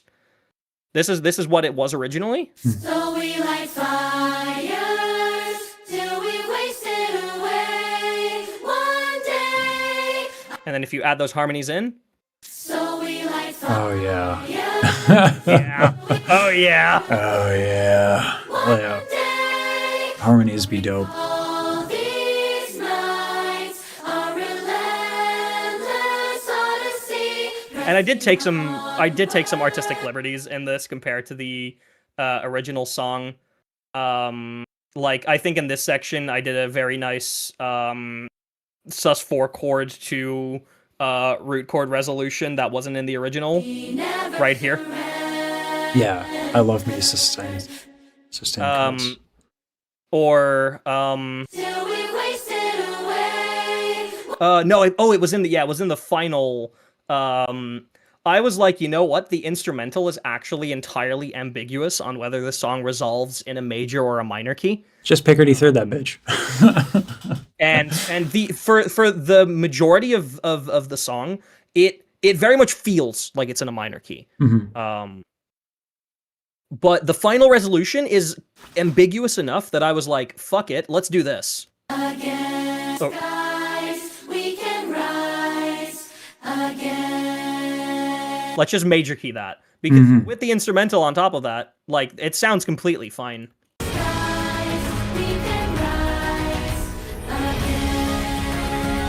That is one of the nice things with like when you're dealing with like madrigals or like other genres that are operating with like more fifths, fourths, and they're not they're leaving out the thirds. You get those options to kind of fuck around and find out. I love Counterpoint for that exact reason. You can get away with a lot of shit. Oh, did I'm pretty sure I had a counterpoint harmony at some point in here. I forgot which one it was. Was it? No, I mean the sus would be. Yeah, it's that one. Oh, oops. That's the problem when you have such a big project file. To be honest, dude, navigating it like crazy. Yeah, this left to the unknown. In the harmony, it's so wait. Oh wait, I'm looking at the harmonies, aren't I? No, they're right here. Yeah, in the harmony, I do. Obviously, you can hear that's artificial when you solo it out, right? Yeah. But instead of da da da da da da, contrary which motion. tends upward, you go but da da da da. You tend that downward. So, just to show people with like different ideas on, I was going to say rules on motion. We're not going full Fuchs here, but so what you have. This is so a lot of like people when they start, their chords kind of look like this. This is called parallel motion. Parallel motion doesn't like allow for a lot of flexibility, and it doesn't allow for independence of voices, which is the main problem with it. And so counterpoint is a way to have your melodies form harmonies. Instead of thinking chunk, chunk, chunk, chunk, especially with singers, where they have individual voices and you want to preserve that characteristics, you want to start thinking about your chords melodically. That's what counterpoint is for. And so you have contrary motion, which is this one's going down. Okay, well, this other voice is going to go up. And then you have oblique motion, which is one stays the same and another moves. And so you can alternate these. And usually, depending on the species or the theory of like whatever era, there's like a gajillion different ideas on counterpoint because, music's been around for a minute. But like generally speaking, you want parallel to be kind of the last thing you do. It's not like a bad thing. And then parallel fifths, you lose a lot of independence. Whereas if you have like thirds and you can move in thirds, and then a sixth is just an inverted third, and yada yada yada. So like it can get really deep really fast. But the whole point that Rosa's trying to point out here is contrary good. When in doubt, contrary motion. It'll save you from being in a position where to go from one chord to another, it's like a little puzzle. I love it. I love. No, that's literally how I build my harmony stacks. I always start doing like, okay, if I want to do a harmony stack with like a root note or like a root melody and then two harmonies, I always go for like third up, third down, or third and sixth, just to start. To see how that sounds. But from there, I almost always start making like radical changes to literally see like how can I like make these three puzzle pieces actually sound like they're singing like cohesive melodies, because thirds and sixths don't always work. No. They might clash with a like if your instrumental doesn't stick to like their same like four chords and they stick to their scale. If anything goes wrong there, those thirds and sixths are not going to work, and you're going to need to improvise. Yeah. Sometimes I like literally just going for a consistent one-note harmony, where for a phrase where the main melody might be moving all over the place, you should keep a harmony on the exact same note the entire time. Yeah. That's also always fun to do, because it's very simple, but it can add so much character. For real quick concept for what Rosa's discussing here, it would be like toccata and fugue. Do do do do do do do do do do do do. Yes. Yeah. That is constantly holding out a pedal tone, and so in the low end, it's just do, like it's just a constant note. So that's pedal tone is dope. It's like the extreme version of oblique motion. Yeah. An instrument I like to compare that to that I've been listening to a lot more as of recent. Have you ever seen hurdy-gurdies? Because hurdy-gurdies, they keep that constant like same note underneath everything, and like everything else moves over top of that. But that root note, that's always there. It makes some really interesting like compositional challenges almost. The only reason that that's on my mind is because like you mentioned it when we were chatting. Like I was listening to a new album from the Genshin soundtrack yesterday, and full of like Scandinavian cultural influences. Hurdy-gurdy's a big part of that, so like that's why I've been thinking about that a lot. But it's very similar to that. I have a joke where Eddie Vedder only sings about hurdy-gurdies. all Eddie Vedder lyrics are about hurdy-gurdy. Anyway. Yeah. Or hurdy-gurdy. But hurdy-gurdies are that's a fucking reference. It's a weird ass instrument. And to quickly get back to this as well, like once all vocals were in here, it wasn't that like they all immediately like fit in. You can like volume wise, like you might see like, oh, these are all minus 9.9. Were they all at the same volume? No, I did that in the mixing step, not in the mastering step, like the normalization. because basically what I did is there's this beautiful plugin, and this is going to kind of mess up the screen share a little bit, called Ulean Loudness Meter, which, if you've never seen this before, now you have, and you should use it for every single project that you ever do. This measures loudness, not volume. Loudness. They're two different things. Oh god. Yeah, I'm gonna keep this very, very simple because there's so much that could be said about it. Volume is just if I put a decibel meter up into the sky, how loud is it? How much pressure are these sound waves moving? That's it. That's volume. Nothing else. Loudness is how loud that volume is perceived by you. So I actually have a chart for this because this is something that I actually discuss often. Okay. The most succinct way to explain this to folks is if you can get a frequency response of the human ear that's available online. Of course, yeah. So, and to put it into perspective, the thing I like to point out to folks is babies on an airplane. I am louder than a baby. Yep. But your ear is tuned to that fucking baby. And so you perceive the baby as being louder. So this is why. This is in decibels. Decibels are exponential. So you can see that at 3,000 hertz, you want to kill the fucking baby on the airplane. You don't do it, but you want to. And this is why.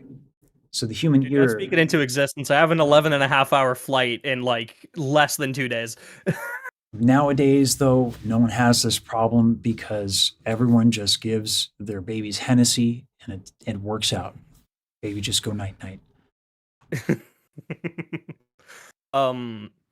But yeah, so basically, the way that loudness is calculated is it takes that, like how loud each frequency is perceived to you, it takes that into account to spit out a different value. And whenever you look at any media platform, if they have any sort of volume regulations, those regulations will be in loudness, not decibels. For example, ads on your TV are not allowed to be above, I believe it's negative 21 LUFS for ads on television. Not entirely sure. Wow. YouTube Negative mostly 14, sticks... right? 14, yes. Yeah. But that's why there's a loudness on my master bus at the very end. I was just making sure, like, are we actually hitting the 14 target? That's basically something that you should always do when you're mixing, is just make sure that you're hitting the targets that whichever platform you're distributing this to is asking for, because otherwise they're going to raise the volume. If you're below that negative 14, they're going to raise the volume of it.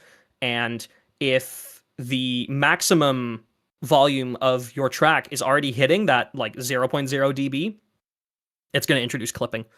Oh wow, okay, that explains a lot. Because it's just trying to make sure that like it's hitting that minus 14 LUFS target. And if a large amount of your song is at like minus 20, it wants to bump that up to make sure that it's, you know, equally as loud as all the other videos on YouTube. Yeah. FFmpeg has a normalizer thing that I should use more often. Oh my god. But what I basically did is I ran each of those vocalists through that loudness meter and made sure that they were all around the same number. Now I don't remember what that number was. But I at the time I had it written down. So basically to make sure that throughout the entire performance, they would be at roughly the same perceived loudness. Sometimes I would have to tweak individual notes. My compressor did most of the work on that, but in Melodyne, you can also tweak the volume of individual notes very nicely. Yeah, so compressors, for folks listening, you know, if it's in the name, but so if something is louder, it can bring it down. If something is quieter, it can bring it up, and it's kind of an automated thing. Now the problem, well, it could be a good or a bad thing depending on what you want to do. But compressors change how the kind of the aesthetic of the sound. It's not like it's not just as like a volume knob. It's got this color and characteristic. Yep. So yeah, so sometimes you want to literally just automate the volume knob because you want to keep something very, very natural sounding, and other times you want to bump that bitch, so you use a compressor. The way I always explain it, what a compressor does is, if you look at like this waveform right here, for example, the higher these peaks are, the louder a sound is. A compressor is a hydraulic press.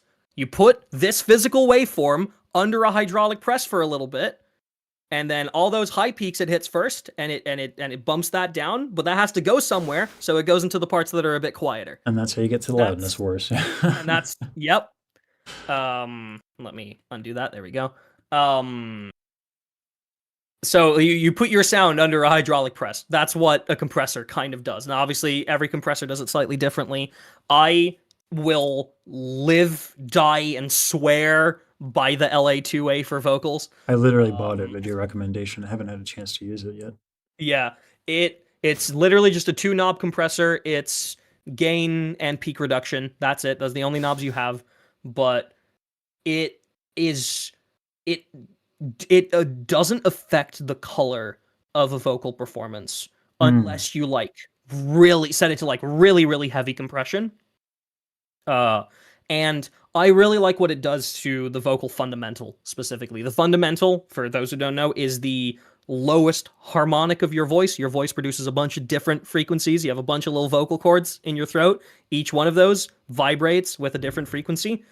And the oh my god, what's the word? The ratio between those, like how loud those frequencies are, is different for every single person. That's why every voice sounds different. And that would be particularly useful too for opera. Like one of the main challenges with opera is that, like, this is what we were discussing this earlier. Hold on, let me bring up the singer's format graph that I have that I should literally just have at this point in OBS because I fucking bring it up so much. Bring it up all the time, yeah. Yeah.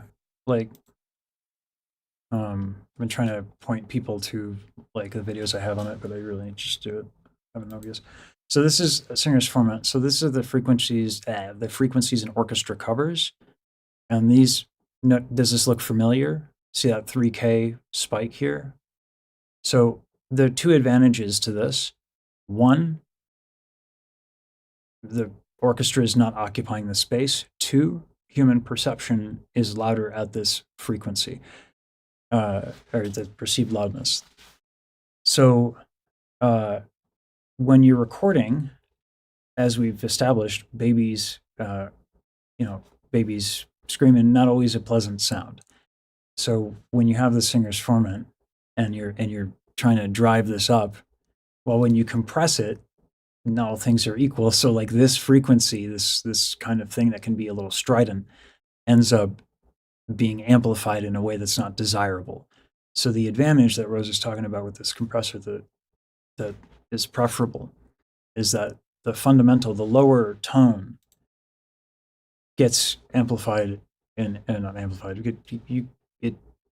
It's not the sound isn't compressed such that I'm going to sound like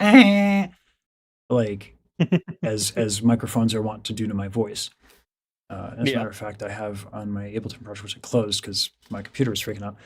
On the Ableton project, I gut that frequency regularly because that is how I project over the orchestra, and it is not a nice sound right up close on a mic. So, yeah. Anyway.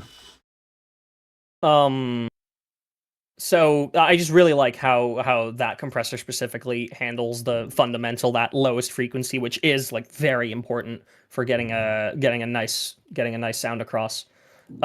Speaking of that, by the way, so like the volume normalization was already done when things got in here. You might have seen that like occasionally I gave them a slight dip or a slight like raise, but never too much.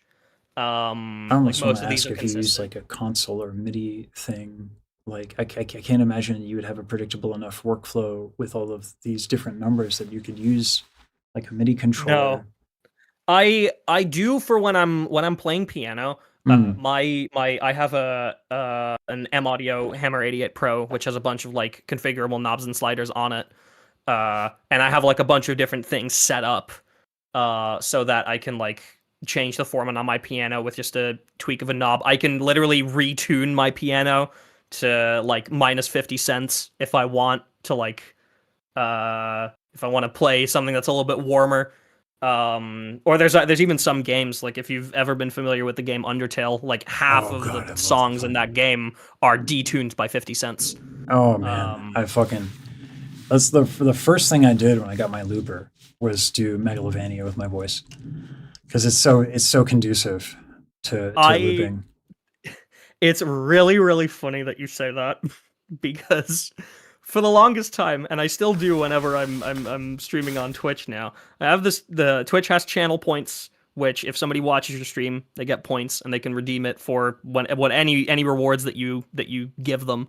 One thing that I had is a channel point reward that if somebody redeemed it and I saw it, I had to immediately hands off my keyboard, hands off my mouse, stop whatever I'm doing, play the opening bit of Megalovania, and then whenever that's done, I can go back to what I'm doing. Megalovania is easily the song I have played the most on piano for that reason alone. Fantastic. It's I have a bunch of those things like set up, but when it comes to like vocal production, no, that just gets done. That gets done by hand.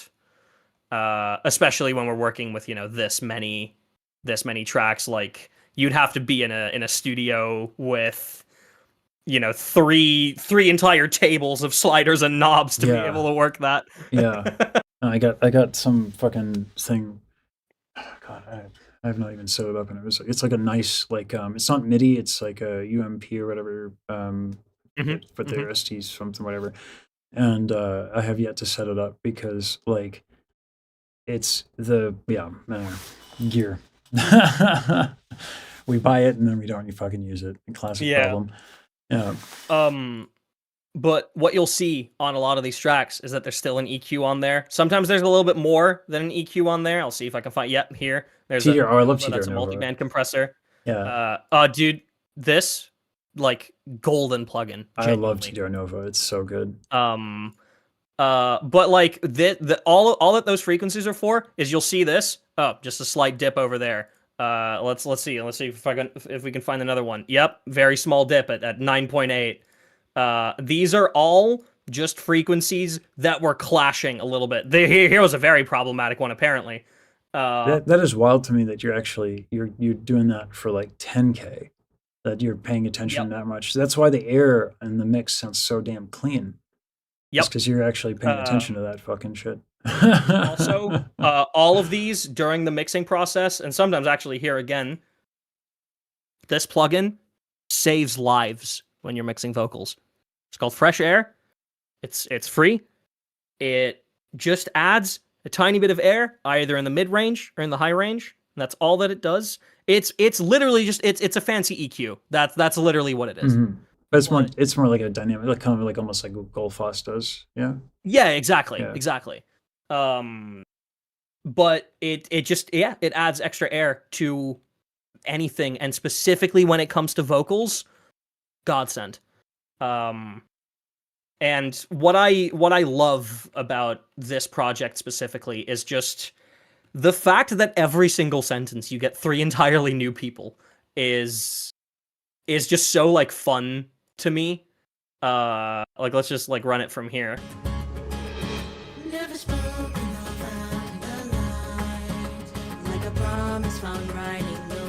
Oh god, it's so clean. You just get a different vibe every sentence. Here I have some harmonies in. Yeah.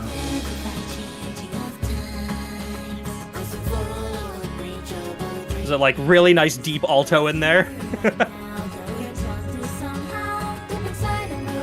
There's levels to this, and like fuck.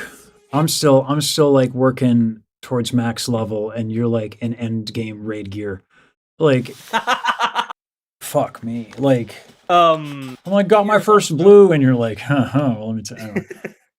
Shit. Here's also a funny thing. There's a little bit of vocal like delay on the entire performance, just to like, just to add a little bit more like I guess like spatialization and color to everything. But right here in this section, they're singing like one line in Latin. Every single vocalist is. Do you mind real quick and explaining for folks what the difference between reverb and delay is?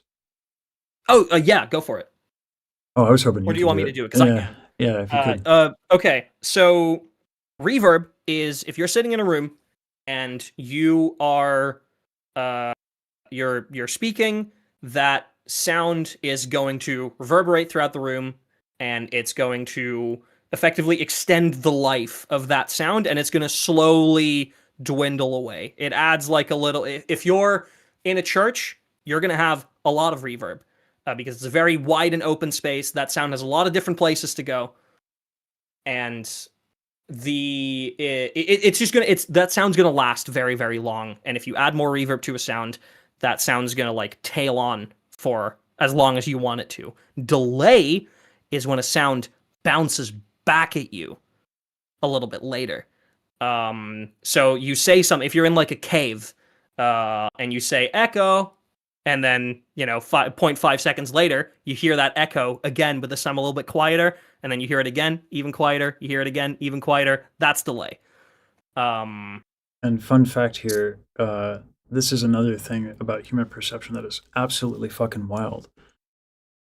50 milliseconds is the cutoff. This is how crazy the human ear is.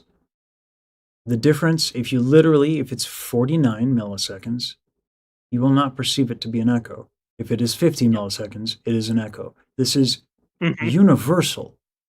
Yeah. It is fucking crazy. 1 millisecond. This is I don't know, just a wild, wild thing on human perception. And like, I bet dogs don't listen to music the way we do, is the point I'm trying to make. Like, you're a fucking wizard. The work you do on this stuff is heroic. To this section, sorry, what was that? I said the work you do is heroic because this might sound like technical to a lot of folks, and obviously like the performance is incredibly performant from the art, or the performance is incredibly important from the artist, but like I don't think people realize how spoiled we are with the abundance of high quality audio that we generally have. Yeah. And if you don't meet that base threshold, it doesn't matter how fucking good your performance is. It's just going to fucking bomb. And this is the work that is involved in getting that level of quality.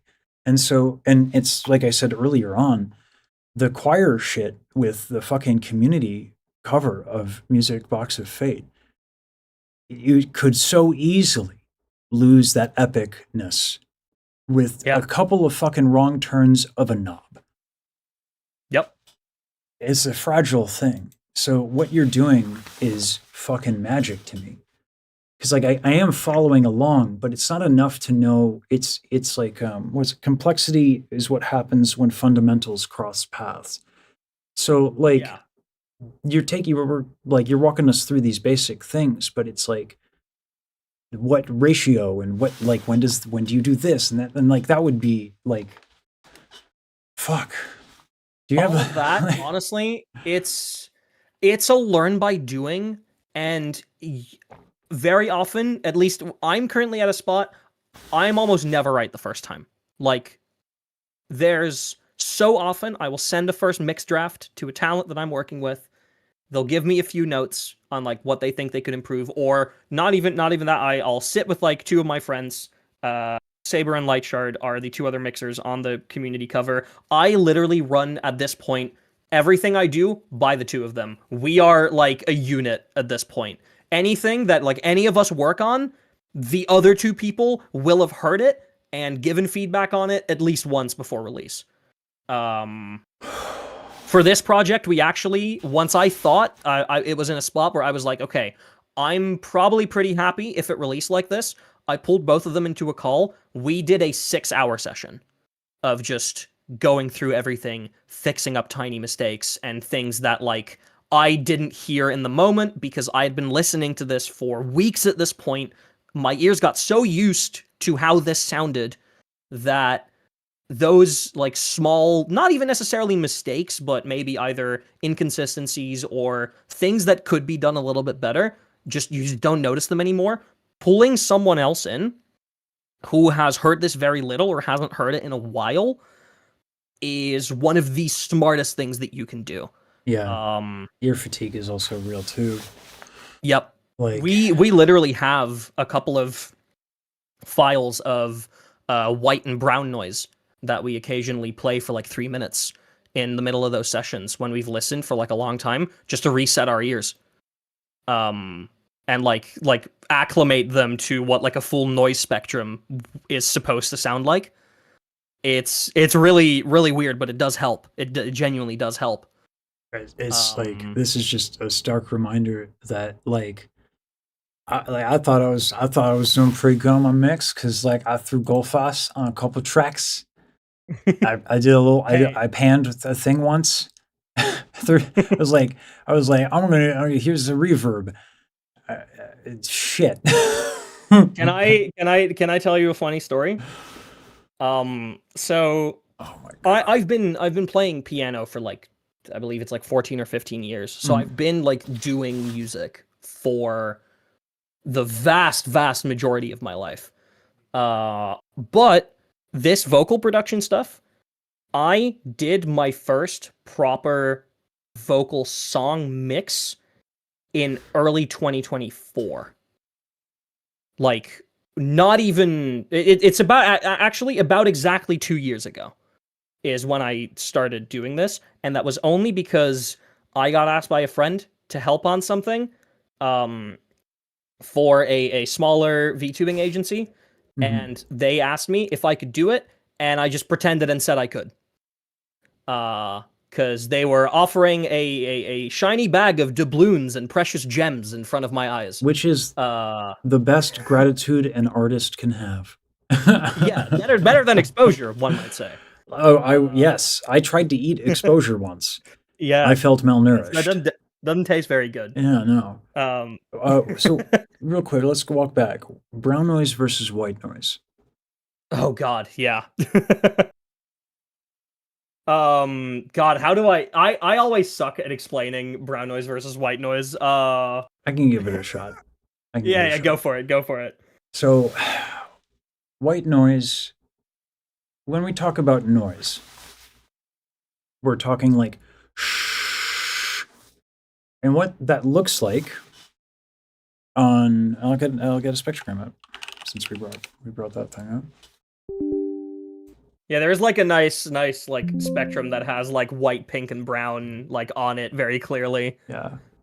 Don't actually know why it's called white, brown, or pink noise.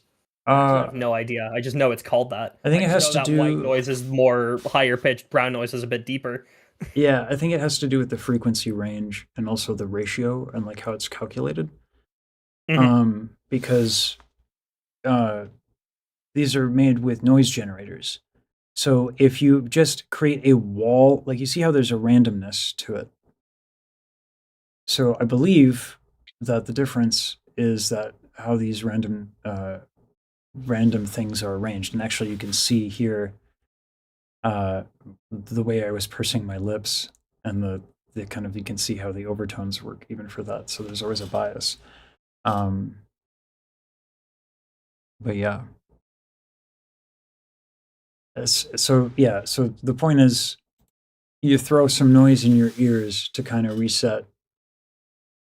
It's frequency based as well as dB ranges. I appreciate that. Thank you.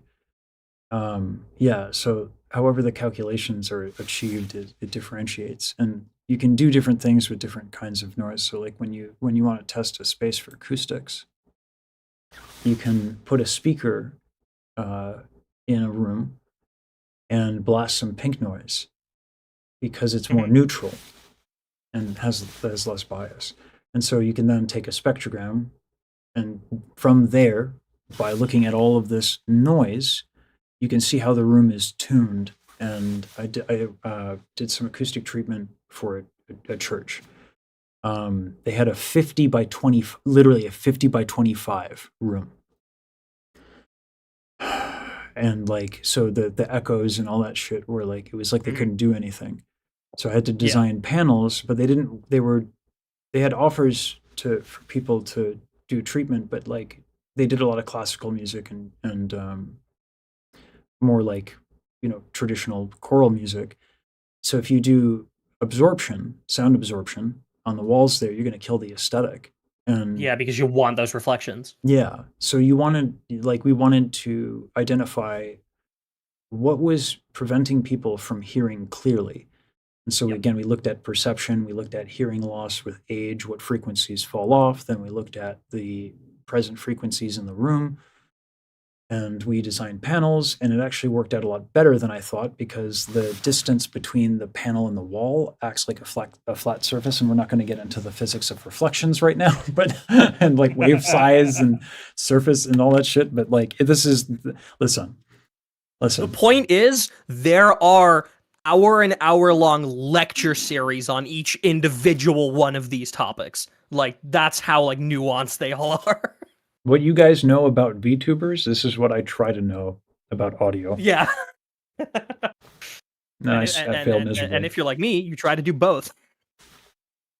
Yeah, what you guys do is crazy, man. Although, like the way that you guys manage the models and shit is crazy. Mm-hmm. So, the wizardry. What was it? Right.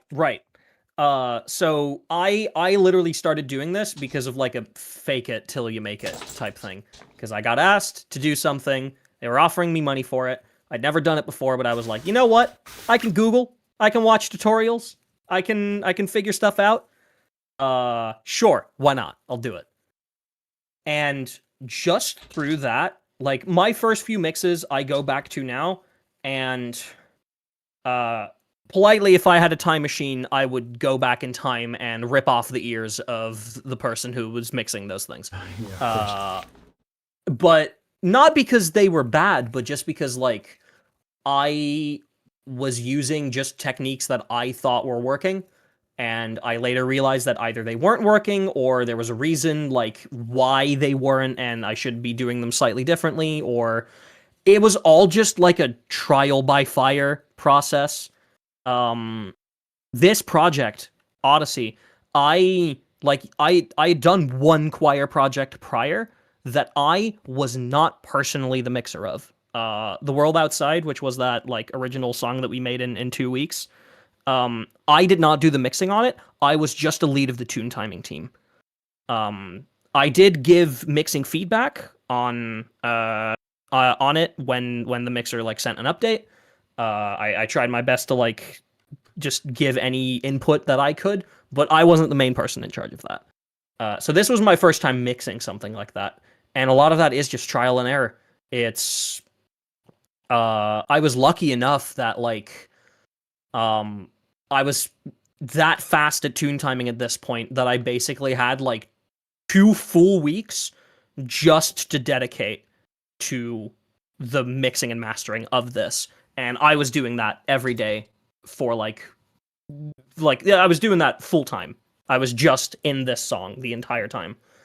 And for Music Box, we were lucky enough that we didn't even have a deadline. So we were working on that on and off for 2 months.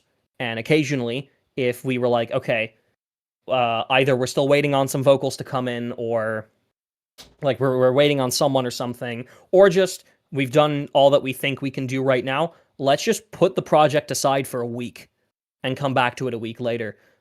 Multiple of us had to go on various different trips throughout the production process. So we were kind of forced to take our ears off of it. And then come back to it later. And that is genuinely one of the greatest gifts that you can give yourself. Yeah. If you're working on something that you're not very used to, is just giving yourself that time away and giving yourself the ability to kind of reset. I did my recording for my track in 2 hours. Yeah. So that's something. I mean, the thing is, like, whenever if I have the chance, if I think I'm done with something, I'll send it to the client and I'll go like, I think this is done. Please like give me any final input. And then I always sleep on it. Always. I will never send something out unless unless I have to, unless there's just a deadline. But otherwise, I will never send something out as final until I have slept on it, and the next day I still agree that it's good. Yeah, that's a good idea in general with like media Yeah. particularly. Just any creative like endeavor. Yeah, I have the whole like because I come from theater, it's like fuck it, we'll do it live. Yep. And I'm at odds with one of my video editors sometimes. He's like, you know, it's got to be polished, and I'm like, it's got to be out. So I definitely fall more in the like, I don't even know if I'd call that the producer as much as the fucking the asshole who doesn't respect the post production team. But I gotta be better about that. Like, my biggest thing was like to figure out what works. You need your MVP, and you need to kind of shovel stuff out and then figure out what works. And now that we have this kind of momentum, now I'm like, you're right. No, absolutely. Yeah. There's two ways to go about it. When you're learning, it's you got to fail fast. You got to just like put stuff out there. Sometimes it's not going to be very good, and that's okay. It's going to suck until it's not. If you never put something out, you're never going to learn. Yeah. But if you're at a point where like you want to make something of high quality, like slow it down. Take your time on it. Sit on it, sleep on it. Put it away for multiple days and then come back to it with a fresh mind. Show it to somebody else who's never seen it before and let them absolutely tear it to shit. And eventually you'll get something that you'll be very, very happy with. This project was absolutely that. If you compare how this sounded now to how it sounded 3 days before I sent out the final version, night and day. Genuinely night and day. I wish I'd like kept. I probably do have those, but I probably have them somewhere, but not easily accessible. Yeah. This project alone takes up 10 gigabytes of RAM to even open. Oh my god. Because all of these are 24-bit WAV files. Oh my god. Which, to be honest, that's on me. All of these are 24-bit WAV files, and I didn't export them in mono. I should have absolutely exported all of these in mono. Oh my god. So like that's on me. That mistake. That's a mistake we didn't make for Music Box. For Music Box, we just went for 16-bit mono. Because that's absolutely fine enough. Yeah. I was used to exporting everything in 24-bit stereo. Yeah. No, I feel that. Man. Yeah, let me open the... What's the full size of this? Hold on. What's the full size of this folder? You made an offer to help me with the mixing, and I want to know, are you fucking sure? So here's the thing. Here's the thing, right? Recently got myself a MacBook so that I can work on the go. I have moved my entire like vocal production suite of plugins and tools over to it as well, so I have access to them there. I have access to like my entire project library there. Thank you, Google Drive. Yeah. And I'm gonna be on the road a lot. I'm gonna be flying a lot. I'm gonna be traveling a lot in the next couple of weeks. So I'm gonna have a lot of moments in which I need to kill time. And I've already sent this to like multiple friends of mine and creators that I work with. I was like, if you just want to record something just to send my way so that I have something to do that I enjoy doing, just chuck it my way. No guarantees I'll do something with it, but if I do, you can keep whatever I do. How long do you think it would take you? I mean, like it's like, you know, I would never presume to put a deadline, but like I just don't I don't want to eat your fucking time. So I guess you'd have to see the tracks to actually give me an estimate, probably. But how long do I think it would take me? I mean, in all honesty, when it comes, if we're talking about like how long I usually take to do a like single vocal production of just like one artist, maybe like 3 vocal layers. I know this one, I know you have like probably like 5 or 6 is my guess. About 5. I mean, like they're not Yeah. well organized, but like at max there are 5 overdubs. Yeah. Yeah. But normally that would take me a couple of days of just working on it for a few hours every day. A lot of my process at this point comes very naturally. Like for basically every single plugin and tool that I use, I have like my baseline preset. Sometimes like I have baseline presets for different voice types. And I just like start with those and then I make edits to them as needed as opposed to like doing everything from scratch every single time.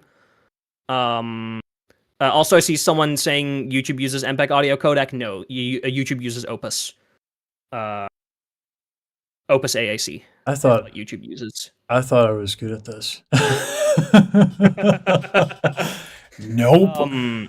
Fucking nope. I just think I ran into my own Dunning-Kruger curve right now. Like Here's the thing. I still keep running into it. Of course, but like constantly. Yeah, this is called being humbled. I was like, I like my stream when I was recording. Like I was like feeling myself a little bit. I was like, oh shit, yeah, I'm fucking doing it. I'm so fucking good. And now like next day, it's like, oh my god, like this is some fucking crazy shit. So yeah, y'all, this is that track that we all enjoy, the fucking Music Box of Fate community chorus. There's a lot of shit in it. Yep. It's a fucking. Hold on. Let me pull up one that's like a bit more similar, I guess, in like scope. Obviously, that the style is going to be completely different, and it's gonna be a bit of a tonal whiplash. But this is one that I did in, want to say, a couple of days. It's going to open a whole bunch of different Melodyne instances because this is one of those projects that I did just run all in one instance. Crazy person. Add my I use a trial version of a plugin, so I need to add it back every time because it doesn't actually save. Yeah. But like I can export with it. There we go. And then -2 format. Boom. All right. So, it's opened the screen share is broken. Let me fix. There we go. Yes. All right. We're good. So this song is a song called Ash Again. It's a very pretty heavy song. Quite a few vocal layers, some of them artificial, some of them natural harmonies. This song has a very artificial sound to it. So for these, in some instances, I actually asked the vocalist, hey, can you not record these harmonies? I want to make them artificial because they will actually add to the sound, like as an artistic decision. Sure. As opposed to just like doing it because it either saves time or the vocalist wasn't comfortable with it. Mm-hmm. She could sing harmonies very easily. But I kind of leaned into that as an aesthetic. So someone just joined the chat and they were like, so many layers. You have no idea. You have no idea. Scroll back a little bit. It's crazy. If we go to like how this project started, if I like quickly mute all of the harmonies, I'm obviously going to keep the Melodyne on because I don't want to put someone's like raw vocals on blast. Yeah, I would never want to do that. Then like those vocals sounded something like this. Do we not have my vocal bus? Did I mute it accidentally? Oh right, I'm stupid. Yeah, I do love these like fucking like these really slow motion-esque tracks. I don't know if you know who those guys are, but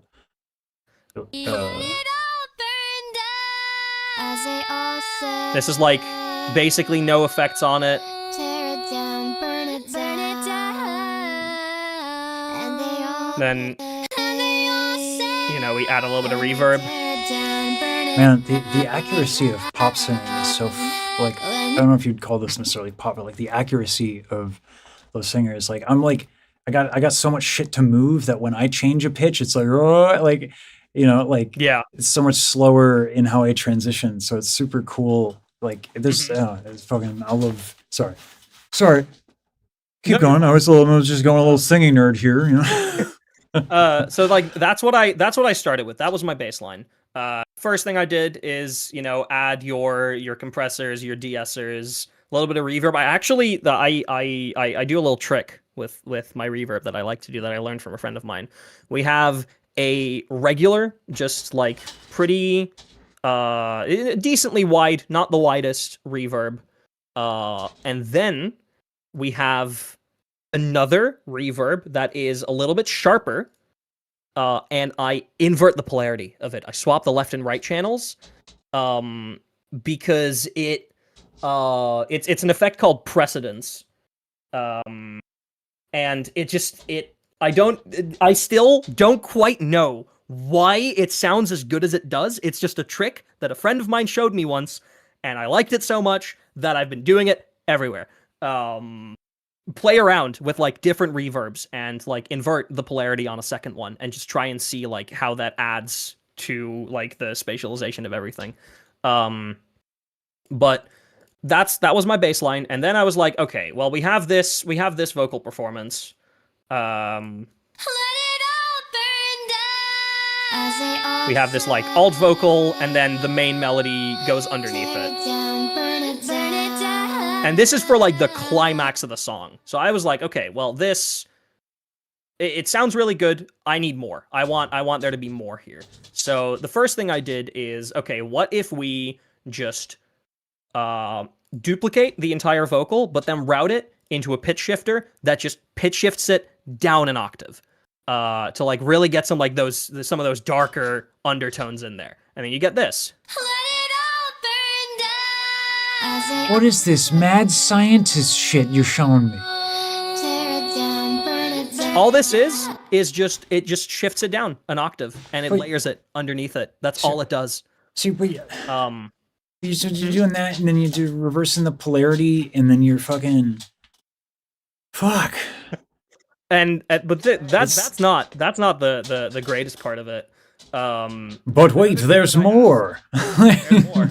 Another thing that I asked for the not for the like belting, but for the vocal that's underneath it, I actually asked the pitch shifter added a lot of like darkness to the vocal, but it kind of made it a little bit too dark, and I didn't really know how to combat that. So I asked the vocalist, hey, can you sing this same line an octave up in head voice? And if you layer that on top of it, as they all say, tear it down, burn it down. It adds like a little bit of extra brightness on top that I thought was really, really nice. But that was still not enough to me. So I was like, what's next? We make artificial harmonies.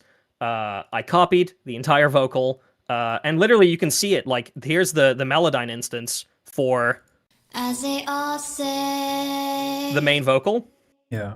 I just copied that Melodyne instance and just shifted those notes, and then you get as they all say. Yeah. The exact same recording, just pitch shifted. Layer that on top of each other, and you get as they all say, tear it down, burn it down. And those artificial harmonies also got routed through that pitch shifter. So they not only appear on like the main octave of the song, they also appear an octave lower. So I did that, and I was like, okay, that hits a lot harder. But, where we really want those extra harmonies is in that like massive belt that opens up this final chorus. Right? That's where you really want the harmonies, because the instrumental is like building up to this for almost like an entire minute straight. Right? It's like really swelling up. Yeah. And then that belting comes in. And like oh fuck yeah! you, like that fucking drop. Like truck Yeah. Right. So I was like, well, how do we do that? Add another harmony on top. Hit it.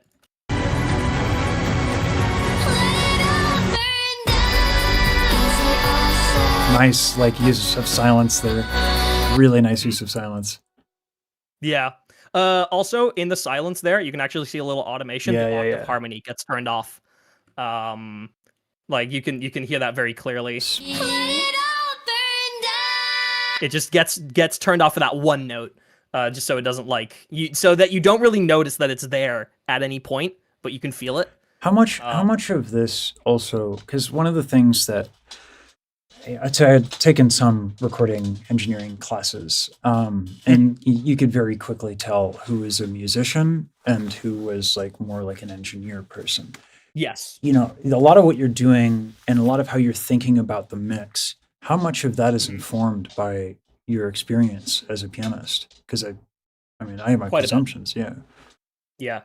I, especially when I'm working with harmonies like this, I'm going like what I know from like my own perception of like music theory, and when I'm playing piano, when I'm making piano arrangements, that takes priority over the audio engineering of it. Yeah. Like obviously, in order to make those things happen, you need to use your audio engineer knowledge. Yeah. No, I get it. Like I'm the complete opposite. That's When I want to make informs the initial decision. Yeah. Yeah, when I'm trying to make a great piece of music, I say, fuck the music. What I want to do is I want to fucking turn knobs and make noise happen. Yeah. That's not what I do though, because I wish I could. Yeah. But I can't do it. But the oh my god, sorry, can I ask who the singer is? The singer here is Raya's Bread, VTuber, that I've worked with a few times now, and she's very lovely. And this is a cover of actually a song by Gargura, that like big VTuber I was talking about previously. I can send the actual upload of this to you if you want, so you can listen to the full thing. Yeah, I would love to. The thing, the belt there. It's funny you said massive belt, and what I'm floored by a little bit is actually how like this restraints is not the right word. It's very controlled. Yeah. It's not just that. There's a way. This is what's crazy with pop singers. I would need to actually I gotta make sure I'm not saying something stupid. The way that belting is a bitch to control. Yeah, absolutely. It is. Now I gotta bring up Z Anatomy. Oops, I don't know what the shit that is. Windows, why are you fucking searching the internet? I hate you so much when I look for a search thing. And I just gotta decapitate this gentleman real quick. Sorry. Muscles. Muscular system. All right. I have to check if we've gotten any more updates on belting. There's like two competing theories on how it works. I prefer the elegance of the latter theory. They're more recent. But they're just like, we don't know still. Anyway, a belt happens when this thing, your thyroid cartilage, your Adam's apple, goes like up and back like this, and your vocal folds basically get super fat. So like they're chonky and they're shoved together. By nature, it is also incredibly loud. Because you're also contracting these muscles, the areoepiglottic muscles. And so it is loud, it is slappier in your face, it is hard to control, it is hard to make nuanced. One of the reasons why Whitney Houston was so fucking goated also is because her belt sounded pretty, which is not common. Because there's a singer I like to bring up a lot there, Celine Dion. Celine, like, if you ever heard like the All By Myself key change, like that's so difficult. Celine, not bad. Celine might not suck. But if the quality of the belt, fuck, do I want to do this? Yeah, I'm gonna have to demonstrate. I need to fucking suck it up. Hold on.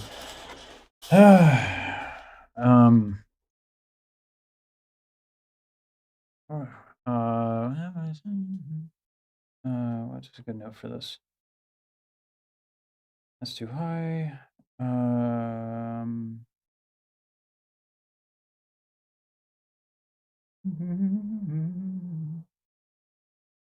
Okay, here. And her voice.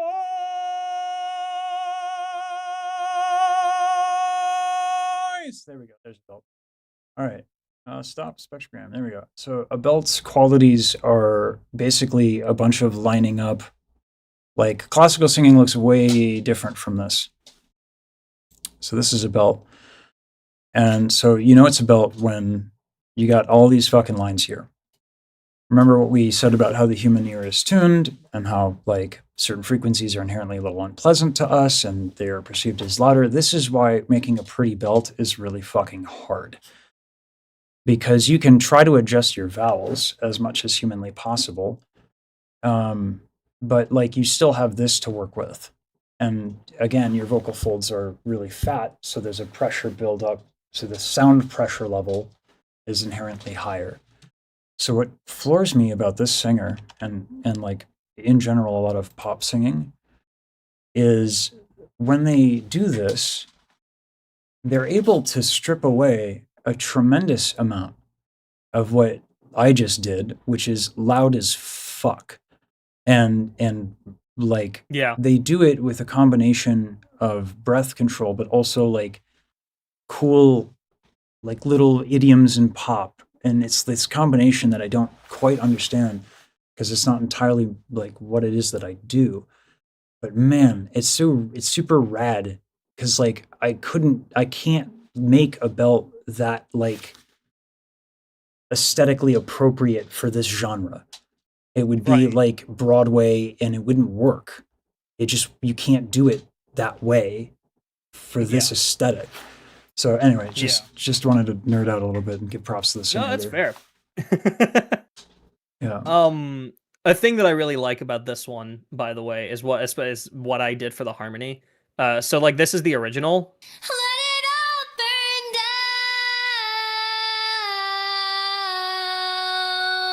And it maintains that note, right? Mm-hmm. What I did for the harmony is at the end of hold on. On that start of measure 117, the chord in the music changes in the instrumental. So I was like, if I just keep the harmony on the same note, that's not going to work out. So what I actually did is I recut that note and turned it into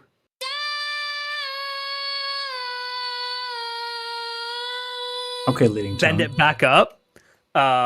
And if you put that together underneath the instrumental, I'm gonna like quiet the instrumental a little bit so you can hear it better. Is that enharmonic? Was that enharmonic? Was that in the key? Yes. Okay. All right.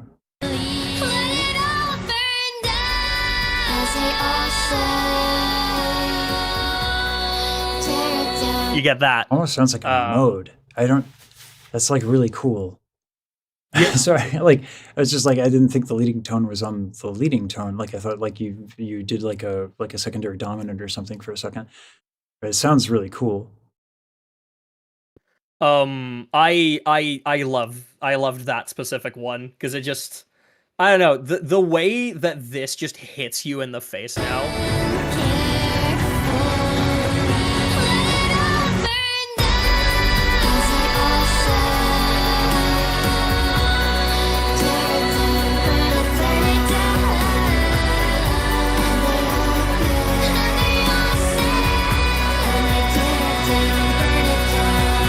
Quality of this is like something that I would have expected on like Arcane. You know what I mean? Like this is the quality of this is like I could see this like in a show like Arcane. You know? Yeah. By the way, the original like producer of this song, Casey Edwards, is a name that you might be familiar with. When it comes to producer land, I'm very ignorant. Casey Edwards has made a lot of the tracks for, or has made like some tracks for like Metal Gear. I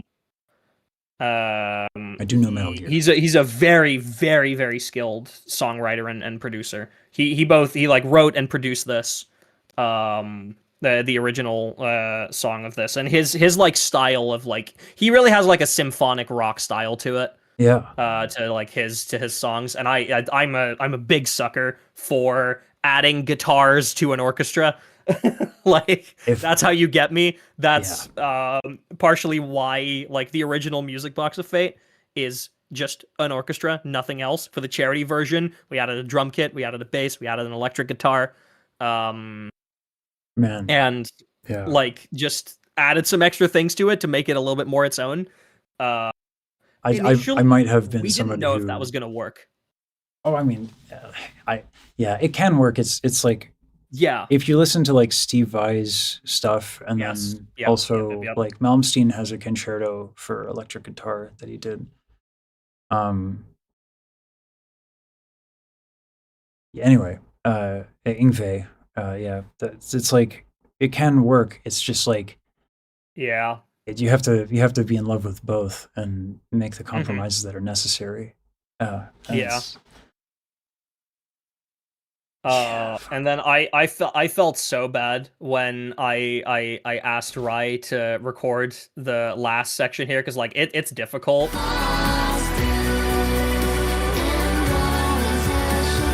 This right here.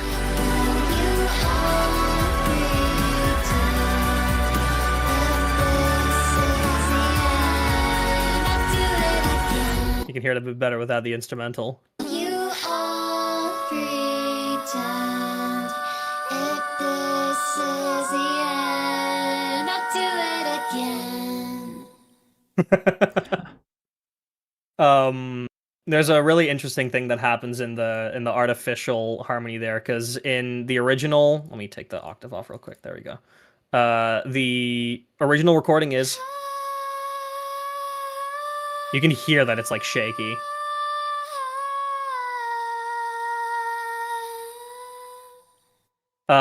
What I did for the harmony is bend it up, but then keep it there. And if you then combine those two together, you get.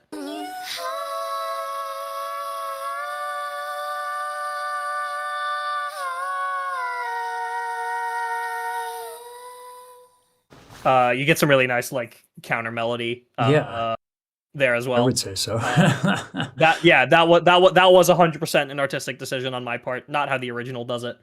I just liked it. Of course, yeah. Honestly, a lot of this was just fuck around, find out. Like that was this mix. This mix was fuck around, find out. I think that the biggest difference, that like, the reason why I know I'll never be as good at this as you are, you clearly love it enough to play. True. Yeah. And like, there's something about someone who's willing to walk around and think about it, and walk around in their spare time and play with ideas. And then someone like me who does it because it's obligatory. Yep. And I just want to fucking sing. No, that's fair. What I always say is, honestly, the fact that I'm not a singer myself helps. I really enjoy working with vocals. But there's a reason I became an audio engineer and a mixer for other people. I'm getting more comfortable with my own voice. Might try something at some point. But like, there's no urgency in that department. My instrument is my piano, not my voice. I'll extend the same offer I made to Starlight, by the way. Like, I'm here to help as a resource.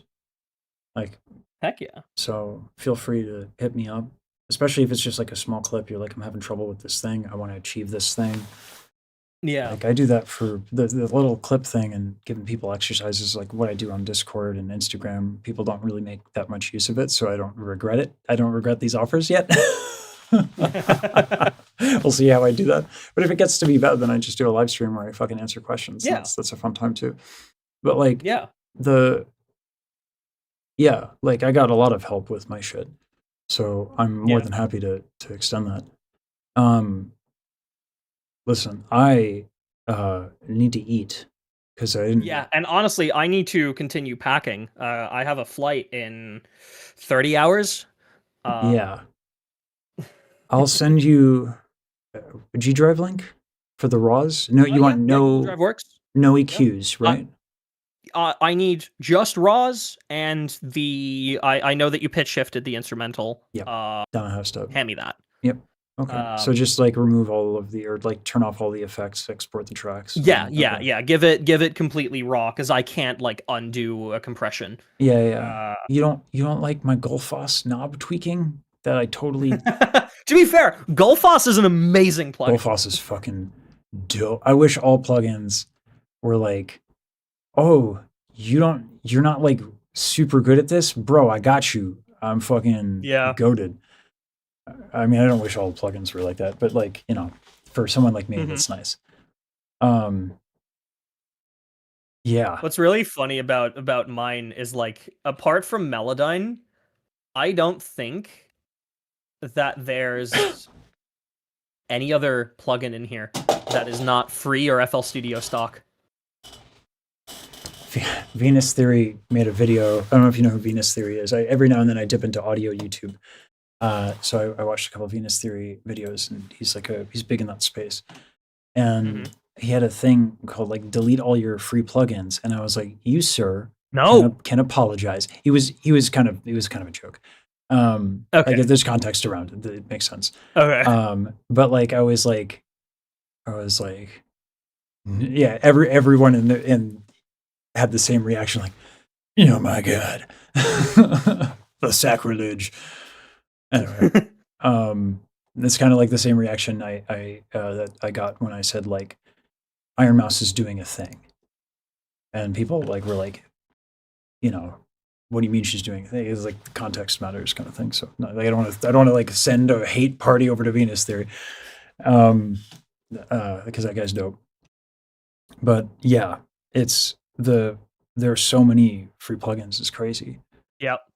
Like, no, it's become a running joke between Lightchart and I. Lightchart has an insane amount of plugins in his library, a lot of them free. His knowledge on like what tools to use for what exact thing is immense. And it's become a running joke that every single time I have a new song mix I want to run by him for feedback, he tells me to download at least 2 new plugins. Like every single time, consistently. It's like with my editors. Setting up my MacBook an absolute hell because there are all of these like very, very niche tools. Like there's this. This stupid thing, TPDF wide 32, which I honestly I couldn't tell you what it does, but it's a very subtle thing that you put at the very end of your mastering chain after the limiter, and it makes sound better. It makes sound good. Yeah, like and this is where I run into my valley of knowledge or valley of despair.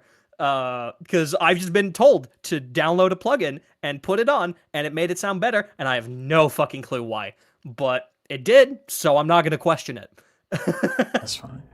Just before I go though, I do have one question. Yeah. Who worked? Because like I was gonna title this like talking to the audio engineer of Music Box of Fate, views, all that shit. I would obviously I need to like. Who else worked on it? Let me get the names formally. I don't want to. Yeah. Because I also don't want to take any like credit that is not mine. I am one of the audio engineers who worked on it. Yeah, that's what like.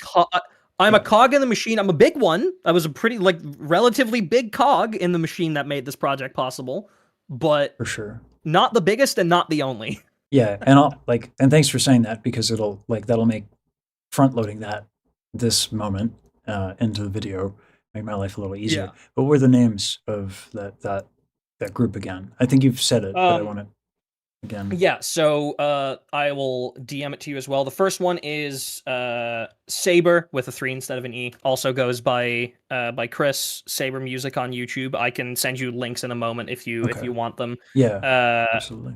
And the other one is Lightshard, who is also named Chris, but the Saber is Chris with Krisz.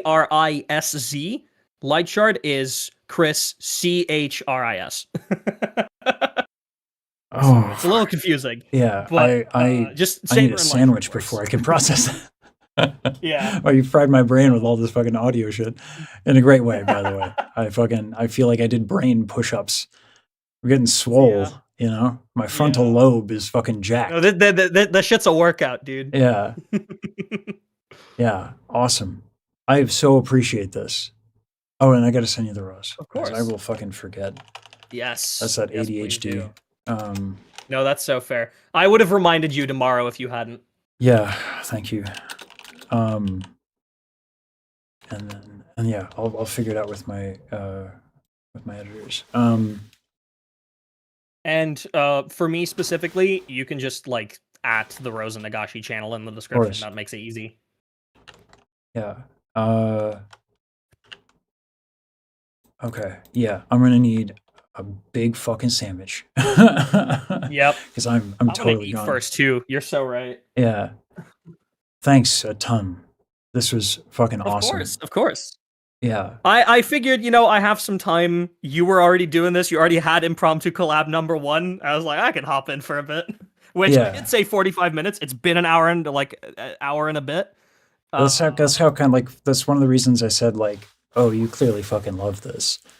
You know what I mean? Yeah. Like, when I was a kid and I'd run upstairs to play video games and it's like, I'm playing Heroes of Might and Magic and it's fucking 5 a.m., Yeah, Like, I had that moment the other day when I finally had that laptop set up. One of the main reasons I got it is not just because I'm traveling. I also got it because I'm getting a lot of desk fatigue lately. All my work is behind a desk. I work from home for everything that I do behind the same desk in the same room. I got the my entire day. I got my dad's laptop. So like I'll go on the couch and do some stuff when I'm planning. And I know it's not anywhere near as like efficient, but like also fuck this computer chair all day. I get So that. what happened is a friend of mine sent me some vocals that they recorded that day because I'd asked them and I was just like, hey, if you have something, can you send it to me just so I can like see what vocal production on this laptop feels like?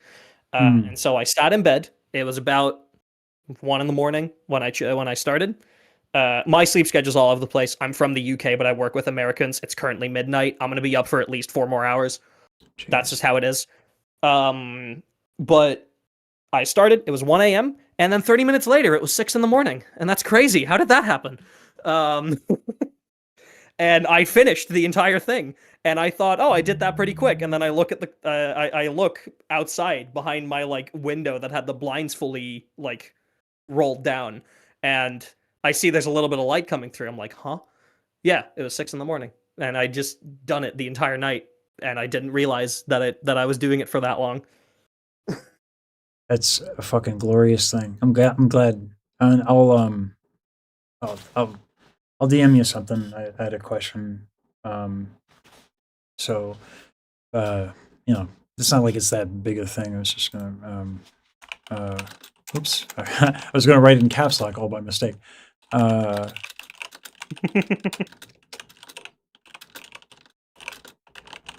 So, and we can go ahead and think about that, and I'll get back to you.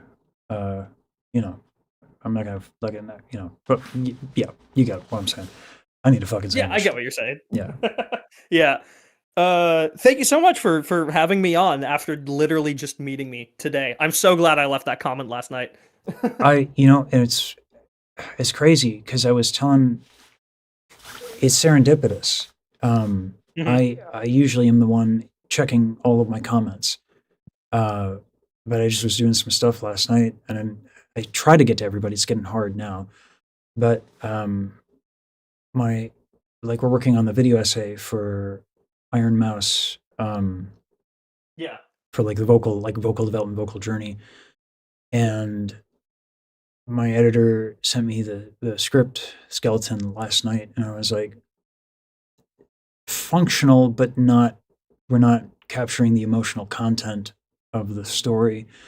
I need you to go and read a bunch of comments because like pay attention to the adjectives, pay attention to all that stuff.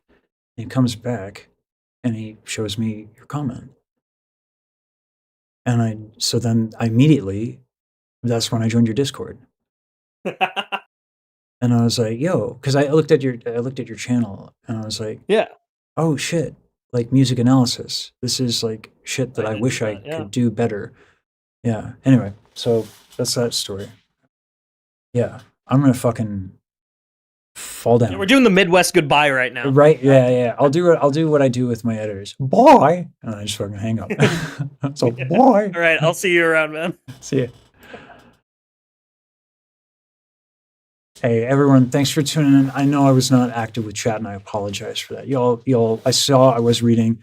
Thank you for the stuff on white noise, brown noise. That does help.